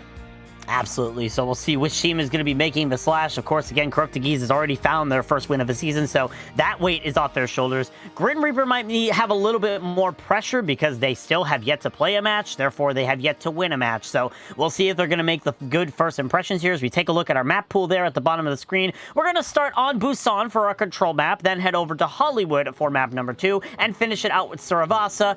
And if by Suravasa we still have a 1-1 tie for some reason, check with admins, we'll get to that eventually, but that's a very rare possibility. That's only if we draw on Hollywood here.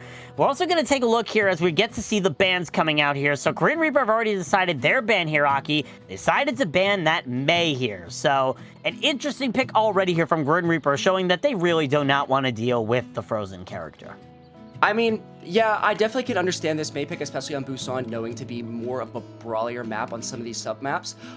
Definitely trying to isolate that May, looking from Grin Reaper, maybe to try to shut them down on these, if they want to go fast. I mean, again, it can shut down, May is known to be shut downing on dives, even isolating characters, shutting down aggressive tanks, and overall could be a very big menace to this Corrupted Guys team. Along with them responding into the Ram, so, you know, it seems like they want to ban the May for Grin Reaper, so they respond with a Ram ban. Maybe they want to opt for possibly running more of a divier comp, shutting down that constant brawl with the Ram.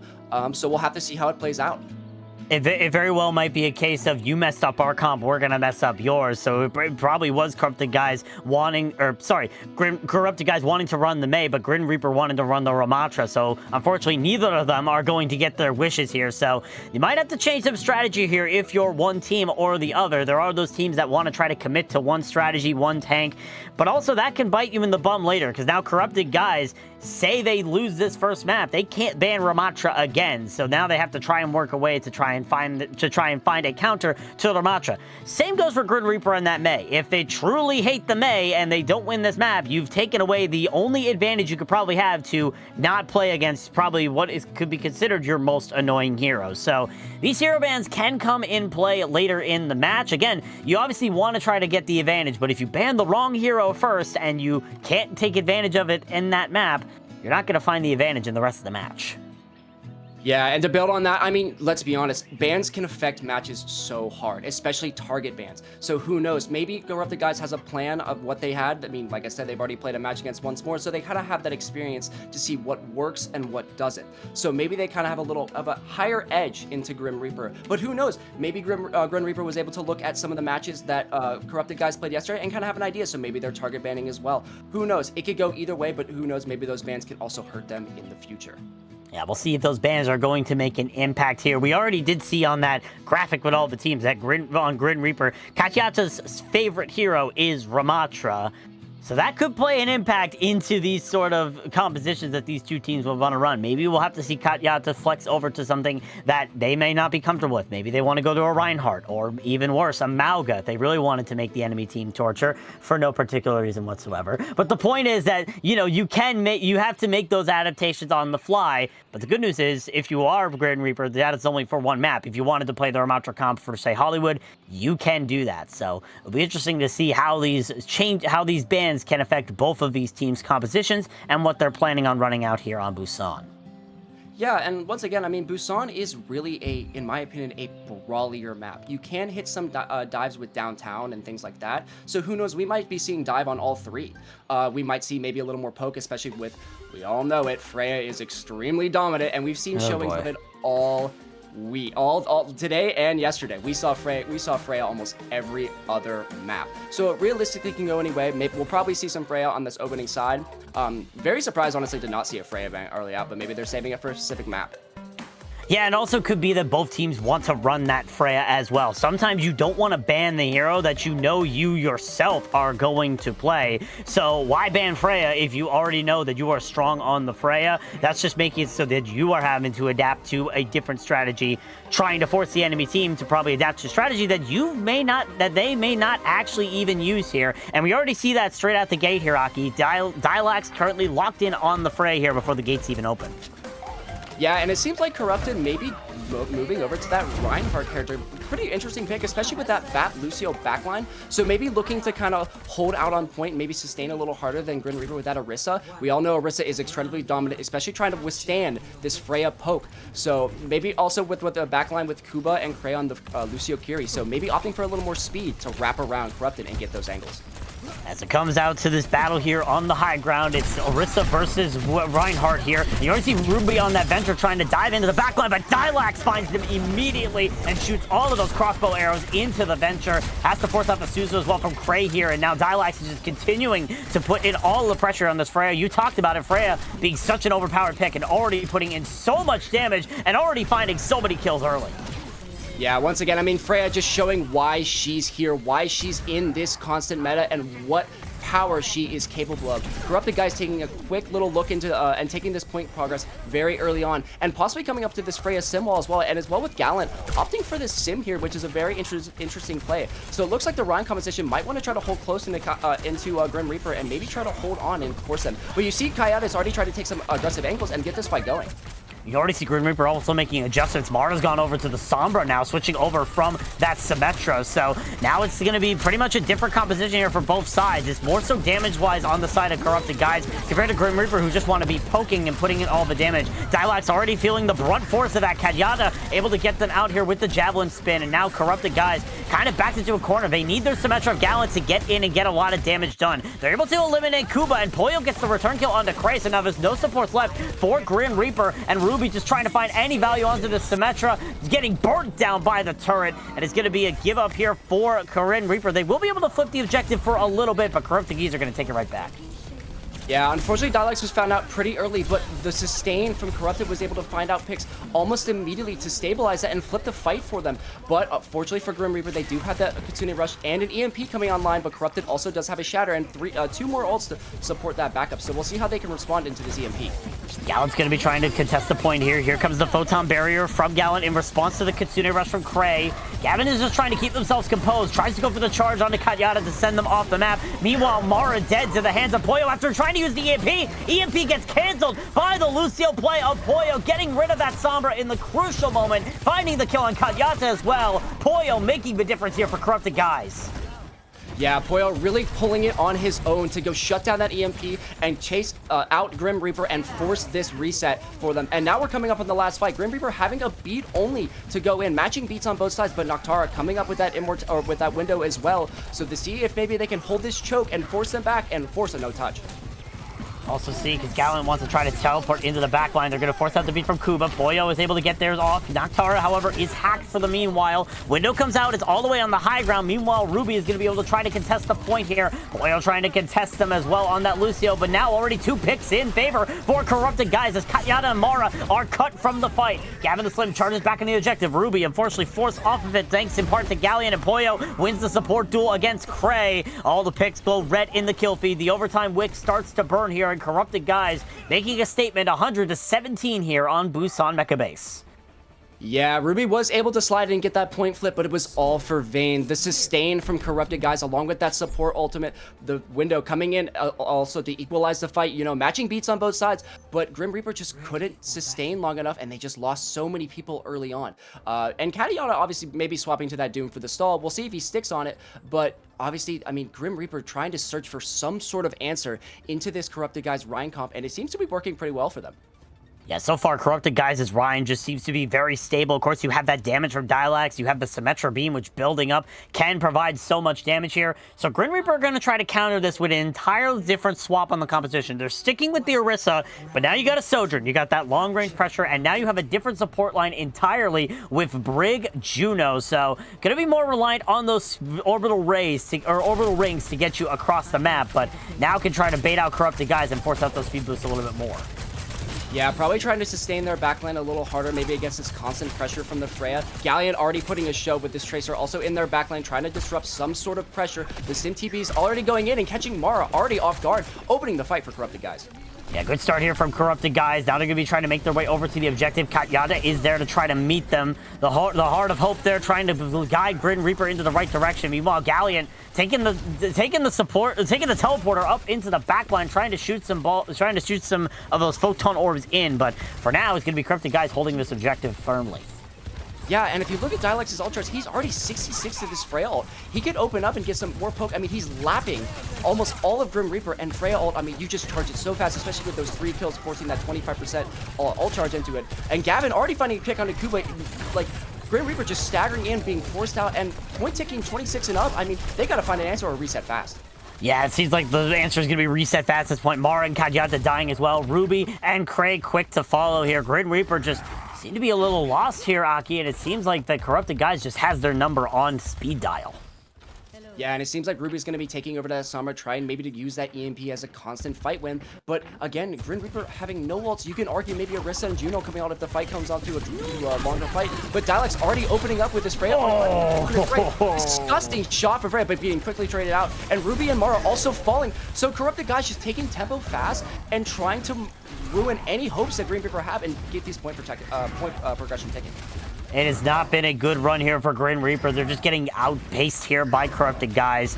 But now that bola shot is out of the way, there is the potential here for Grin Reaper to make an impact. Ruby now over to the Sombra here, so they're trying to stick with this tried and true Sombra pick as they start making their way back in. Katyata on the Orisa, going to be using this Power Javelin, trying to find a perfect stun, but unfortunately that Photon Barrier going to make it a lot harder. They chase down Noctara, and Crazy able to get the kill. Forced to use the Terror Surge to keep themselves alive from the rampaging Reinhardt into their face, and are just barely able to stay alive with 7 health to the name. Somebody heal this horse before they're turned into glue, but Dialax makes it quick. They get rid of 2, but is not able to turn the fight in time. It's going to be Ruby and Kuba, the last remaining subjects on the point, to flip it for Grin Reaper. I mean, incredible individual plays. Dialax almost turning that fight for him, but unfortunately 2-1 might not be enough to sustain that. And even so, Poyo having that beat online, you wonder maybe if he popped that, would have been able to fix it to maybe hold on, but maybe hold on and fight another day, coming in with 3 ults early. Shatter coming into Katyata, dropping him early, and Dialax already finding a kill on the Katyata. Already a good start here for Corrupted Guys. The B from Poyo there to try and sustain, but Gavin the Slim is killed out here by Mara. It's still, however, a winning fight so far for Corrupted Guys. They're able to get rid of Kuba here. Mara diving in, goes straight for the railgun shot on Naktara, but loses to Poyo once again on that Lucio. Ruby has an EMP. Needs to find a time to use it here, but only 57 health. Uses it right there, gets rid of gets Galleon and Poyo stuck inside of it, and Dilax dies as a result. The virus getting that perk and able to spread to everybody in the field here for the side of Corrupted Guys, and Gavin the Slim is quick to follow. The overtime wick is burning because Corrupted Guys were able to flip the point, but Grin Reaper will take it right back. That was so close. Ruby falling to almost 40 HP, almost getting killed before he can pop that EMP, but such a clutch ultimate for them, really saving their fight. But now we look into this next fight, 40% in ticking, trying to maintain some point progression for Grin Reaper, but no ults on the board on either side. Closest one maybe being Simwall for Gallant, and we'll have to see, because sometimes this is where these dry fights are win. Grin Reaper has to play this perfectly, otherwise it's going to be a sweep for Corrupted Guys. Gallant's going to be teleporting right into the backlines in typical Corrupted Guys fashion here. They go right for Mara as well. Force out that slide from Mara to put them in a different position here. Poyo getting hacked. Meanwhile, in the backline, you see Ruby just trying to patch them on that left side. But right now, Corrupted Guys setting up for the perfect move. Oh, but Dilac, what a flank angle. They find Mara. The most crucial pick that Grin Reaper could not have lost first is dead immediately. Kuba as well falls with Katya at his side. Meanwhile, Naktara is dead, but it's not going to be enough here. Grin Reaper already have to switch to the panic pick to try and get back on this objective. The overtime wick is burning, and there's no one from Grin Reaper to keep it alive. Corrupted Guys with such a great strategy to just rotate around, take the first map.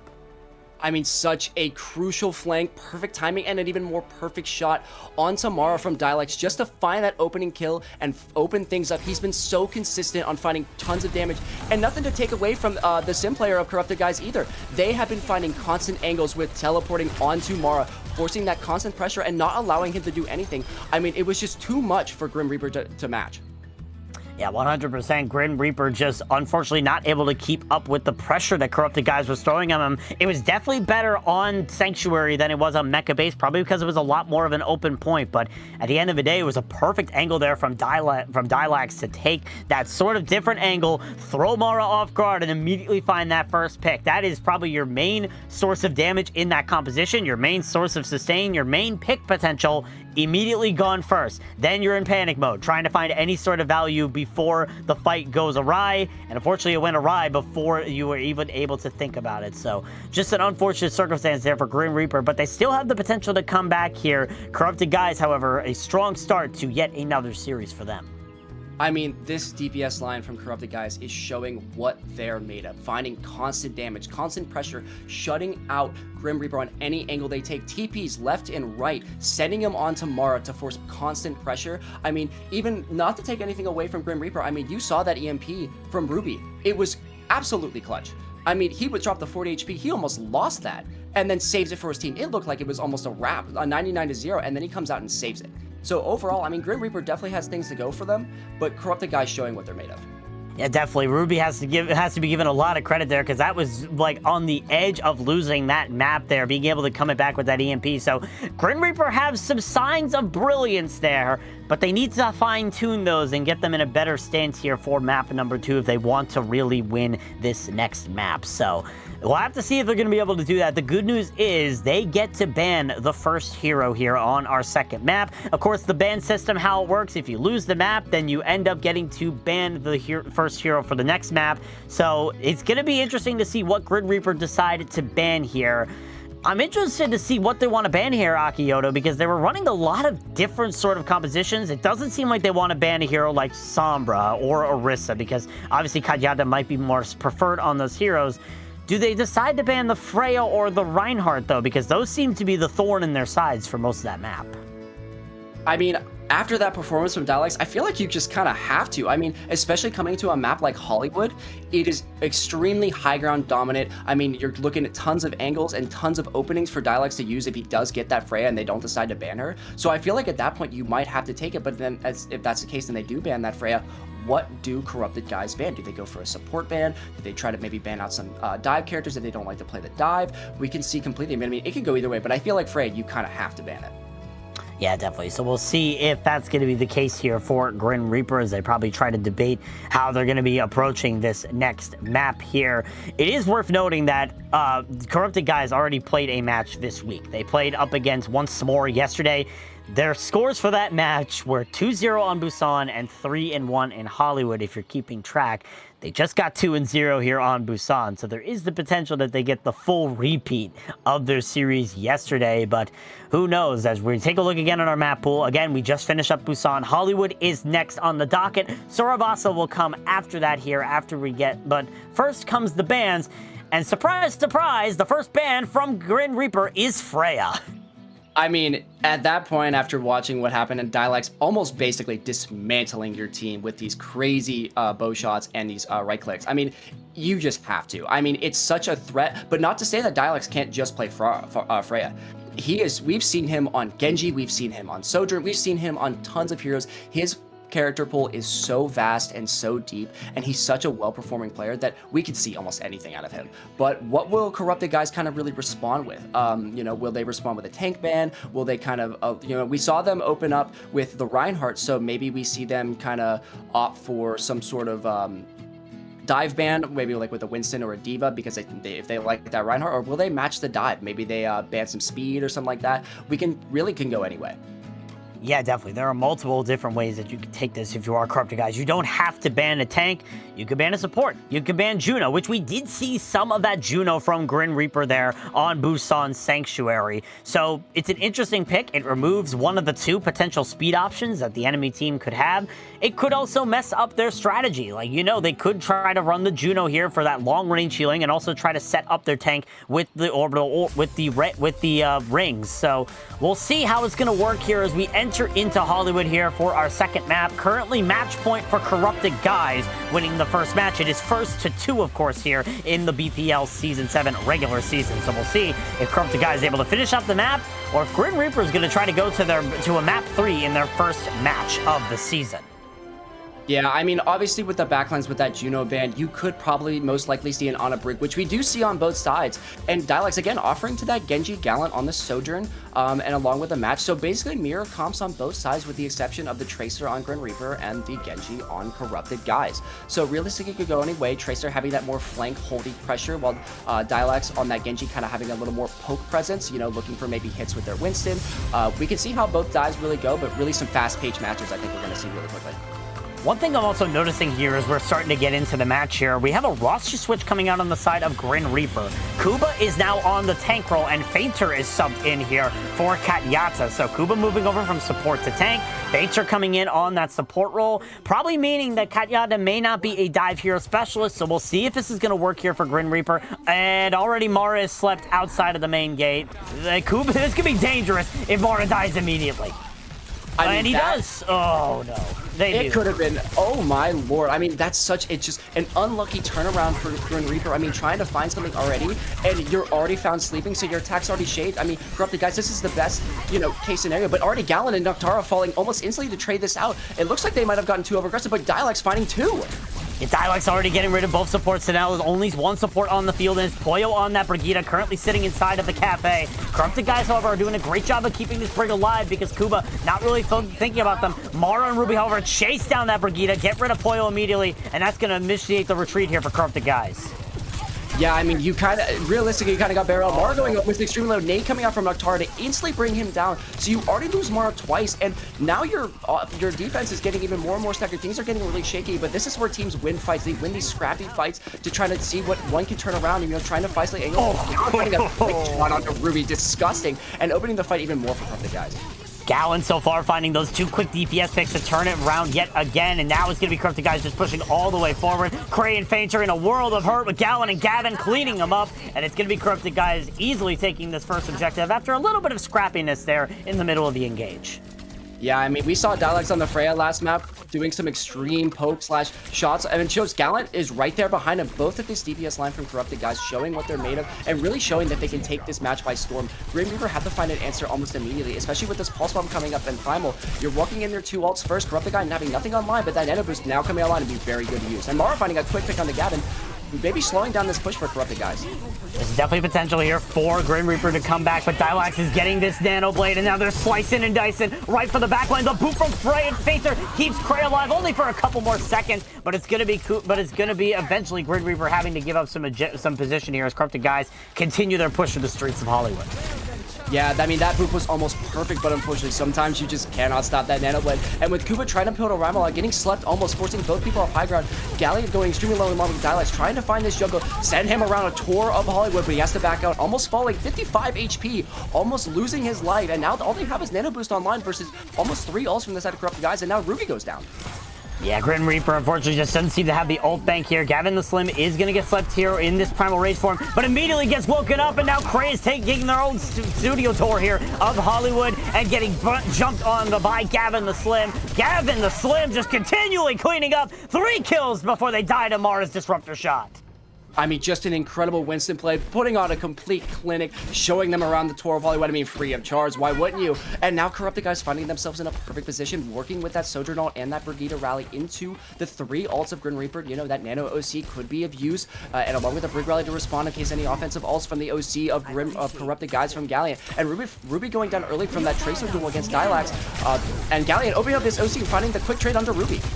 Gallion teleporting right behind the enemy team, but Mara suspects it, and they immediately eliminate them on the spot. Nano Boost goes on to Kuba here, unable to get any value because they're caught sleeping on the job. But Grin Reaper still set their statement strong. They're still trying to take off his support line on the top ropes, and Gavin the Slim goes a little bit too far. While the rest of his supports are trying to back up, they find themselves getting out of the fight the hard way, and Grin Reaper able to stabilize for the moment. Yeah, but if you're Grin Reaper, you did have to invest Rally and Nano double support odds, while Corrupted Guys do have a Rally of their own to maybe fight against this OC from Mara. So maybe you kind of wish you had that back. Maybe you didn't need it with that Winston kind of being on his own. But we can see, because they do have Nano, but Nano is coming up for the side of Corrupted Guys, so double support odds coming in might not look too fun ult-wise when it comes to Grin Reaper. Now, Gavin the Slim just trying to bait out all of this damage. Already dropped extremely low, but that's good for Noctara because that Nano Boost is now online for Corrupted Guys. Dilax and Ruby currently fighting out in this small room. Dilax forced to retreat, go for the Mega Health Pack, and it still loses the Tracer duel. Ruby says, "Nuh-uh-uh, you're not allowed to cheat in this Tracer 1v1. I'm killing you no matter what." But now Gavin the Slim is killing out your entire backline. They do die to the hands of Ruby, but already at the cost of 3 picks here for the side of Corrupted Guys to continue moving this cart once again. Ruby trying his best to show this DPS line of Corrupted Guys that he is not going to go down without a fight, but Gavin and Gallion all responding in kind, taking out 3 players in Grin Reaper, and now OC being used from the side of Mara, trying to find some sort of big pulse coming out from the side of Corrupted Guys, but it misses, hits the floor. Mara trying to find some sort of value. Poyo going extremely low, but he does have that rally. Will he use it? He decides to hold on to it for now. It looks like Gavin is trying to find some angle, dropping extremely low. Kuba also being nano, or anti, trying to find some sort of help, some sort of sustain, but it looks like we're kind of in a stalemate. And right now, it seems like Corrupted Guys just waiting for their 5th to come back. Grin Reaper looking to try to find the engage.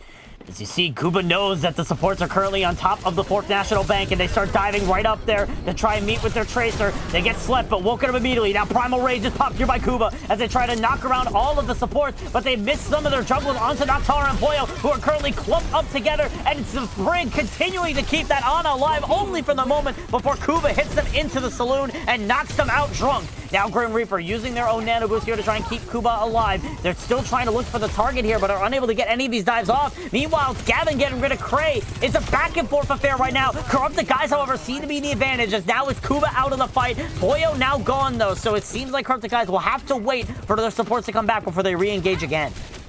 Honestly, that fight could have gone either way. I mean, we see Tracer duels like right now coming up in and out. Dilax having that pulse, maybe trying to open something up, wait for his supports to kind of respawn.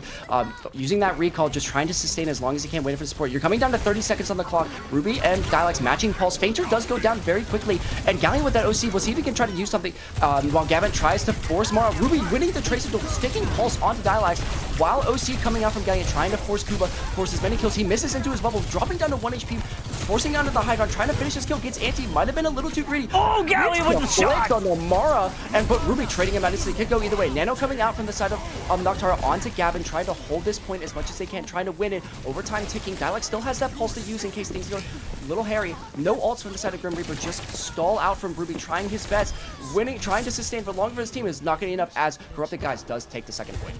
A good fight there from Corrupted Guys. However, it's now going to be Grin Reaper trying to escape, and unfortunately for Fainter, it seems like it's going to be the hard way. Save for Mara. Corrupted Guys, however, take the second point and are starting to move the cart for the studio.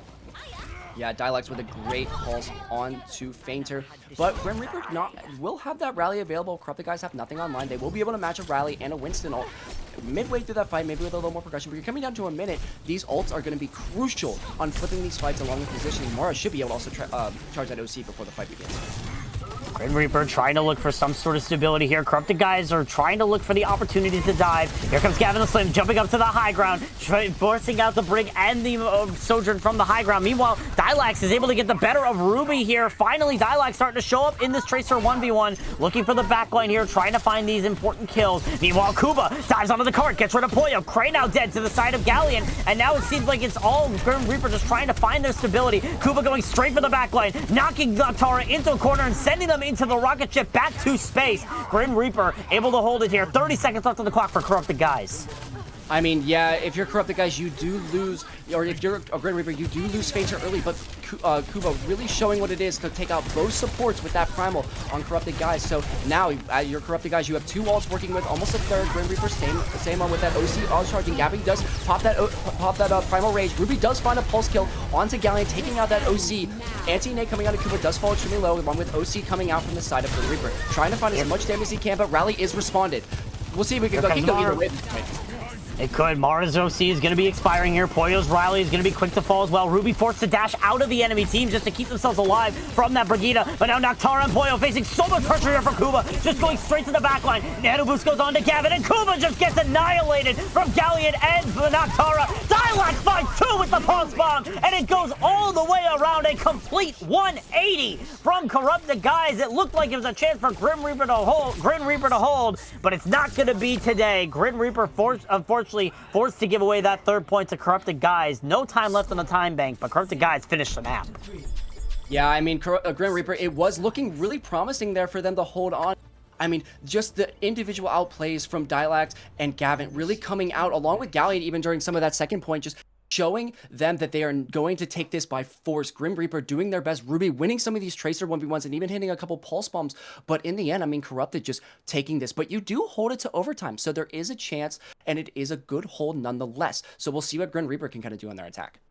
Interesting as you look at the scoreboard stats here for our first half. I'm starting to notice some sort of divide here between the two DPS. You look at the side of Grin Reapers, 16 and 7 for Ruby. Makes sense. They were a very powerful Tracer player, but Mara cutting even on KDR is not what I would have expected, especially after that first half. Meanwhile, their opponents are doing a little bit better than them on both of those regards. So interesting to see how Grin Reaper are going to try to respond to this. Right now, as they're in the spawn room here, looks like they want to continue with the dive, but they're going to be subbing out the Monkey for a Scotsman, which, I mean, what's the difference with that? But regardless of that, running the Hazard here instead of the Winston, which means you have a lot more dive potential, also have the potential for more stability here.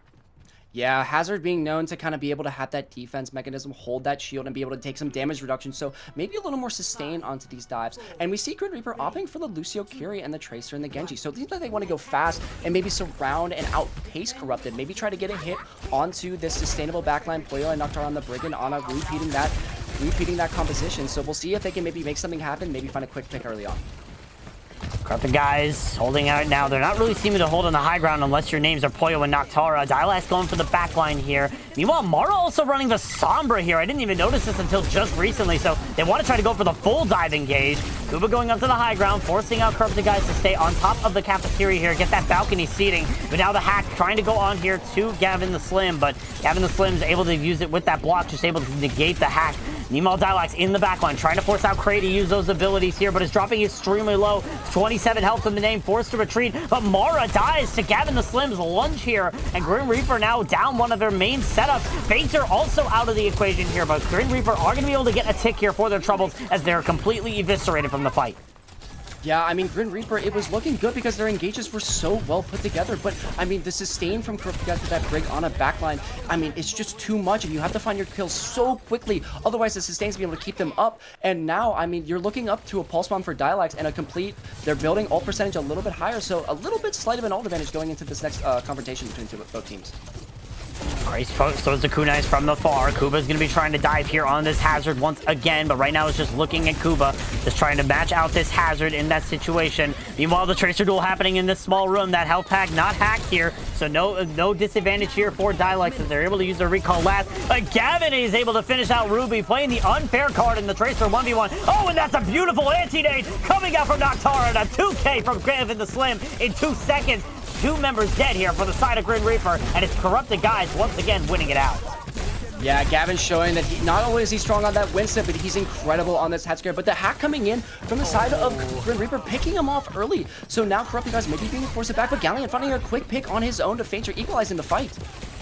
Still even right now, but Corrupted Guys are trying to continue their defense here without a tank. You already see Dallas going straight for the Sombra. They find Mara in the middle of it. Cray, however, gets rid of Gallon. The supports of Corrupted Guys are able to escape that downpour from Kuba, and now the downpour comes out here from Gavin the Slim, but it lands onto nobody, as now 2 ticks are obtained here by Grin Reaper. Gavin now touching onto the objective, trying to find their way forward, especially with that wall spikes right in their way. Now gets hacked out once again here by Mara. But still, it's Grin Reaper trying to find the advantage. Dialog's unable to find anything with their pulse bomb, and now Noctara is taken out of the fight. It has to be a winning fight here. It has to be a winning pick here from Galleon, and they end up getting picked themselves by Ruby. Kuba is taken out of the equation. Corrupted Guy still trying to find some stability here as Poyo is still alive on this Brigida. Ruby notices that, goes immediately for them, forced out the bash, and now Gavin the Slim is taken out of the equation. Half help for Poyo as they try to keep themselves alive, just whipping that whip back and forth, trying to find anything, but guess what? They didn't find the objective in time. Grin Reaper will take point A. Yeah, the close spawn for the side of Grin Reaper being on that attack side really came in clutch. They were able to come back to the fights really fast while Corrupted had a little longer of a journey. It looked grim for a second. It looked like it kind of could have gone either way with Kuba and Gavin kind of trading themselves out. But again, that Sombra hack on the side of Grin Reaper so oppressive into this hazard that if you get hacked once, instantly you're being forced to already put up your shields. It's very difficult to play against a Sombra as a hazard because you have to be careful. Kuba trying to dive onto that Tracer, force out the abilities from Dialox. It just forces them out of that equation. Galleon, meanwhile, looking on this high ground advantage. We've seen them try to go for this advantage so many times. We've seen them being able to get these crucial picks when it matters the most. We'll see if they're able to do it here as they build up their charge, trying to look for that first pick. Looking for the shot on the Ruby, but unfortunately is unable to hit it before the Kitsune comes out here from Cray. Fairy forced to use their beat as Cray and Fainter were dropping extremely low here. Now Corrupted Guys need to find advantage, but it's a 3-man EMP from Mara. And Gallon is hit by the jagged wall. Meanwhile, Tara taken out of the fight. Fainter now dead. It's Gavin the Slim trying to push into the enemy team. But meanwhile, Poyo in a world of hurt on the wrong side of the equation as Grin Reaper are going to continue pushing this card forward. Grim Reaper really taking this fight by storm, using the low ground to their advantage to hide from these high ground angles and using that EMP to really clutch up in that moment, getting 2 crucial picks. Even though you lose Fainter, you're able to isolate those kills and get this point progression really ticking. But now, if you're Corrupted Guys, you have that OC Brig, Downpour, and Tracer Pulse to really kind of work with into just the Pulse from Grim Reaper. So definitely a big ult advantage going into this next fight. We know what Dialox is looking for. They're looking for a crucial pick here with this Pulse Bomb. They see Ruby on the card. Mara having to teleport away, go into the small health pack room. The Pulse Bomb from Dialox, however, is a whiff. Ruby, however, finds Noctara with theirs. That's a better Pulse Bomb overall. Now the downpour comes in here from Kuba, unable to find anything. It's easy now. Gavin the Slim, once again in a world of horde, forced to die to that Sombra from Mara, as it's going to be Grim Reaper capping the second objective. And now with 3 minutes, they have to push it to the end of Hollywood. Yeah, Grin Reaper really kind of turning on a light switch, really taking this momentum by storm and able to hold on to Mara. Unfortunately, does get picked there, and the rally's invested here, but Kuba also finds out Tara, and now you're just kind of using also the fight, and the card is being pushed for free. I wouldn't be surprised if we saw Poyo switch off the Brigida here, because that is not the most ideal place to use it. No, they're sticking on the Brigida. It's going to be actually Noctara switching over to the Kiriko here. So you trade out that Ana pick with a lot more sustain and also some more survivability. They do go to Lucio. They do go to the Lucio. Okay, there you go. Now Poyo also switching to Lucio. So that tells me they want to play fast. Grim Reaper have been playing fast all day. We'll see if it works here. Gavin goes right into the backline. Immediately starts throwing out that jagged wall to try and find some advantage. But Ruby, meanwhile, already finds Noctara. Downpour forced to be used here from Gavin the Slim, and it looks like he's in catching by, but Craig gets killed out by Dilax in the meanwhile. Mara also dead. It's a back and forth affair, but it looks like Corrupted Guys are going to be in the advantage here. Grim Reaper just trying to find these late picks. Kuba, 1 health in the name, gets killed out by Gavin late. Gavin gets hit by the pulse bomb, though. Ruby is keeping this alive, and now it's just the Tracers. It's Dilax versus Ruby. This Tracer 1v1 has been going on all map, and it looks like Ruby's going to come out on top again as Dilax is forced to retreat. Yeah, those lucky support respawns finally came in clutch. Dialec's doing his best to equalize the fight. What a crazy pulse bomb on the Kuba to maybe even flip that. But now you're taking almost to just a minute, just a bit above a minute 30 in change. Dialec's having that pulse bomb, but no other pulse ult online. But Kuba and that EMP coming on very soon is looking very grim for Corrupted guys as Grim Reaper try to take this last one. One thing Corrupted guys have to watch out for is 25 seconds. If they can hold it for 25 seconds, they have a chance of OT rounds. Right now, they're trying to hold this cart with this Reinhardt now coming out from Gavin the Slim to just be a wall in the middle of the objective. And it's already working. They get rid of Kuba here on this hazard. Meanwhile, Galleon finding the Sombra Mara and sending them to oblivion. Mara's not allowed to play the game in Galleon's house as Corrupted guys able to hold the cart under a minute. Again, this DPS line is so deep on the side of Corrupted guys. They can play almost any character you ask them to go on. But again, Mara still having that EMP could go anyway, along with the downpour and the sound barrier. EMP does come out and finds 3-man EMP. Finding Alex almost immediately, and 3 going down for the side of Corrupted guys. 5K. Oh my god, a beautiful EMP coming out from Mara. 3 people hitting it, forced Noctara to react in kind with the Kitsune Rush. But one little Fox is not going to keep your entire team alive from the absolute mess that Grin Reaper threw on top of them. Grin Reaper able to cap here on Hollywood with 39 seconds extra compared to Corrupted guys, which means we're going to overtime rounds, starting with Corrupted guys attacking first. Yeah, I mean, Grin Reaper going down 0-2 to Busan, they took that personal. They were not going to let this map go down without a fight. So, I mean, them coming back and almost getting 2-0 by Busan and bringing this back with a time-based advantage, I mean, well done by that. And especially Mara coming back from even neutral KD to coming back to 23 and 16 on the Summer character, really finding his groove to do some impact for Grin Reapers. Definitely a strong showing here from Grin Reaper. They do not want to go out without a fight here at least. As we start to see some of the perks coming in here, of course, the special thing with OT rounds is that you get your perks immediately once you spawn into that spawn room. So you already see both teams picking out their perks accordingly here, trying to set themselves up here for success. We once again already see that Grin Reaper are going to go here onto this hazard yet again with Smara on the Sombra because it worked so well the first time. Why not run it again? Yeah, and Corrupted guys maybe sticking with this Ryan Bap comp again. I mean, we saw the Winston on their attack. It was really strong and did find some great success. He was winning the Winston duels for the most part, but opting for this Reinhardt, maybe a little TP play. Dialects on that venture. Both DPS line, players on this side really know how to play whatever they really need to, and maybe see if they get something to go with just a minute to fight. I'm watching Galleon here with this Symmetra. It's obviously going to have to be a TP play. Oh, they try to TP to the high ground, but the jagged wall keeps them away. You can still see them going for that high ground. Now, Gavin the Slim all the way in the back line. They immediately take this cafe space, and that's high ground removed from the side of Grin Reaper. Yeah, Grin Reaper making the right play to flip the map. They do not want to fight in that small corridor with a big hammer from a big German man. I wouldn't want to do that either. Delik's I mean, the TP play worked, finding him out early, and now it's just a complete dogfight on board. Gavin just swinging his hammer as fast as he can. Yeah, right now, Corrupted guys are trying to find these picks here. They already found Mara to start off here, and already that hammer meeting Facer in the face. Galleon able to clean them up here on that Lucio, and now Corrupted guys just finding the picks necessary to clean it up. Kuba in an absolute world of horde. Poyo is going to get the final blow on that, and Corrupted guys are going to be able to cap this first objective with that minute that they had. Yeah, people know once Reinhardt gets the space that he needs and he holds objective, he will hold it down. And we see maybe a swap from him coming up, maybe to the Hazard of the Winston. He goes to Diva. And we see Galleon going on the Cast and Dialects going back on the Tracer. But keeping that back line. So maybe a little bit of contradicting playstyles, maybe trying to set up that window, but we'll see how they respond.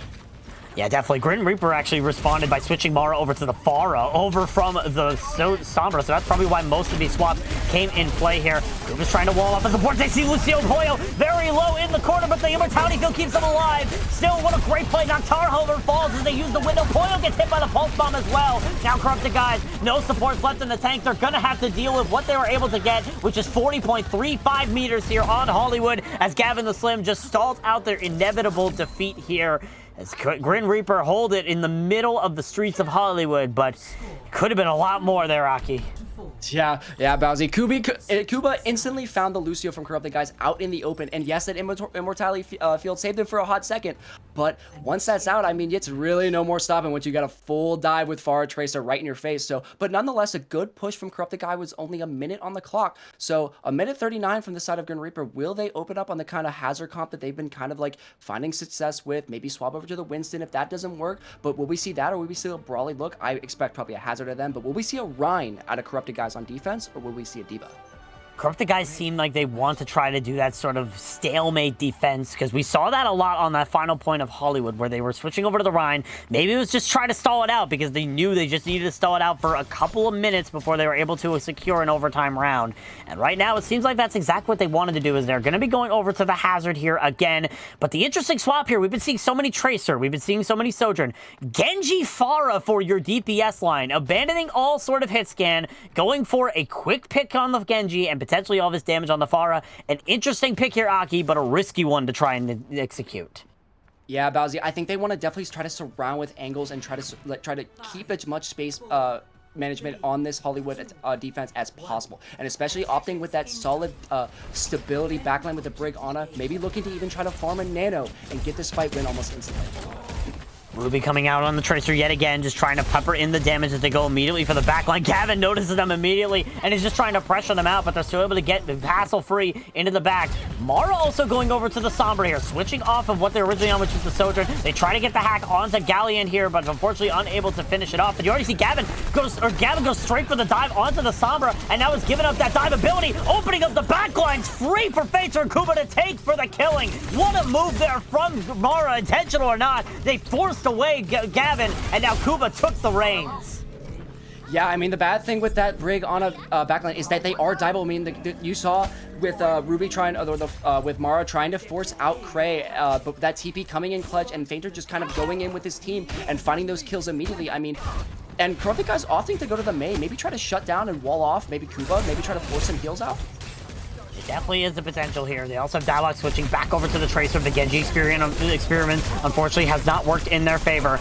Kuba just trying to keep themselves alive, but that wall from Galleon is going to make it a lot harder as they're forced to jump over it. Ruby trying to win the 1v1, but meanwhile Galleon with 2 headshots into Mora and Krayley, looking for a third on the Fainter here, as that's going to be a cleanup here from Corrupted guys. 17 seconds left for Grin Reaper. I mean, Galleon just comes out of nowhere with a Mei, hits 3k like it's nothing. I mean, this guy does this for routine work, and now he's 62 a Blizzard. I mean, if this fight drags on, taking 5 seconds almost into overtime, all you have is a pulse inside of Grim Reaper, and he might be able to charge his Blizzard and end this fight. Overtime is going to be burning here for Grim Reaper. They need to find the perfect opportunity here. The May of Galleon stuck in the small room. They're immediately killed out by Kuba. What a slash coming out from that Hazard yet again. Downpour comes out here from Gavin, trying to force out the enemies to make their move. The Pulse Bomb lands onto that Hazard, but they're still alive. The Nano move from Noctara, keeping them alive, and meanwhile, Cray is dead. Kuba trying to find the kill onto the opposing supports, but they're getting pressured out here. Downpour now comes out. Noctara stuck inside of it. They're getting healed up by Boyo, though, just barely enough to keep them alive. It's still a back and forth affair for now, as the two teams are battling it out. It's now Poyo and Mara. Mara getting the kill there. Poyo able to get the kill as well, as it's still back and forth, but it's going to be Corrupted guys holding it out just barely to take the objective and win the match here against Grin Reaper. I mean, that fight could have gone either way. Nana coming out from the side of Corrupted guys, Beat and Kitsune Rush coming out from Grin, but it looks like Corrupted guys was able to hold on. I mean, that downpour looks scary from Kuba. That almost killed 2-3 people, but Corrupted guys ultimately coming out on top. What a performance there from Corrupted guys. You already see Mara here just, again, that switch to the Pharah made a difference to be able to hold that objective, but unfortunately, it just wasn't enough at the end. I mean, you said it, that May coming out. I mentioned that May coming out. Obviously, now we know why Grin Reaper banned the May on map number 1. They didn't want to have to deal with that performance from Galleon at the end of that map. But well played by Corrupted guys to be able to continue the streak. Now going 2-0 in the first weekend. As for Grin Reaper, more signs of hope on Hollywood, but they still need to go back to the drawing board, especially for their game tomorrow. Yeah, Grin Reaper definitely still a strong showing. Don't count them yet. They still look incredibly strong. But with Corrupted guys, I mean, come out on top of your first week, get a 2-0 almost instantaneously, show your stance in this A-League. I mean, it looks almost dominant. And as we look at the standings for A-League, I mean, we still have to see a couple different teams to play. Camp Half Court still has to play. A couple other teams already playing, you know, Whoop Troop as well. But definitely a very strong team going into this A-League. But don't count Grin Reaper out yet. They still have plenty to show. And let it be known right now, if Corrupted guys keep on this trajectory, they will be the only undefeated team after the beginning, after Super Weekend here. Smoke Wolves obviously still need to play their next match, but if Corrupted guys are going to be coming out as the only undefeated team after the first weekend, chances are people are going to start calling them a playoff favorite, and there's a good reason why. We've already seen how they can perform. They can truly turn the tide of battle, so it's impressive to see how Corrupted Guys coming into the season already with a strong showing on week number 1. We'll have to see if they're able to keep it going through the rest of the regular season here, Aki. Yeah, I mean, Bowsy, it was a complete DPS battle. I mean, overall, I mean, all players shine in their own ways, but I mean, the DPS from the side of Corrupted Guys, you know, Gavin and Dilax just coming out of nowhere. Like, especially with Dilax being a rookie, just coming out of nowhere and dominating. Super excited to see that player. Especially, like, rookies can make an impact here in BPL from A to B to C. But speaking of B, we're going to be taking a quick break here after our A-League match. When we come back, we'll be back with another match in the B League, so don't go anywhere. More BPL Season 7 Super Weekend coverage returns after this.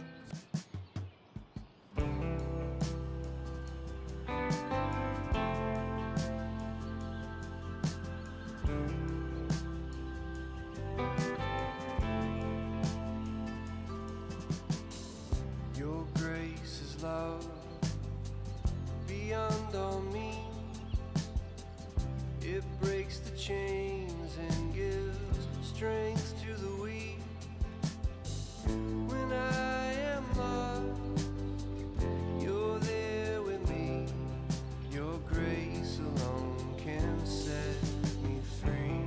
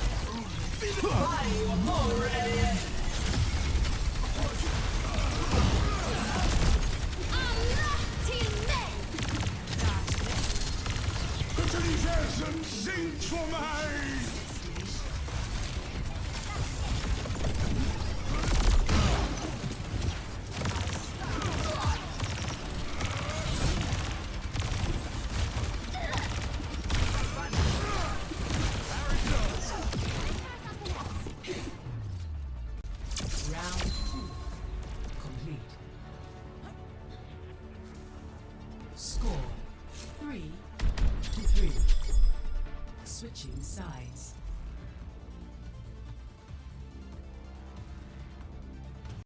Initiating match.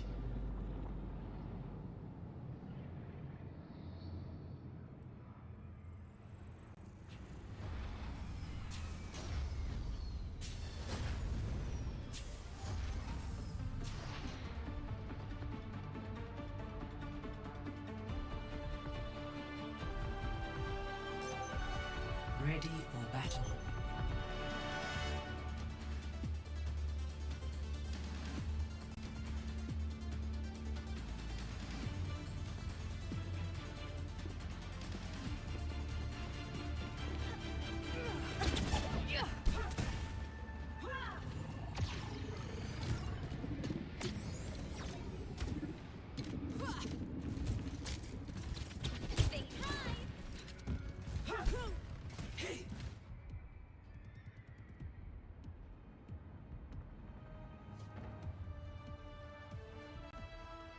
Five, four, 3, 2, 1.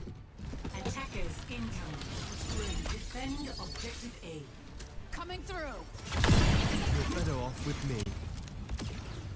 This is Juno. Cheers, love. It's time to save the world.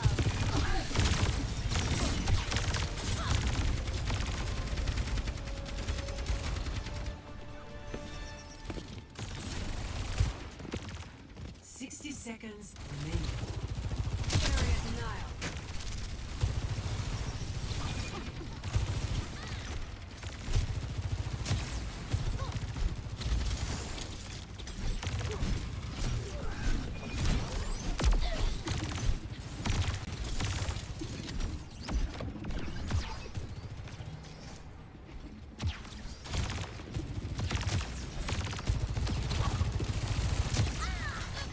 Seconds remaining.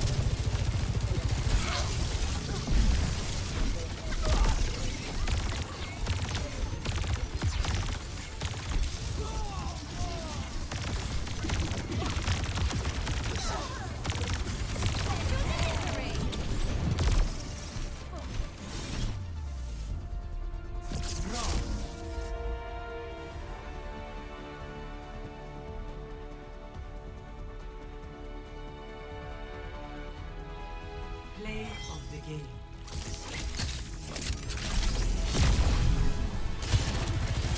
You're done. Cooling down. Hailed and powered and ready to fire.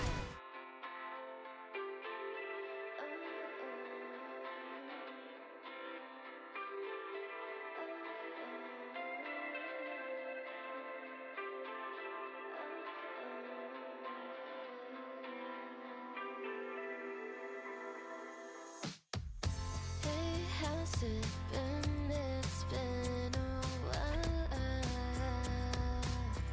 since we last spoke. You broke my heart and left me hanging.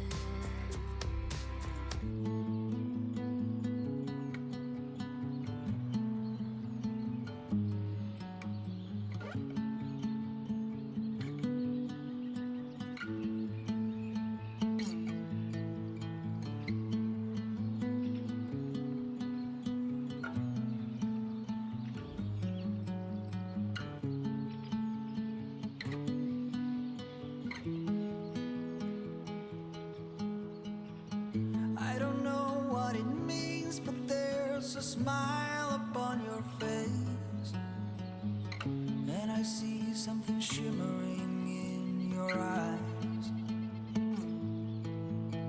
And they say if you want to glimpse the future, you need space. And you said you'll put down your morning guns. Would you follow me to wonders? Take my hand and walk beside me in a world of thunder. Fear is an imposter. When you look at me this way, I find it hard to not give in.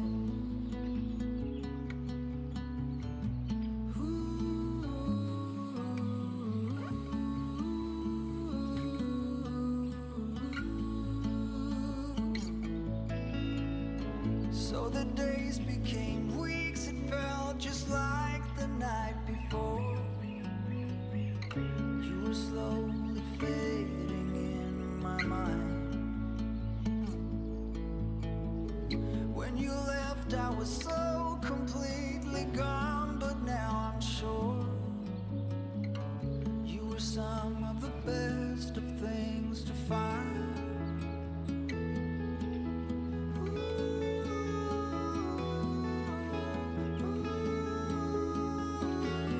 Would you follow me to wonders? If you're everything that matters to me, makes me wonder why I can't get over you.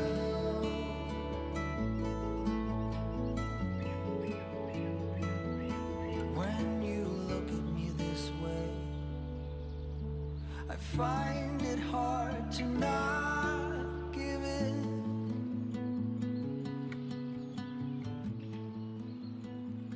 Welcome back, everybody, from the quick break. Bowsy once again joined here by Aki on the cast as we're about to head into a different series. We need this series to wrap up before we can head into our next match, so we're going to be casting Camp Jump Shot versus Blind Music Society on the mainstream. Already 2 maps in. Blind Music Society won the first map, and they just drawed on Blizzard World, which means we have the potential of a map 4 situation. But we have to go to New Junk City first before we can see that here, Aki. So it will be interesting to see which of these 2 teams can come out on top. Yeah, I mean, personally, I think it'd be pretty fun to see a map 4. You know, we haven't seen it yet. We've definitely seen a lot of 2-0s. I mean, we had a 2-0 on the past, I think, 3 matches so far on mainstream. So it would be very interesting. But definitely, it seems like Blind Music definitely has the opening as we jump right into the bands. But Blind Music Society opting for that Orisa. Yeah, Blind Music Society banning the Orisa. Meanwhile, Camp Jump Shot banning the Lucio here. So no horses, no beats. No music, no horses allowed here. Of course, Blind Music Society wanted to play that music, so unfortunately they're banned out of their own metagame. So this might be Camp Jump Shots to win. Jokes aside, this probably means that they don't want to see these sort of annoying heroes on a map like New Junk City, a notorious brawl map. You probably don't want to see the Orisa if you want to play a brawl composition. Also noteworthy that Camp Jump Shot banned Wrecking Ball last map, so maybe Blind Music Society are banning Orisa so that they can play that Wrecking Ball. Yeah, and maybe you wonder if they do want to play that Wrecking Ball instead of Lucio, why not ban a Sombra? Or like, you know, a Torb or anything, but if they want to maybe avoid the speed, maybe try to avoid them from running away from the ball, try to make the hits a little easier onto their backline. But we'll have to see how both matches play out as we're kind of coming into this kind of all of a sudden. Yeah, we'll see how these two teams are going to respond to each other here as we head into New Junk City. It is match point for Blind Music Society, so they still can take the win here if they're able to win this map here. But Camp Jump Shot has an opportunity to bring us to a map number 4 in the first weekend of BPL. So we'll see if that's going to happen here as we take a look at these early compositions. And remember how I said Orisa was banned? Yeah, we already see Blind Music Society opting to go for the Mauga. I mean, I personally love to see some Mauga gaming. Some people might disagree with me. Some people might call me crazy. But Mauga game is always kind of fun. They do offer that Juno Brig backline as well, so maybe a little speedy matching along with the side of Camp Jump Shot and in Cass instead of Freya. So maybe Blind Music trying to take advantage. We'll see if Blind Music is able to take advantage of that Mauga here as we start off here on the arena. Camp Jump Shot running that Diva composition on the other side. It's going to be a matter of which team is going to be able to engage faster here as we take a look here on Breezes on this Diva here with the name press Q, hold W, i.e. the life of a tank player. Already Yukino doing exactly that, pressing W immediately into the enemy team. Able to do a lot of damage, but gets out with their life. But Kitsuke Saki flies too close to the sun and Flawless shoots them out to bring them back to Earth. Already a good start for Camp Jump Shot. Now Josh should take it out as well, meaning Camp Jump Shot are going to be able to take this point for the first cap. Yeah, you know, trying to start things off really quickly, trying to get quick engages, but Kitsuki Saki really flying a little too dangerously as Flawless is able to find them out really quickly. So a quick reset for Blind Music going into this, and no ults on the board yet, but Flawless coming dangerously close to that high noon. Chisakina already getting pressured out here by PJ on their side here as Blind Music Society make their way back into the engagement here. It's going to be interesting to see who Yukino tries to go on here with this Mauga. They go immediately for the backline, and they're able to get rid of Monarch with the help of their Genji of Chisakina. So now Chisakina going to be able to rampage in the backline, finding 2, getting Freak Bob with the help of Yukino, charging right into them here. And it's going to be Camp Jump Shot losing this point immediately. Blind Music Society take it back. Yeah, that Mauga from the side of Blind Music Society be able to take so much pressure off of the DPS of Blind Music Society. Chisakina really taking advantage of the angles, finding 2 along with Yukino, easily able to clean that up. So Camp Jump Shot coming back into this, coming up with 3 ults, almost 4 into the mid-fight. Blind Music, nothing yet so far, but a Blade looking to engage for the side of Music Society. Kind of trying to dry though. We'll see which ultimates are going to fly out and in which order here. Camp Jump Shot taking the wide angle here. Chisakina already looking for the backline. They see Freak Bob in their sights here, trying to bait them out into a bad position. Pulse Bomb comes out from PJ. It is a whiff. Now the orbital ray from Freak Bob to try and engage Camp Jump Shot into this fight. And Yukino tries to go for the backline, gets immediately eviscerated, and Josh's Bola shot is eaten up. Chisakina has to bring this back with the blade. They're able to slice Monarch, but get killed out by Freak Bob. And it's going to be Camp Jump Shot taking the point right back into their favor. And the good thing about wiping so quickly, if you're Blind Music Society, you get 80% on this point, so you're going to last fight territory, but you do still have a fight. You have 2 ults, almost 3 to work with. Oh, and we do have a pause coming in, so maybe some technical issues, but Blind Music Society looking pretty strong with their ult economy. Yeah, definitely a good ultimate economy there from Blind Music Society. They did have to use 2 of their main... They did use 2 ultimates and unfortunately only got 1 kill with them, that being the Bola shot and the Blade. But you still have that cage fight ready for this next fight. So Blind Music Society definitely has the potential to make an impact. And you also have Orbital Ray. There's basically nothing stopping Yukino right now from just completely melting the entirety of the enemy composition. You use that cage and that Orbital Ray, that's an easy fight victory. But the challenge becomes, can you get to the objective fast enough? Because it's already at 66% at the time of the pause. That counter counts up much faster in Flashpoint than it does in Control. So worst comes to worst, you're going to have to be rushing onto that objective here if you are Blind Music Society. So we'll see if it's going to work here in their favor here, as it looks like we're going to be heading back into the game here. Got everything ready here for the next engage, but we'll have to see if Blind Music Society are able to touch that point in time. Yeah, Camp Jump Shot will have that bomb available, so maybe a quick counter if they do get some people stuck in that cage with Yukino's cage. But Yukino have to be very clutch with this cage, trying to open things up. They will be rushing in quickly, trying to find a quick pick on the Flawless. Yeah, they immediately dive into Flawless. They use their cage onto the Diva here of Breezes. Deadeye comes out here from Flawless to try and separate them. The bomb used inside of the cage, able to barely Yukino able to stay alive from that. But now the overtime wick is beginning to burn here. Camp Jump Shot at 99%. Flawless already fanning the hammer right into the Malga, trying to finish them off. Gets stomped on, but Yukino still just barely alive and able to use that cardiac overdrive to keep themselves alive. Rally now comes out here from Potato, as now Joshin is removed from the fight, but PJ is also traded. Blind Music Society already pushing in. They find their target onto Freak Bob, and now Monarch and Freak Bob die at the same time. All that's left is Breezes, and they immediately go for the full course of trees, knowing that they have a chance to retouch this if they're able to navigate away from Camp Jump Shot's range. Yeah, Prescue really did a great job of trying to mitigate that cage, using the bomb to get them out of there. But Yukino, once he uses that Maga, and nobody even gets a touch. Oh, no. Yukino using that Maga, that cardiac overdrive is such a threat in these scrappy fights. I mean, that overhealth granted to his team and able to stay alive there from that fan hammer from Flawless, really doing great numbers. So now as we head over to Bomb Flats here for the next objective, Camp Jump Shot are thankfully in the advantage. They're all right in that position here. Blind Music Society are going to be fighting into Camp Jump Shot's hold here. But Yukino could just do exactly this, just rush straight to the backline, tries to go for the charge on the Brigitte, almost charges off the map, but it forces Potato into a bad spot, and but Potato gets put in a bad spot because of it. PJ able to get that first kill here with that Pulse Bomb. Camp Jump Shot in an advantage. Kitsuke Sake now the only support here for Blind Music Society, as PJ is trying to burn down any targets that they see in sight. Freak Bob is going to invest the orbital ray into this, and that means Yukino is in an absolute world of hurt. Fan the hammer plus the damage boost means you are going to be sent to the Shadow Realm, and Camp Jump Shot will cap Bomb Flats first. Yeah, Freakball opting to use that orbital raid to try to solidify that fight, but with Blind Music Society coming in with the blade and cage up pretty soon, coming with almost all their damage ults and that orbital raid also the match, you wonder if it might be a little bit too of an overinvestment. They did have a numbers advantage, so you wonder if you might want that raid back. So we'll see if Camp Jump Shot is able to recover after using that pivotal ultimate first. Blind Music Society want to take this left side angle. You already see PJ on the left side of your screen just peppering the backline, trying to make sure they can force out cooldowns from both of the supports. Josh, meanwhile, getting pressured out by this Diva. Now here comes the cage fight from Yukino, and they found Monarch all alone in that cage.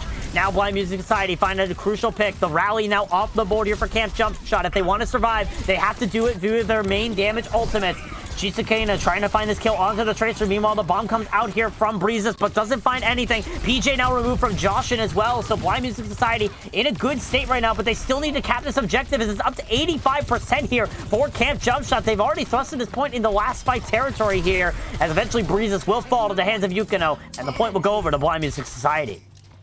Yeah, if you're Camp Jump Shot, not a bad fight there. You did get the point to 98%, so you are taking into one fight territory if you are able to win this. But look at Blind Music Society's ult percentages. They have 4 ultimates online to work with versus Camp Jump Shot's 2. You know, a Pulse Bomb, if you land a lucky stick, maybe try to take one of those support ults out of the game before they even use it. And it looks like PJ's trying to do exactly that. Pulse Bomb comes out from PJ. Unfortunately, it is a whiff. They try to go for Kitsuke, but now here comes the orbital ray from Kitsuke Sake to turn the tide, and the overclock coming out as well from Josh. And Kitsuke Sake finds 2 in this fight, putting the DPS in DPS support, and this is just brutal. Like, Stagger coming out here onto Breezes means there's gonna be more time for Blind Music Society to get ready for this next engage. Yeah, and great restriction on trying to not use all their ult. Still retain onto that blade and that rally versus just Camp Shot's rally. They might have a Juno ult to come up on mid-fight, but you are coming to last fight territory here, so we'll see which one these teams try to engage first. Maybe try to find an opening. You see PJ going to the backline yet again. Here comes Chisukena with the blade. They get stunned out immediately here by Monarch, but now we're slicing and dicing that Brigitte. They found one on the Monarch. They found a second on the Flawless. Josh, however, dies in the backline, and it's PJ trying to cap the objective with Breezes on point. Kitsuke Sake, the only support left. You see Breezes putting all of their defense matrix into keeping that Juno alive, and it does the trick. Orbital Ray now engaged on the objective. Camp Jump Shot has an opportunity, but now Freak Bob is removed from the fight here. Kitsuke Sake trying to keep everybody alive here, as now Yukino forced to run away. It's still, however, Breezes on the objective. They have a Diva Bomb to their name if they wish to invest in it. That's exactly what they're going to do. Kisuke Sake killed out by Monarch. Remake comes in here from Breezes, and now Blind Music Society might find themselves on the back foot. They've lost both of their supports. Potatoes are out of the fight as now the cage fight comes in here from Yukino. They burned out Monarch at the stake. Freak Bob trying to run back into the engagement here as now it's only Breezes on the objective. One help to their name. The Juno's back, but the Diva is gone. And now Freak Bob trying to find the advantage, find anything here. They give it to Chisakina, but it's only for a little bit of time. PJ's now back, trying to stall it out here with this Tracer, but is forced to recall and can't touch the point in time. Blind Music Society take bomb flats. I mean, Camp's jump shot almost flipped that. They did get the orbital ray out, and they found such crucial picks onto the backline on Blind Music Society, losing both supports, but that cage from Yukino was clutch, avoiding the bomb, dropping almost to 100 HP, almost dying, but able to sustain with his Juno and Kisuke Sake, and able to sustain long enough to get that cage off and win that fight. So now Camp Jump Shot making some swaps here on the board. They decided to go over to the Ramatra here, so different from the Diva. Now they want to try to play this brawl game, try to force out this Cardiac Overdrive from Yukino, so we'll see if it works in their favor. Yukino and Blind Music Society already taking over this high ground away from Camp Jump Shot as the point unlocks here on the Ducks.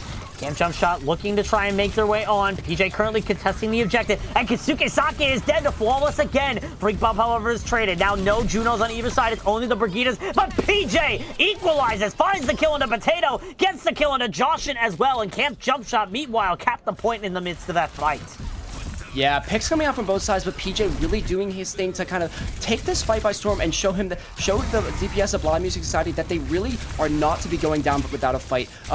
Juno all coming out from Kisuke Sake pretty soon. Just a Tracer Pulse Bomb from the side of Camp Jump Shot the match, but time ticking almost to 40%, and we'll see if Josh, and even with a Pulse Bomb line, see if he can match it and try to find an opening pick. Blind Society taking this high ground approach yet again. Orbital Ray comes out from Kisuke Sake to set up here. Pulse Bomb from Josh and lands right onto Monarch. That is a perfect ultimate here. PJ tries to go for their own Pulse Bomb, but is a whiff, and they sacrifice their life for it as Chisakina finds 3 to clean up the point and take this point back for Blind Music Society. Chisakina just doing his thing on the Genji, but Joshin opening that fight up to find Monarch early with that Pulse Bomb, taking him out of the fight and even avoiding him of the possibility of maybe developing that rally. So a crucial Pulse Bomb to win the fight. And Blind Music Society still holds on to this Genji ult, and they have Cage and Rally coming up, with Camp Jump Shot just maybe coming up to a high noon along with a Rally and a Annihilation. So Camp Jump Shot with that Ram, maybe looking to sustain this Maga pressure as much as they can, but Chisakina looking for this blade with 40% and ticking, trying to hold on to this. Yukino runs right into the backline, and they find the stop onto the Brigida. The cage fight comes out, and both supports are turned into sushi. Chisakina slices and dices them back to spawn. Flawless trying to run away, throws out the Kinder, but is going to be doing absolutely none of that. Chisakina cleans them up, and that was a quick fight from Blind Music Society as they're now at 30%, less than 30% to taking the map.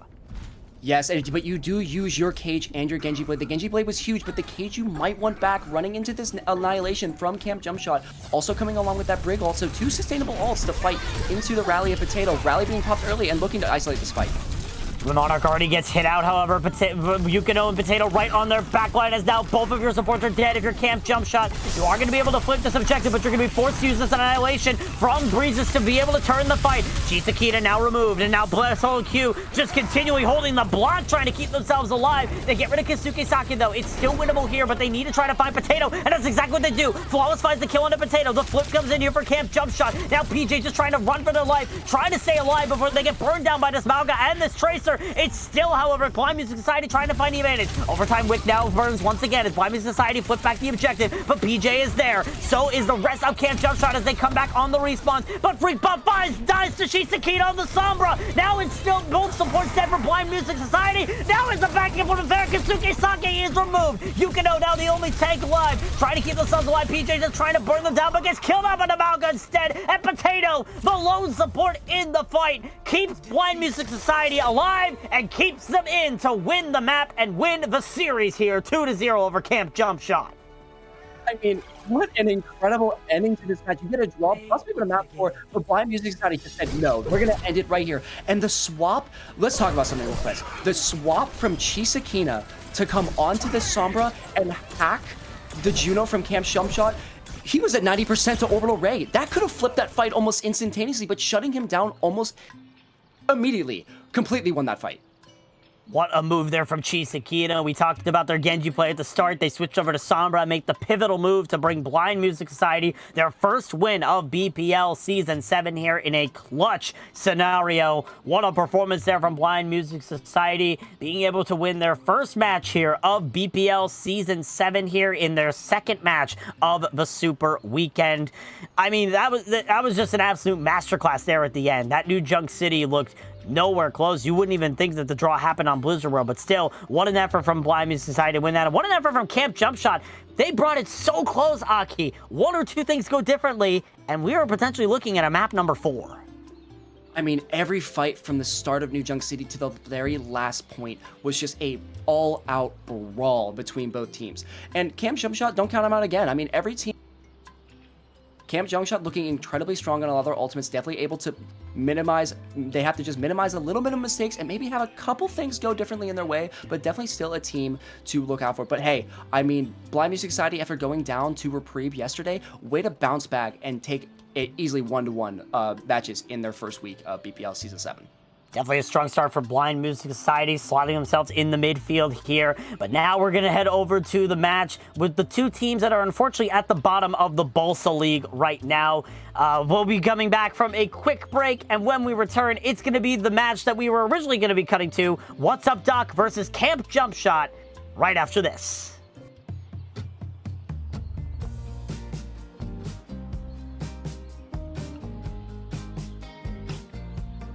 Where did the time go? How do we move so far away? Holding on, how much can we both take when love isn't at home? I can't hear a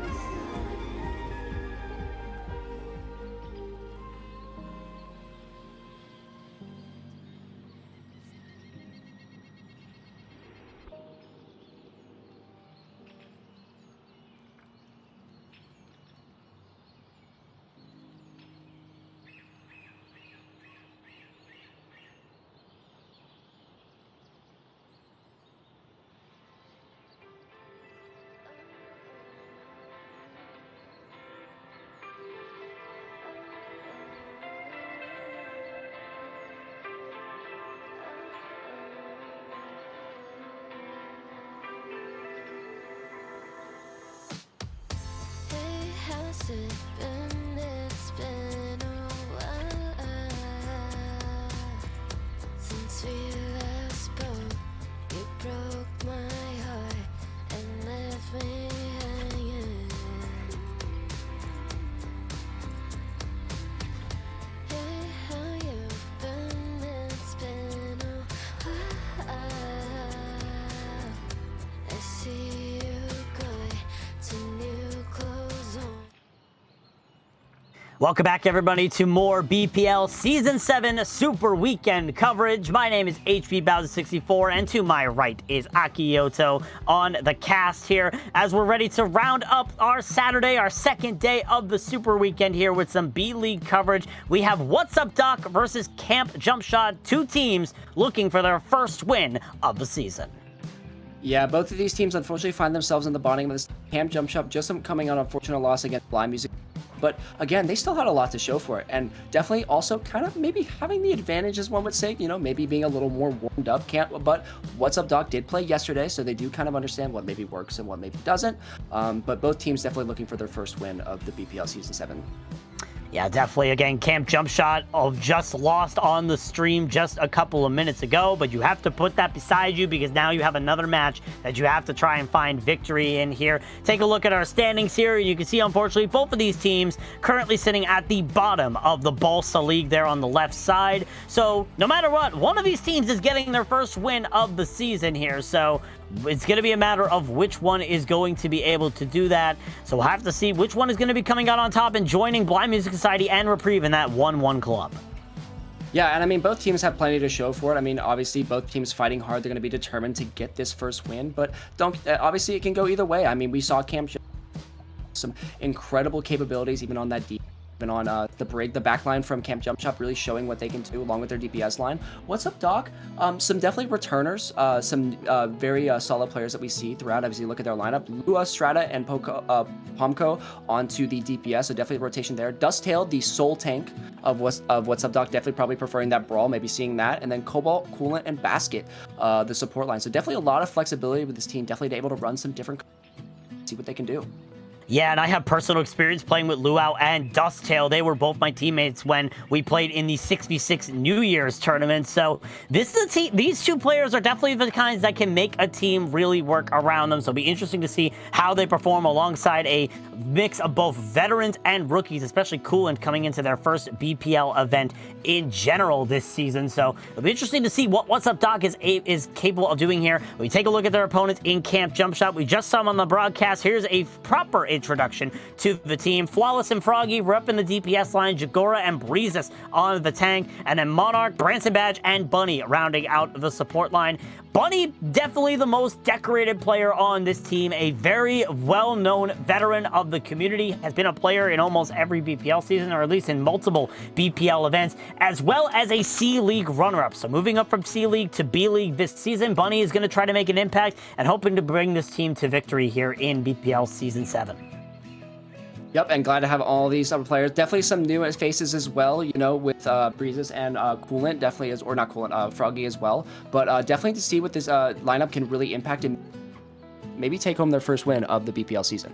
Absolutely. As we take a look here at our map pool here, we're going to start off on Nepal, head over to Blizzard World after that, and then New Junk City. If your names are Camp Jumpshot, you're already familiar with these maps, but that's besides the point. If we do tie on Blizzard World, again, for Camp Jumpshot, that means I would have 2 nickels for every time Camp Jumpshot tied on Blizzard World in the first weekend of BPL Season 7, but we have the chance of going to a map number 4. That number 4 would be Busan if the possibility comes out, but let's not focus on that. Let's focus on that first map of Nepal. Again, this is a map that Camp Jumpshot just came off of losing, and we already see the bans coming out here. We have Sojourn banned from What's Up Doc and Camp Jumpshot banning Juno. So yeah, maybe What's Up Doc really wants to look for maybe shutting down those angles from the Sojourn. Obviously, Sojourn recently has been kind of outshined by Freya. You know, Freya is able to take a lot more poke, a lot more quick pot shots onto those DPS, especially with those little right clicks, those explosive arrows. But definitely maybe doing some scouting. Maybe they see a little Sojourn from Camp Jumpshot and maybe want to try to get it away early. And as long with Camp Jumpshot, maybe seeing as well with the Juno, maybe try to eliminate that speed. Yeah, definitely. It'll be interesting to see how these strategies are going to play into the enemy team and also play into their team here on Nepal. But going back to what I said, Camp Jumpshot just lost this map not too long ago. As well, unfortunately, What's Up Doc is also winless on Nepal, but they did take a point up against their last opponent's Mothmania. So we'll see if they're going to be able to do exactly that here in this matchup as we're waiting to get into the match here. This match also has a personal connection for me because obviously you guys see me all on the camera here, but if I were to happen to have a separate camera here and do exactly this, you'd be able to see right behind my monitor is this picture of Bugs Bunny. So What's Up Doc is a kind of personal team for me. But the point stands that I'm interested to see how these two teams are going to be able to go. It's just, What's Up Doc has a personal connection to me. Yeah, and I mean, with What's Up Doc, I mean, if you take a look at their previous match, I mean, it was against Mothmania. And Mothmania is currently sitting 2-0 on the top of the leaderboard. So definitely taking a map off a strong team is a definite positive to look into going into this match against Camp Jumpshot. So you might be able to work off that momentum knowing that you're capable of these different, compositions and taking these teams by storm. But don't count out Camp Jumpshot yet. I mean, they were able to draw the last map onto Blizzard World. So maybe they're able to hold on and maybe show What's Up Doc really something special. Yeah, so it's going to be interesting to see what What's Up Doc does. Obviously, playing close with a top team could mean that you yourself could be a top team if you hit the strides correctly. That could, obviously, it's your first match. Anything can happen. So we'll see if What's Up Doc is going to be able to show what they're made of here as we're entering into our first map of the day, heading over to Nepal for the first map of this series, our final series of the day here on the BPL mainstream. Which of these teams is getting their first win in the Balsa League? We're about to find out. Yeah, Bowsy, I mean, Nepal is always a really strong map. I'm really interested to see what kind of compositions they run out. Come out on a dive? Will they come out on some sort of brawly comms? Maybe with that Sojourn being banned, maybe they try to go a little quicker. But with that Juno ban as well, maybe they kind of limit themselves. We'll kind of see where it goes into. If you take a look here, it looks like we're going to be starting off here on the Shrine. I'm already seeing a glimpse of what these two compositions are going to run, and it looks like the name of the game is Brawl right now out of the spawn doors. Of course, this could just be the small runs, but right now I'm smelling some shenanigans on the side of What's Up Doc. Mostly in that support line. Looks like they want to try to take a page out of OWCS play recently.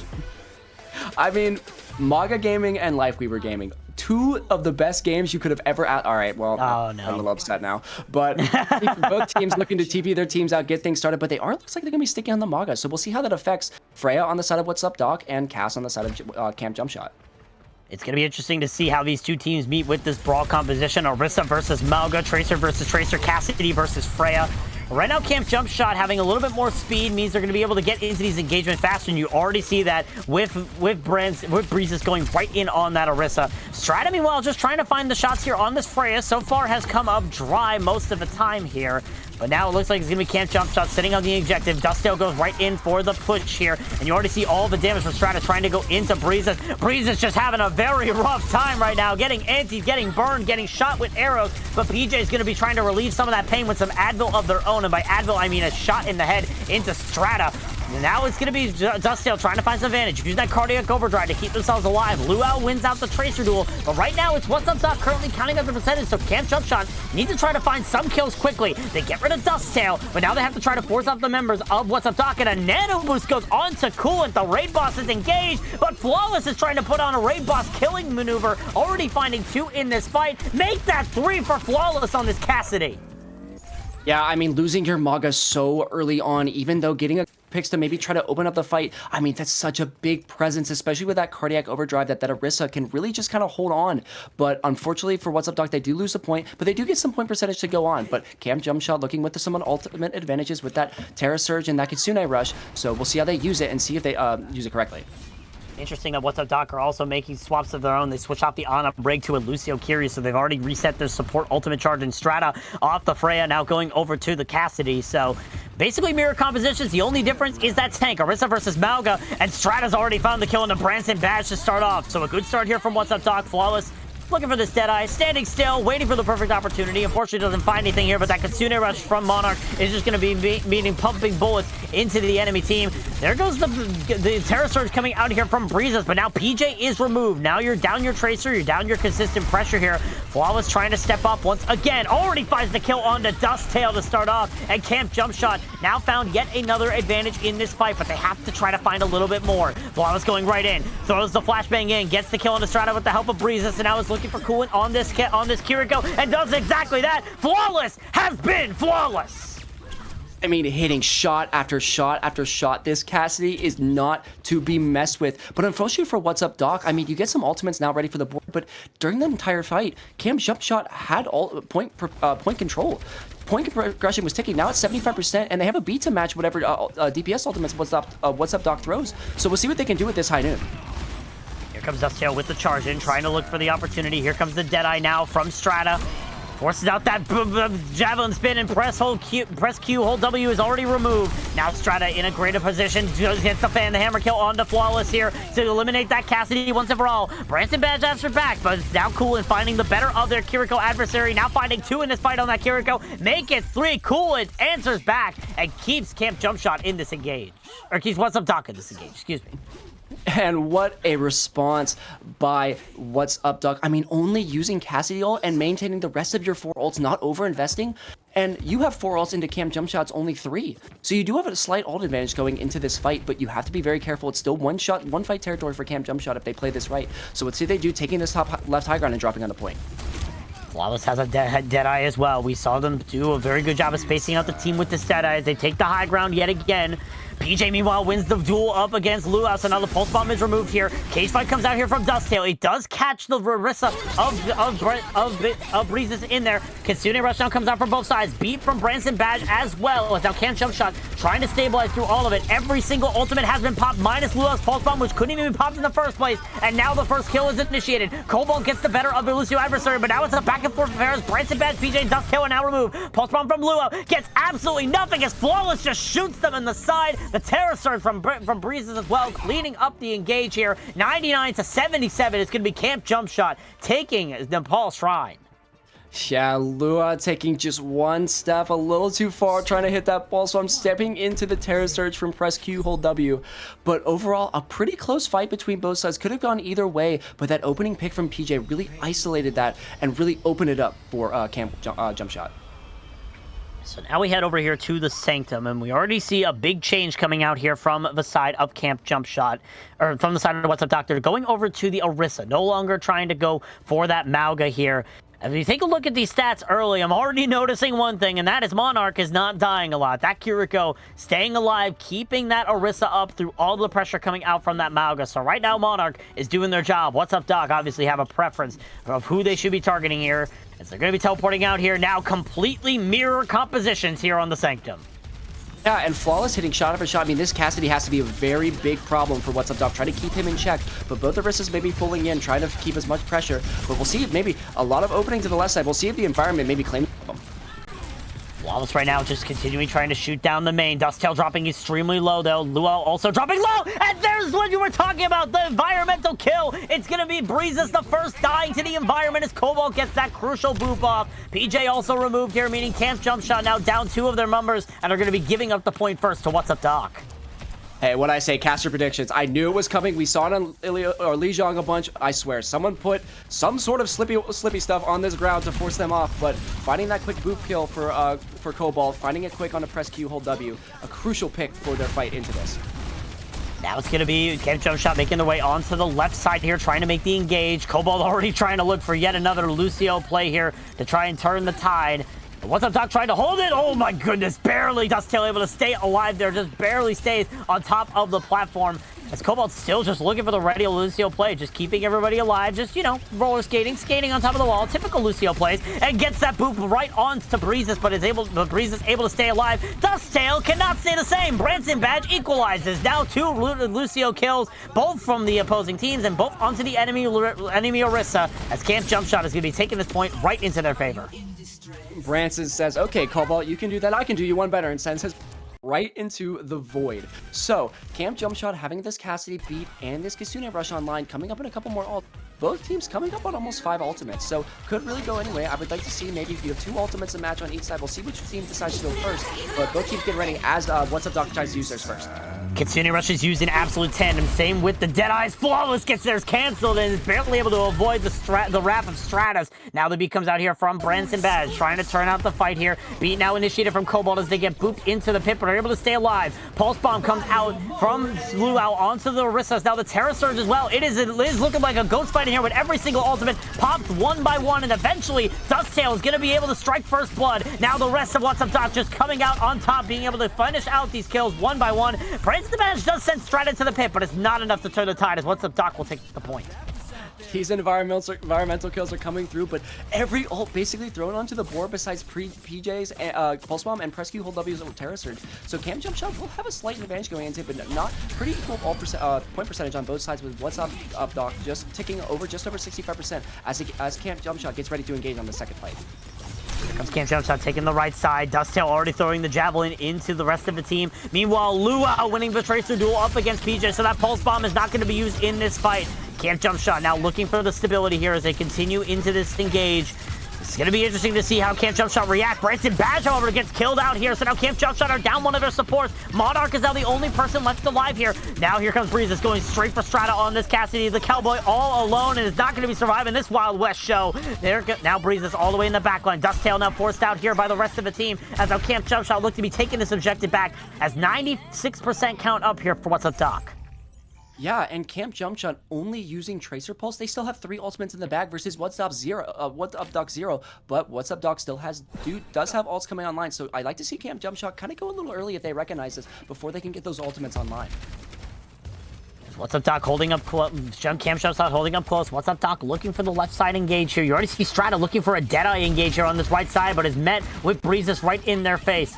What's Up Doc are starting to cap the objective. Here comes the Deadeye coming out from Flawless. It has to be a good Deadeye. They're already looking for it, but Dusttail shoots them with the Javelin. Strata, however, doesn't even get to use their high noon as it's going to be Breezes running right into the backline and just forcing them out. They want revenge on Coldflow, specifically for getting that boop off on them early. Kitsune Rush comes out from Coolant. Overtime shrinking down as What's Up Doc are able to flip the objective, and it's so red in the kill feed. Dusttail, Coolant, and Luau all finding a pair of kills, and Luau is trying to burn down Breezes on this objective with the rest of their team. Dusttail will get the final blow. Now it's just PJ having to try to stall it out for the rest of their team, but they get meleeed off the map. And What's Up Doc able to take the point and bring us to a pivotal point on Nepal Village. Yeah, I mean, no high noon, no problem. Strata gets taken out early, but his team comes up clutch to hold on and take this fight from Camp Jumpshot. Equalizing this round, I mean, it could have gone either way. I mean, that environment was looking pretty tasty. It's already claimed 2 victims, so why not a third? As now we head over to the Nepal Village. We take a look at the Shimada brothers in their prime. As we take a look at the stats here, and I mentioned Monarch not dying. Still has not died a lot, but Flawless starting to get caught up here by their adversary in Strata a little bit. So we'll see if this reigns true, but Strata deciding to abandon the Cassidy. Now going back over to the Freya here, Aki. So they believe in this Freya a little bit more here on the Village. Yeah, Bowsy, and press Q, hold W, doing massive work. You see that damage, that almost 10k damage, and the rest of really putting in the work as they meet on this top left part of Village.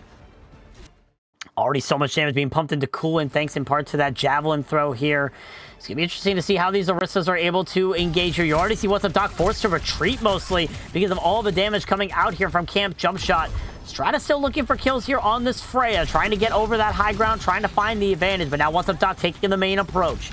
It's going to be interesting to see. Here comes the Tracer from PJ, going right in the backline. Dusttail being able to keep them away. Meanwhile, Flawless on an off angle gets rid of Coolant with the flashbang. Not the kill you'd expect to see, but it's already sending a retreat here from What's Up Doc, as now both of their supports are out of the fight. Yeah, Flawless taking that off angle while all the pressure was on PJ. Great job from PJ to take so much attention from What's Up Doc, able to hold on to this objective and find the opening kill on with that flashbang. What's Up Doc with that Freya? I mean, it looks like Camp Jumpshot wants to play a little more bunkery, kind of sit and maybe play as a group and try to isolate maybe these angles from Strata, but we'll see how it plays. But Freya, we all know, can do a lot of damage if given the right opportunity.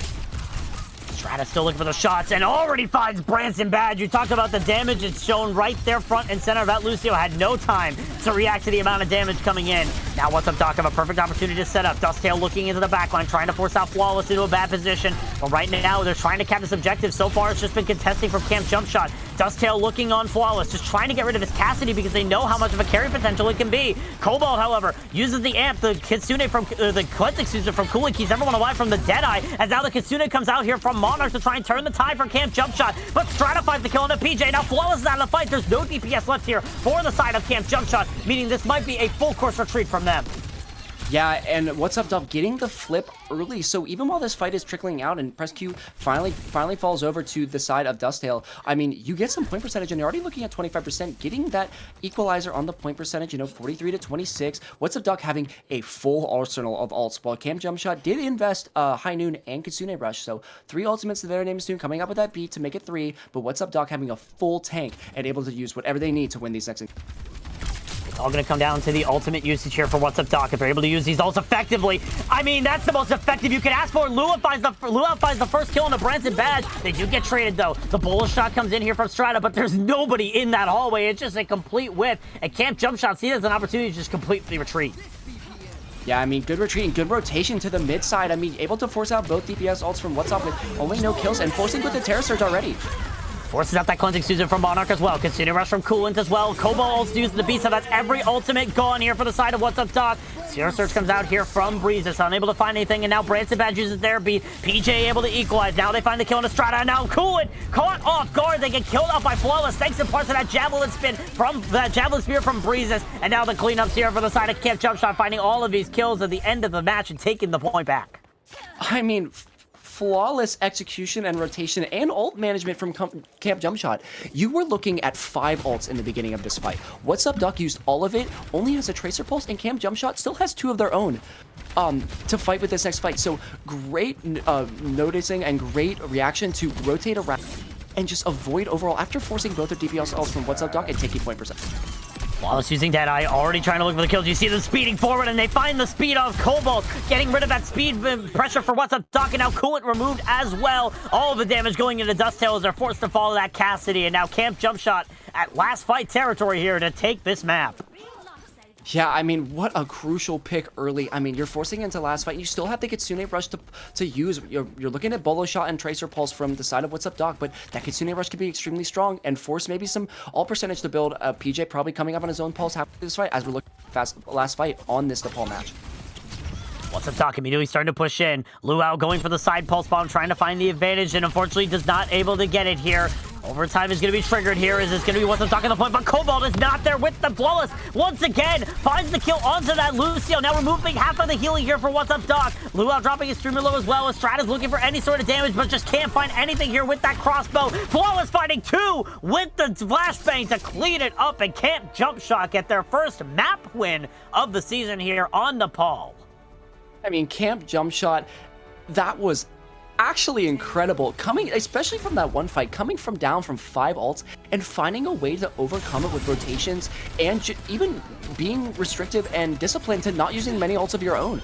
I mean, purely just full team like chemistry onto that one, finding different ways to win this fight. Overall, perfect execution from Camp Jumpshot. Yeah, definitely. Camp Jumpshot just seemed to be a little bit more coordinated than What's Up Doc, especially on this sort of Orisa composition.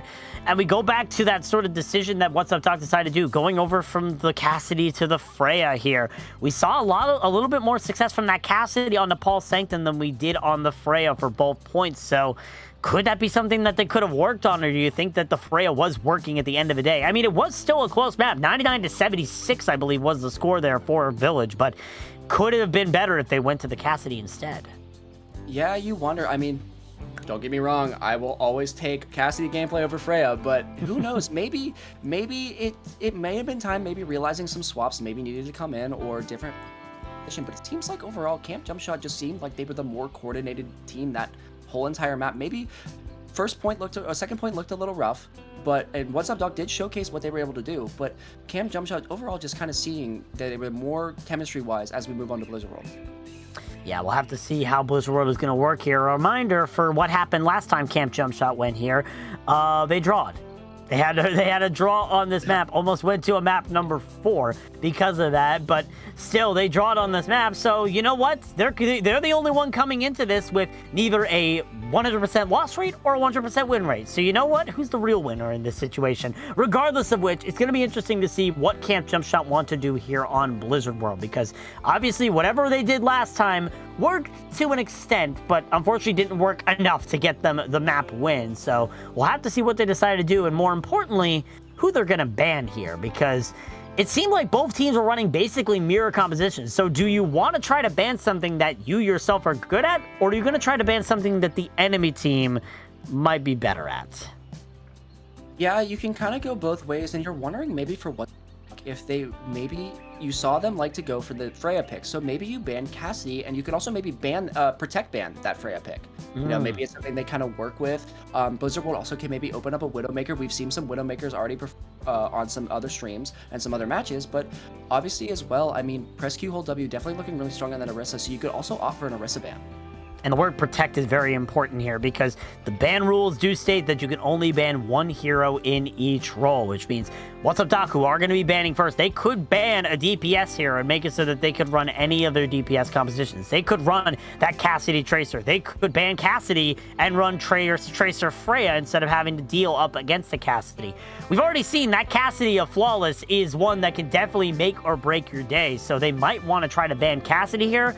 But on the other side, they might want to try to ban something like the Orisa. Again, they were the team that didn't pick Orisa. They picked Mauga at the start of the match and then conformed to the Orisa. So there's a lot of potential here for what What's Up Doc could pick as their first ban. They could ban any of those heroes that I mentioned, or just try to save a ban and go for a safe ban like a Venture or Tracer, just to ensure that you can play the composition that you want to on Blizzard World. So it'll be interesting to see what they decide to ban and what Camp Jumpshot decide to respond in kind with.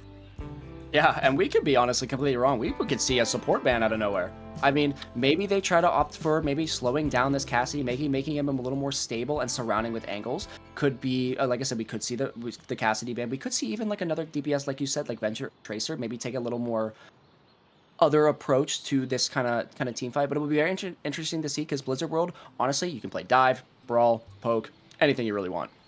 Yeah, Blizzard World is a map that is very versatile in what you can play. You can play those dive compositions, run it down on the Doomfist or the Hazard or the Winston, or you could play that sort of brawl composition, run straight down the middle with the Reinhardt or the Orisa or the Ramatra, and just continually bring it to the enemy team here.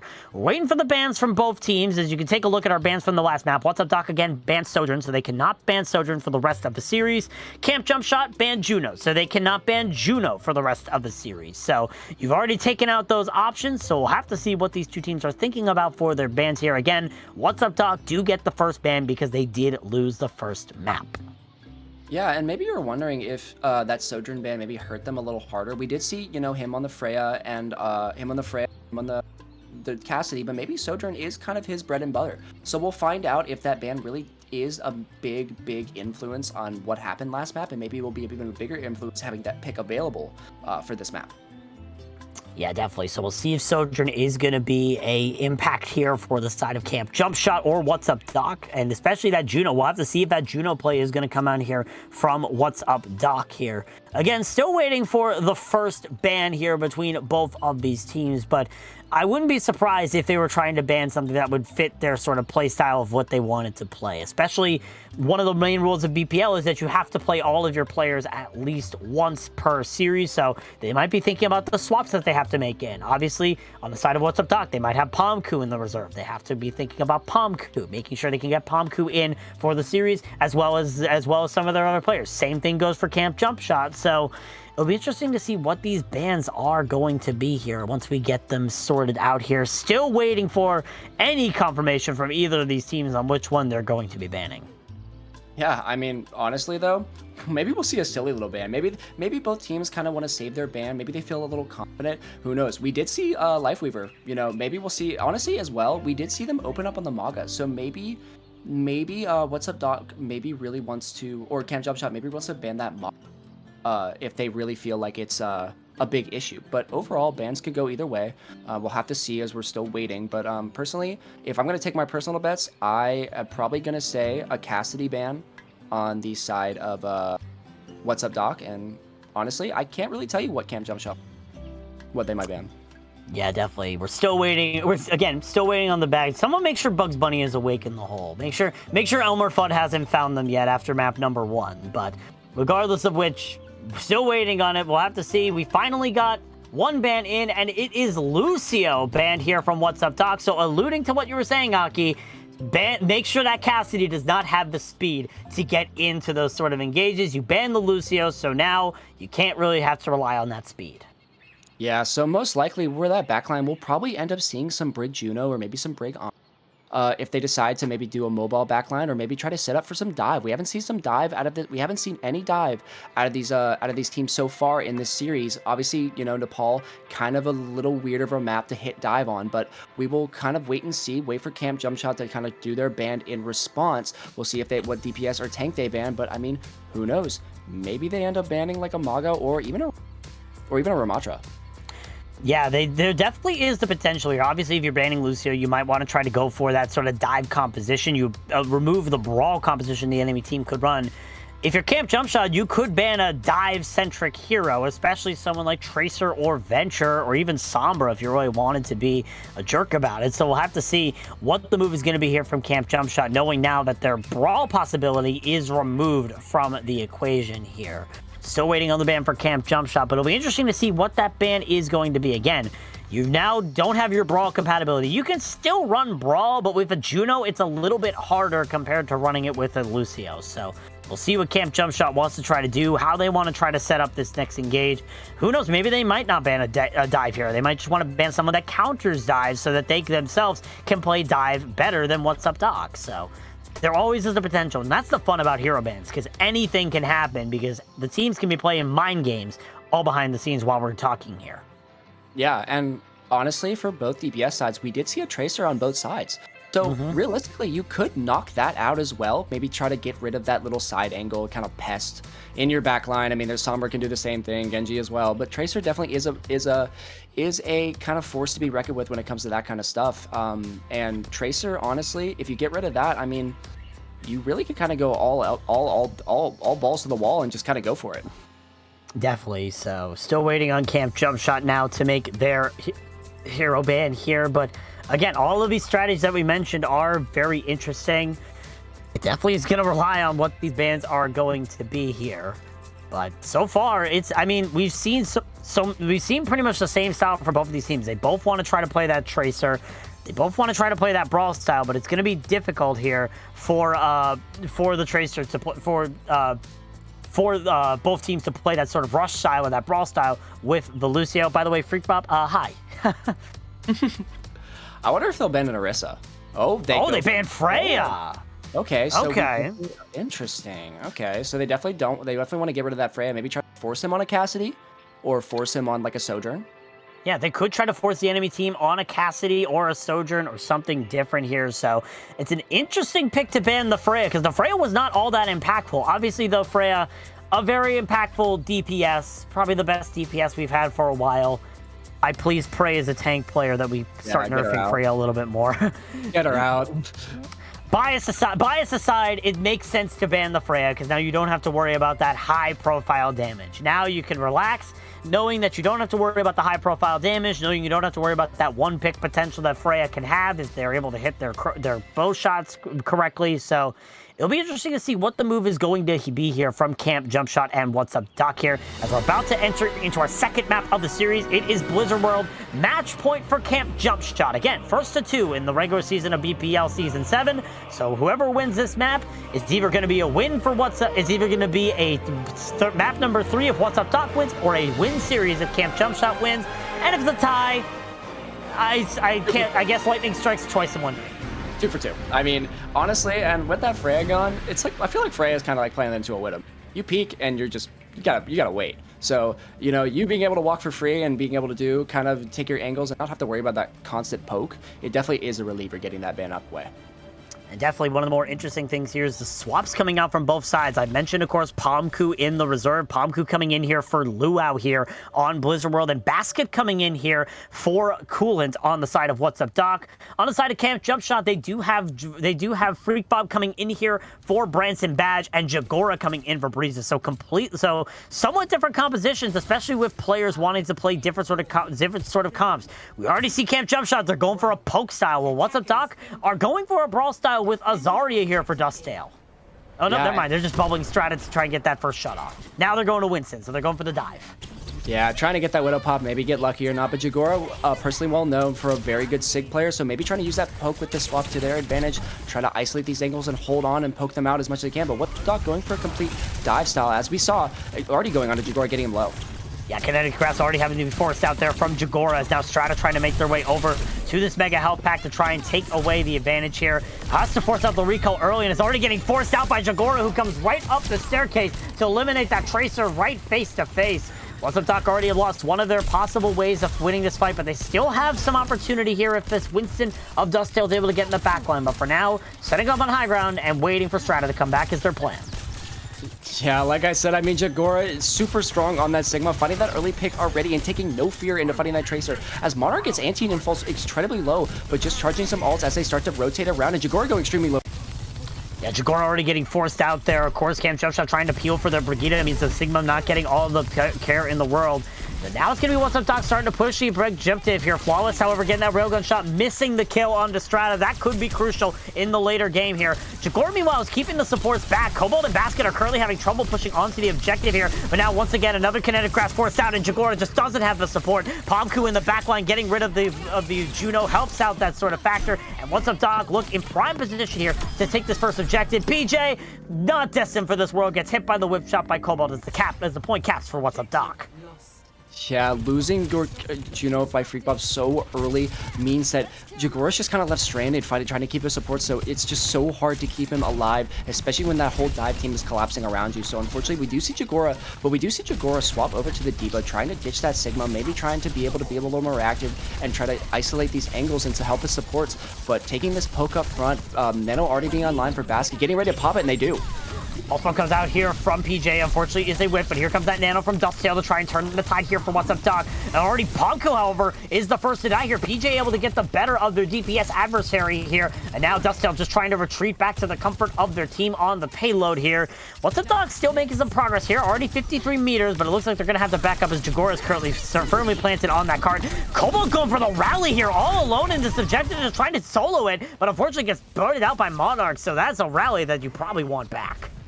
Tries to make a little hero play, maybe saw a vision that we didn't, but unfortunately somehow in the fight before, Breakball went down to like 10 HP and he lives, so Monarch doing a great job of keeping his fellow supports alive. Rally on the side of Camp Jumpshot and Juno, all PJ finding a click on the Basket to open up this fight. Yeah, absolutely, forcing Dustdale to use the Primal Rage. They are able to get the equalizing kill onto Monarch here, but now you see Jagora immediately going for the backline here. Freak Bob forced to try to keep the rest of their team alive as Dustdale just chases them down on the Primal Rage. Now no supports left here for the side of Camp Jumpshot. Monarch, however, running back into the fight. Dustdale dropped extremely low, but Flawless shoots them out of the sky as an airborne target themselves. What's Up Doc still are going to be able to get some progress on the card here, but for now, it's going to be Camp Jumpshot trying to restabilize, and What's Up Doc making a little bit of progress here as they make their way toward Objective B. Yeah, losing your Winston in a fight like that, if he got out, it might have maybe Up Doc maybe try to be able to hold it, but they're going to back up. Very smart decision to kind of wait for your Winston. You still have that Genji Blade, but no Nano to kind of, and you are into 5 shots for Camp Jumpshot. As Strata and PJ try to take this duel, coming very low, very close as they try to open up this fight. Dragon Blade comes out from Pomku, meanwhile in the backline. The blast, however, from Monarch, popping the rally and immediately eviscerating Pomku into bits. Strata gets hit from the railgun as well, and that's a blade that Pomku is going to want to forget, as that rally from Monarch kept everybody alive in the most crucial of times. Yeah, PJ falling, but it doesn't matter because it's Monarch doing his job as the Brigida player, shutting down that blade. No Nano to complement, thankfully, as he's able to just use that rally. And Camp Jumpshot, again, great discipline to not use any more ultimates and hold on to that ult bank, as What's Up Doc has nothing. It's going to be interesting to see how What's Up Doc are able to get rid of these ultimates. Dusttail already dropping extremely low. Just a monkey in a glue factory, just completely melted as they went into the backline here. but that's another ultimate that What's Up Doc were able to bait out of here. So now they once again have to retreat, but still, that's one more ultimate off the table. 3 more to go. Yeah, I mean, so efficient on this ult cycling. I mean, using 1 ult per fight and winning it with ease. Finding Dusttail out really quickly. What's Up Doc finally gets that nano online, so maybe something to combat these 3 other ultimates, but it's still a crazy ult advantage for this side of Camp Jumpshot. Trying to get this trace as possible. The pulse! Basket. Basket already out of the fight. PJ gets that crucial pulse bomb as it was a risky play from Cobalt, but it just didn't work out in the end. And once again, another full reset here from What's Up Doc as they're trying to find any sort of way to set it up, but Camp Jumpshot are taking out the supports before they're even able to put him up. Momentum and everything going in the way of Camp Jumpshot, even hitting it onto the character has the only ultimate available for What's Up Doc, so a crucial play by PJ and a heads up play. So as they get ready to go into the next fight, they still have Sojourn ult and a bomb looking like to see if they can negate this nano boost as they can hit it. Oh, what an E from Jagora. 180 flip on the defense matrix to get rid of the anti-nade and not set up the perfect nano engage here from Dusttail. It is still a good engage. They are able to make some space and be able to push away the enemy team. Jagora dropping a little bit low here on this D.Va. Now the anti-nade goes onto Flawless, but they're still able to find the shot onto Basket in the middle of the fight. Cobalt now the only support. Have to rally of their own to try to keep it alive here, but all the members of What's Up Doc dropping extremely low. Cobalt gets the better of their adversary though. Primal Race comes out from Dusttail, but it's still a back and forth affair as now the bomb comes out here from Jagora trying to keep everybody off. Dusttail looking for anything here with this Primal Rage, but is eventually going to be finding their way to the exit, either the hard way or the easy way, and it looks like, unfortunately, it's going to be the hard way. Jagora finds them out at the end, and now 24 seconds remain for What's Up Doc on this attack. Halts going back and forth. What an eat by Jagora to eat that anti-nade before, like you said, setting up that perfect dive with the Nano Winston, and even throws off the bomb to disrupt that Primal Winston from jumping his supports. So an overall heads-up display, or heads-up play from Jagora. Now PJ just having this Tracer Bomb, and along with both support ults from Camp Jumpshot to maybe mitigate this Genji play. Overtime's going to be triggered here. Strata's able to touch the card here. Here comes Dusttail onto the high ground now with the Doomfist. Bomb Coup Blade is able to come out and is able to get rid of Monarch immediately. But now here comes the Orbital Ray coming out here from Freak Bomb. But it's a back and forth affair. Bomb Coup and Dusttail now removed. Flawless now also gone as Basket's able to get that final blow. Strata forced to go to a health pack to try to keep themselves alive. What's Up Doc still in the advantage. They're still looking for anything here as now Freak Bomb's dropped extremely low, but Monarch and Juno are still alive. Jagora now out of mech. Now there's no tank left here for the side of Camp Jumpshot, but the rally is engaged here by Monarch to keep everybody off the objective, and Strata is better sit here by Freak Bomb, who's just keeping everybody alive through the entirety of this fight. Cobalt no long for this world, and Basket cannot touch the cart in time. And the good news for Camp Jumpshot is they won't have to be the team that draws twice on Blizzard World in one day. They hold the cart outside of point B. Would have been pretty funny though, I'm not gonna lie. But unfortunately for Camp Jumpshot, they do manage to What's Up Doc 2 just before the second objective. Jagora being out of mech was such a scary play because Strata almost one-clipped their Juno. It was incredibly close, but that rally from Monarch really sealed the deal and was able to help them hold on, because that anti as well from Basket really almost isolated 2 kills, but they were able to hold. So we'll see What's Up Doc maybe make some changes, maybe try to see if they can hold this defense a little better, and maybe see if Camp Jumpshot even makes a slight bit of a change. And you can sort of see on the scoreboard just how well the side of Camp Jumpshot is maintaining this dive from What's Up Doc. Strata and Pomku 4-3 and 6-4 respectively on the DPS. I believe Dusttail was 4-3 as well. So these dives from What's Up Doc are not working as well as they'd expected to, because Camp Jumpshot is just doing a really good job of keeping them, of keeping the entire team alive and keeping this dive at bay. You mentioned, of course, that switch from Jagora over to the D.Va. That has been the difference maker so far. As Camp Jumpshot looking to try to do exactly what What's Up Doc did, so they're probably going to be having this Widowmaker bubble, but I expect them to switch over to the dive composition yet again here with Jagora going over to that D.Va again. Yeah, we'll probably see maybe a D.Va swap, maybe messing around a little bit in the spawn room, but I do see them maybe giving the bubble, obviously, a good go. Free bomb on the Mercy, this would be kind of funny, but I assume it's just for the damage boost, but they'll probably swap over to a dive and try to match maybe What's Up Doc on this kind of dive mirror. We'll see if he can maybe hit it. Even a pedal coming out, will he get it? Nope, everyone from the side of What's Up Doc sees it coming here. Flawless just trying to look for that damage boosted shot. That would be an easy way to get a first kill if you were able to land it, but unfortunately for Flawless, they're going to be going back right over to the Sojourn here. So once again, it's basically a mirror composition, except Tracer versus a Genji, a Juno versus an Ana, and a D.Va versus a Winston. So not a mirror composition at all. Ignore what I said. Regardless, Camp Jumpshot trying to set up for a good engage here. They already see that everybody's up on that high ground, and they're just trying to pepper them out. Yeah, Jagora getting knocked off by Cobalt there, trying to find some sort of engage as they try to just maybe get a poke, maybe get some damages. Basket probably already 30 to Nano, trying to charge that Nano as fast as possible. Maybe beat Freak Bob in the build to his Ray. As Cobalt destroys Cobalt. Cobalt just goes in the wrong position. I believe they were trying to keep Strata alive, as Strata was the only one on point. Everyone else was on that high ground, and now Basket's dead as well. PJ with the perfect dive into the backline. What's up, Doc? Completely crumble at the seams. The carrot has been completely bitten into by Camp Jumpshot. It looks like Camp Jumpshot will take this point convincingly to start off this attack. A crucial mistake by Cobalt, maybe getting knocked off, maybe just slipping off, who knows. But Cobalt ultimately opting for the Juno pick here instead of the break, so maybe try to have a little more mobility, maybe survive this little Diva onslaught with the Tracer as well. But that kind of leaves Basket kind of alone to fight for himself. So Basket's got to be very careful with his position against this Ana as they push on to the second objective. Coming up on a couple ultimates, PJ with that Pulse, and Basket maybe trying to get that Nano boost as well. Strata also coming to an OC as they meet up on this top left bridge. Camp Jumpshot's just trying to take this high ground away from What's Up Doc. Jagora falling a little bit low here right now. Meanwhile, Flawless on this off angle. We saw them being able to get some good shots earlier. We'll have to see if they're going to be able to do it here again. As right now, they're just continually pressuring it out. Now it's Dustdale going in for the counter dive. Pomku down to one single health. One extra melee from Jagora, and they would be dead. Same thing goes for Dustdale as they're dropped extremely low. Pulse bomb from PJ is a whiff. Now it's Jagora trying to go in with the Diva Bomb, but if the Diva Bomb is on the low ground, the rest of the enemy team is on the high ground, so it's going to be an absolute whiff there. Nano Boost now comes out onto Dustdale as they start immediately going for the backline, trying to find these supports, maybe trying to keep themselves alive as well, as it's going to be What's Up Doc just keeping Camp Jumpshot at bay for the meanwhile.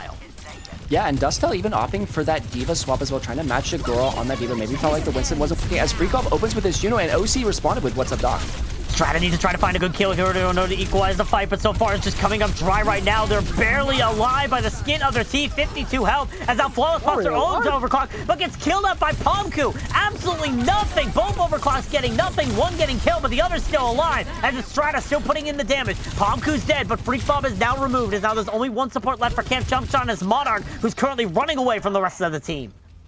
It looks like a complete onslaught. Both teams are trying to find some sort of out with that OC, but Strata falling for, Flawless falling first to his OC, but they will kill Strata in the process. So both fights coming out. Freak Bob also falling for the kind of turn for the side of What's Up Doc, and now Basket or Cobalt having that orbital ray. Maybe try to use that a little aggressively as Monarch only and Camp Jumpshot only have that Brigida rally to really work with.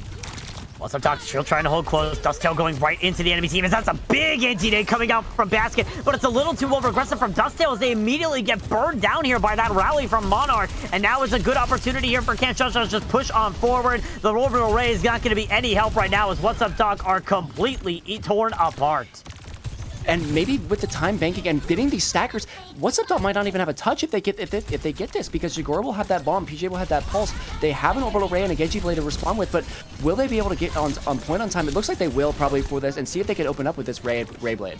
They'll have 5 people on the objective here in order to try and contest it with 2 minutes and 30 seconds left. Dustel on the objective, trying to hold it firm here away from that Tracer of PJ, but still Flawless on this high ground, just burning down the damage, looking for a pivotal kill here. Pomku goes for the backline, looking for Monarch here on this Brigida, dropped extremely low, and is dead to the torpedo coming out from Freak Bomb. Dustel opens up, they get the kill onto PJ. Now the orbital ray is forced out here from Cobalt, and it's an immediate retreat from Camp Jumpshot. They baited out the ultimate. That was their goal, that was their job, and now they're out of the fight. Yeah, Pokemon gets extremely lucky that he's able to come back in time, because he did die with his blade, but now Cobalt uses his ray, and now Pokemon might have to, Pomku might have to use his blade dry to maybe keep this fight going. Jagora having the bomb and Soldier of Flawless maybe be able to get that OC as they start to open up this next, maybe with a Nano Boost. 1 minute 50 seconds here for Camp Jumpshot to try and take this point. Anti-nade goes in. It's a massive anti-nade on the Monarch. Here comes the Nano Blade coming out from Pomku, and it's slicing and dicing, but there's an orbital ray in their way. They go straight for Monarch, though. They get rid of the Brigida. Now there's only one support left here for Camp Jumpshot as they're trying to stay alive. Flawless, however, gets the kill onto Pomku. Jagora now with the Diva Bomb on the objective as Flawless is now trying to pop their own OC, but they get out overclocked by Strata, who finds 2 in this fight to turn it around for What's Up Doc and keep this hold on their own. Strata pulling it into himself to turn this fight around, shutting down an OC by himself. It was looking grim, and Jagora maybe even getting staggered, trying to jump off the cliff as fast as he can so he can maybe get a reset, coming on to just over a minute. Dustel having that bomb, but other than that, no ultimates on the board besides maybe a pulse from PJ. It looks pretty close. I mean, Jagora tried to throw that bomb a little deep, maybe got stuck behind the cart, but we'll see what they can do. I mean, Dustel, this bomb has to be perfect if they want to be able to hold this, if they were able to charge some ultimate time, but that Monarch rally coming on soon. Game plan for Camp Jump Shot. Get this Pulse Bomb online for PJ and try to build up Monarch's rally as fast as you can, because that is your win condition right now. PJ already forced to use recalls and try to go for the card and already forced into this cafe, just trying to keep themselves alive for the meanwhile.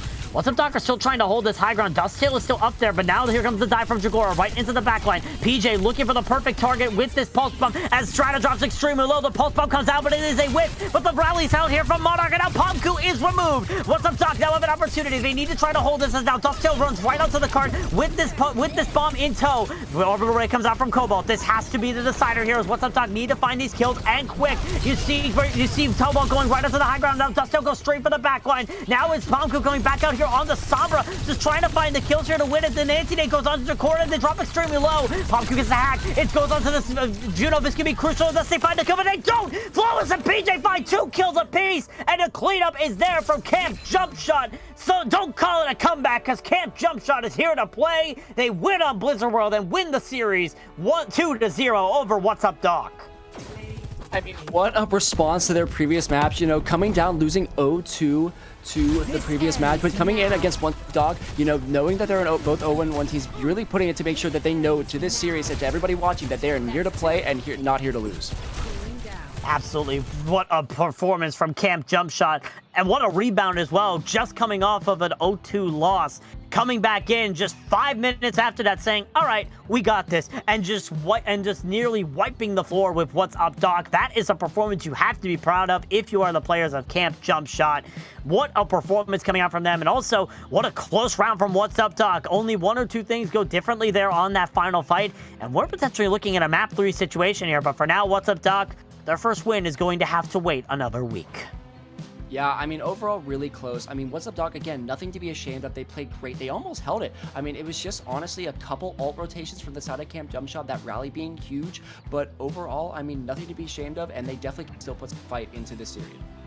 Yeah, definitely. So what a good performance here from both of these teams, and what a good performance from all of our teams here in this second day of the Super Weekend. We take a look here at the standings for all of our leagues. Starting off with the A League, of course, Corrupted Guys currently leading the standings in the Ash Leagues, undefeated in matches and maps. Frogs on Fire and Primal Pineapples, however, both 2-0, 4-1 to the records in the Aspen League. So both of them are going to be looking to be heavy favorites heading in to the next couple of weeks of the season. So A-League, definitely going to be interesting to see. We still have some teams that haven't even played in A-League, so we'll get to see them tomorrow. Take a look at B-League here. Again, Mothmania, again, a team that What's Up Doc unfortunately lost to. 2-0, 4-1. They are currently leading the entire division right now with the ball as well as the Balsa League. Camp Jump Shot, they lost the first match. They rebound in the second. They jump up to 4th now in the standings here for the B-League. Of course, subject to change, we still have 3 teams in the Balsa League that have yet to play all seasons. So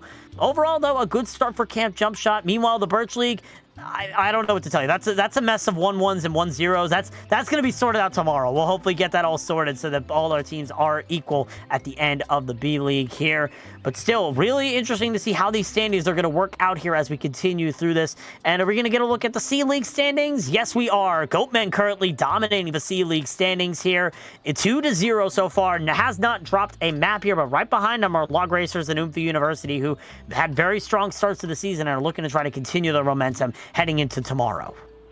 Yeah, we still have tons of teams that haven't even got to play yet. Some teams have all their matches on Sunday. I think it would be personally very funny if Birch's team in B League all had 1-1s. I think that would be the funniest thing ever. Someone put a prediction in it. I think it would be hilarious. We'll see what happens, but just plenty of matches still left to be played. I think it's going to be really fun. Tons of great Overwatch still to be played. We still got, 7 weeks? It's going to be, you guys are in for a treat. It's going to be awesome.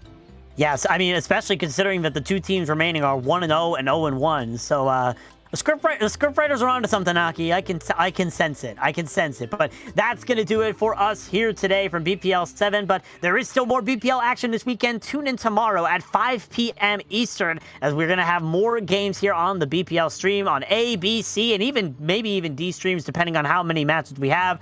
But that's going to do it for us here today. For my wonderful co-caster, Aki, as well as our amazing producer, Solomon, and every single observer that we worked with here today, including Knock on Wood and Orange. My name has been Bowsy. Until we meet again, we hope you all have a wonderful night, and we'll catch you tomorrow for more BPL 7 Super Weekend action.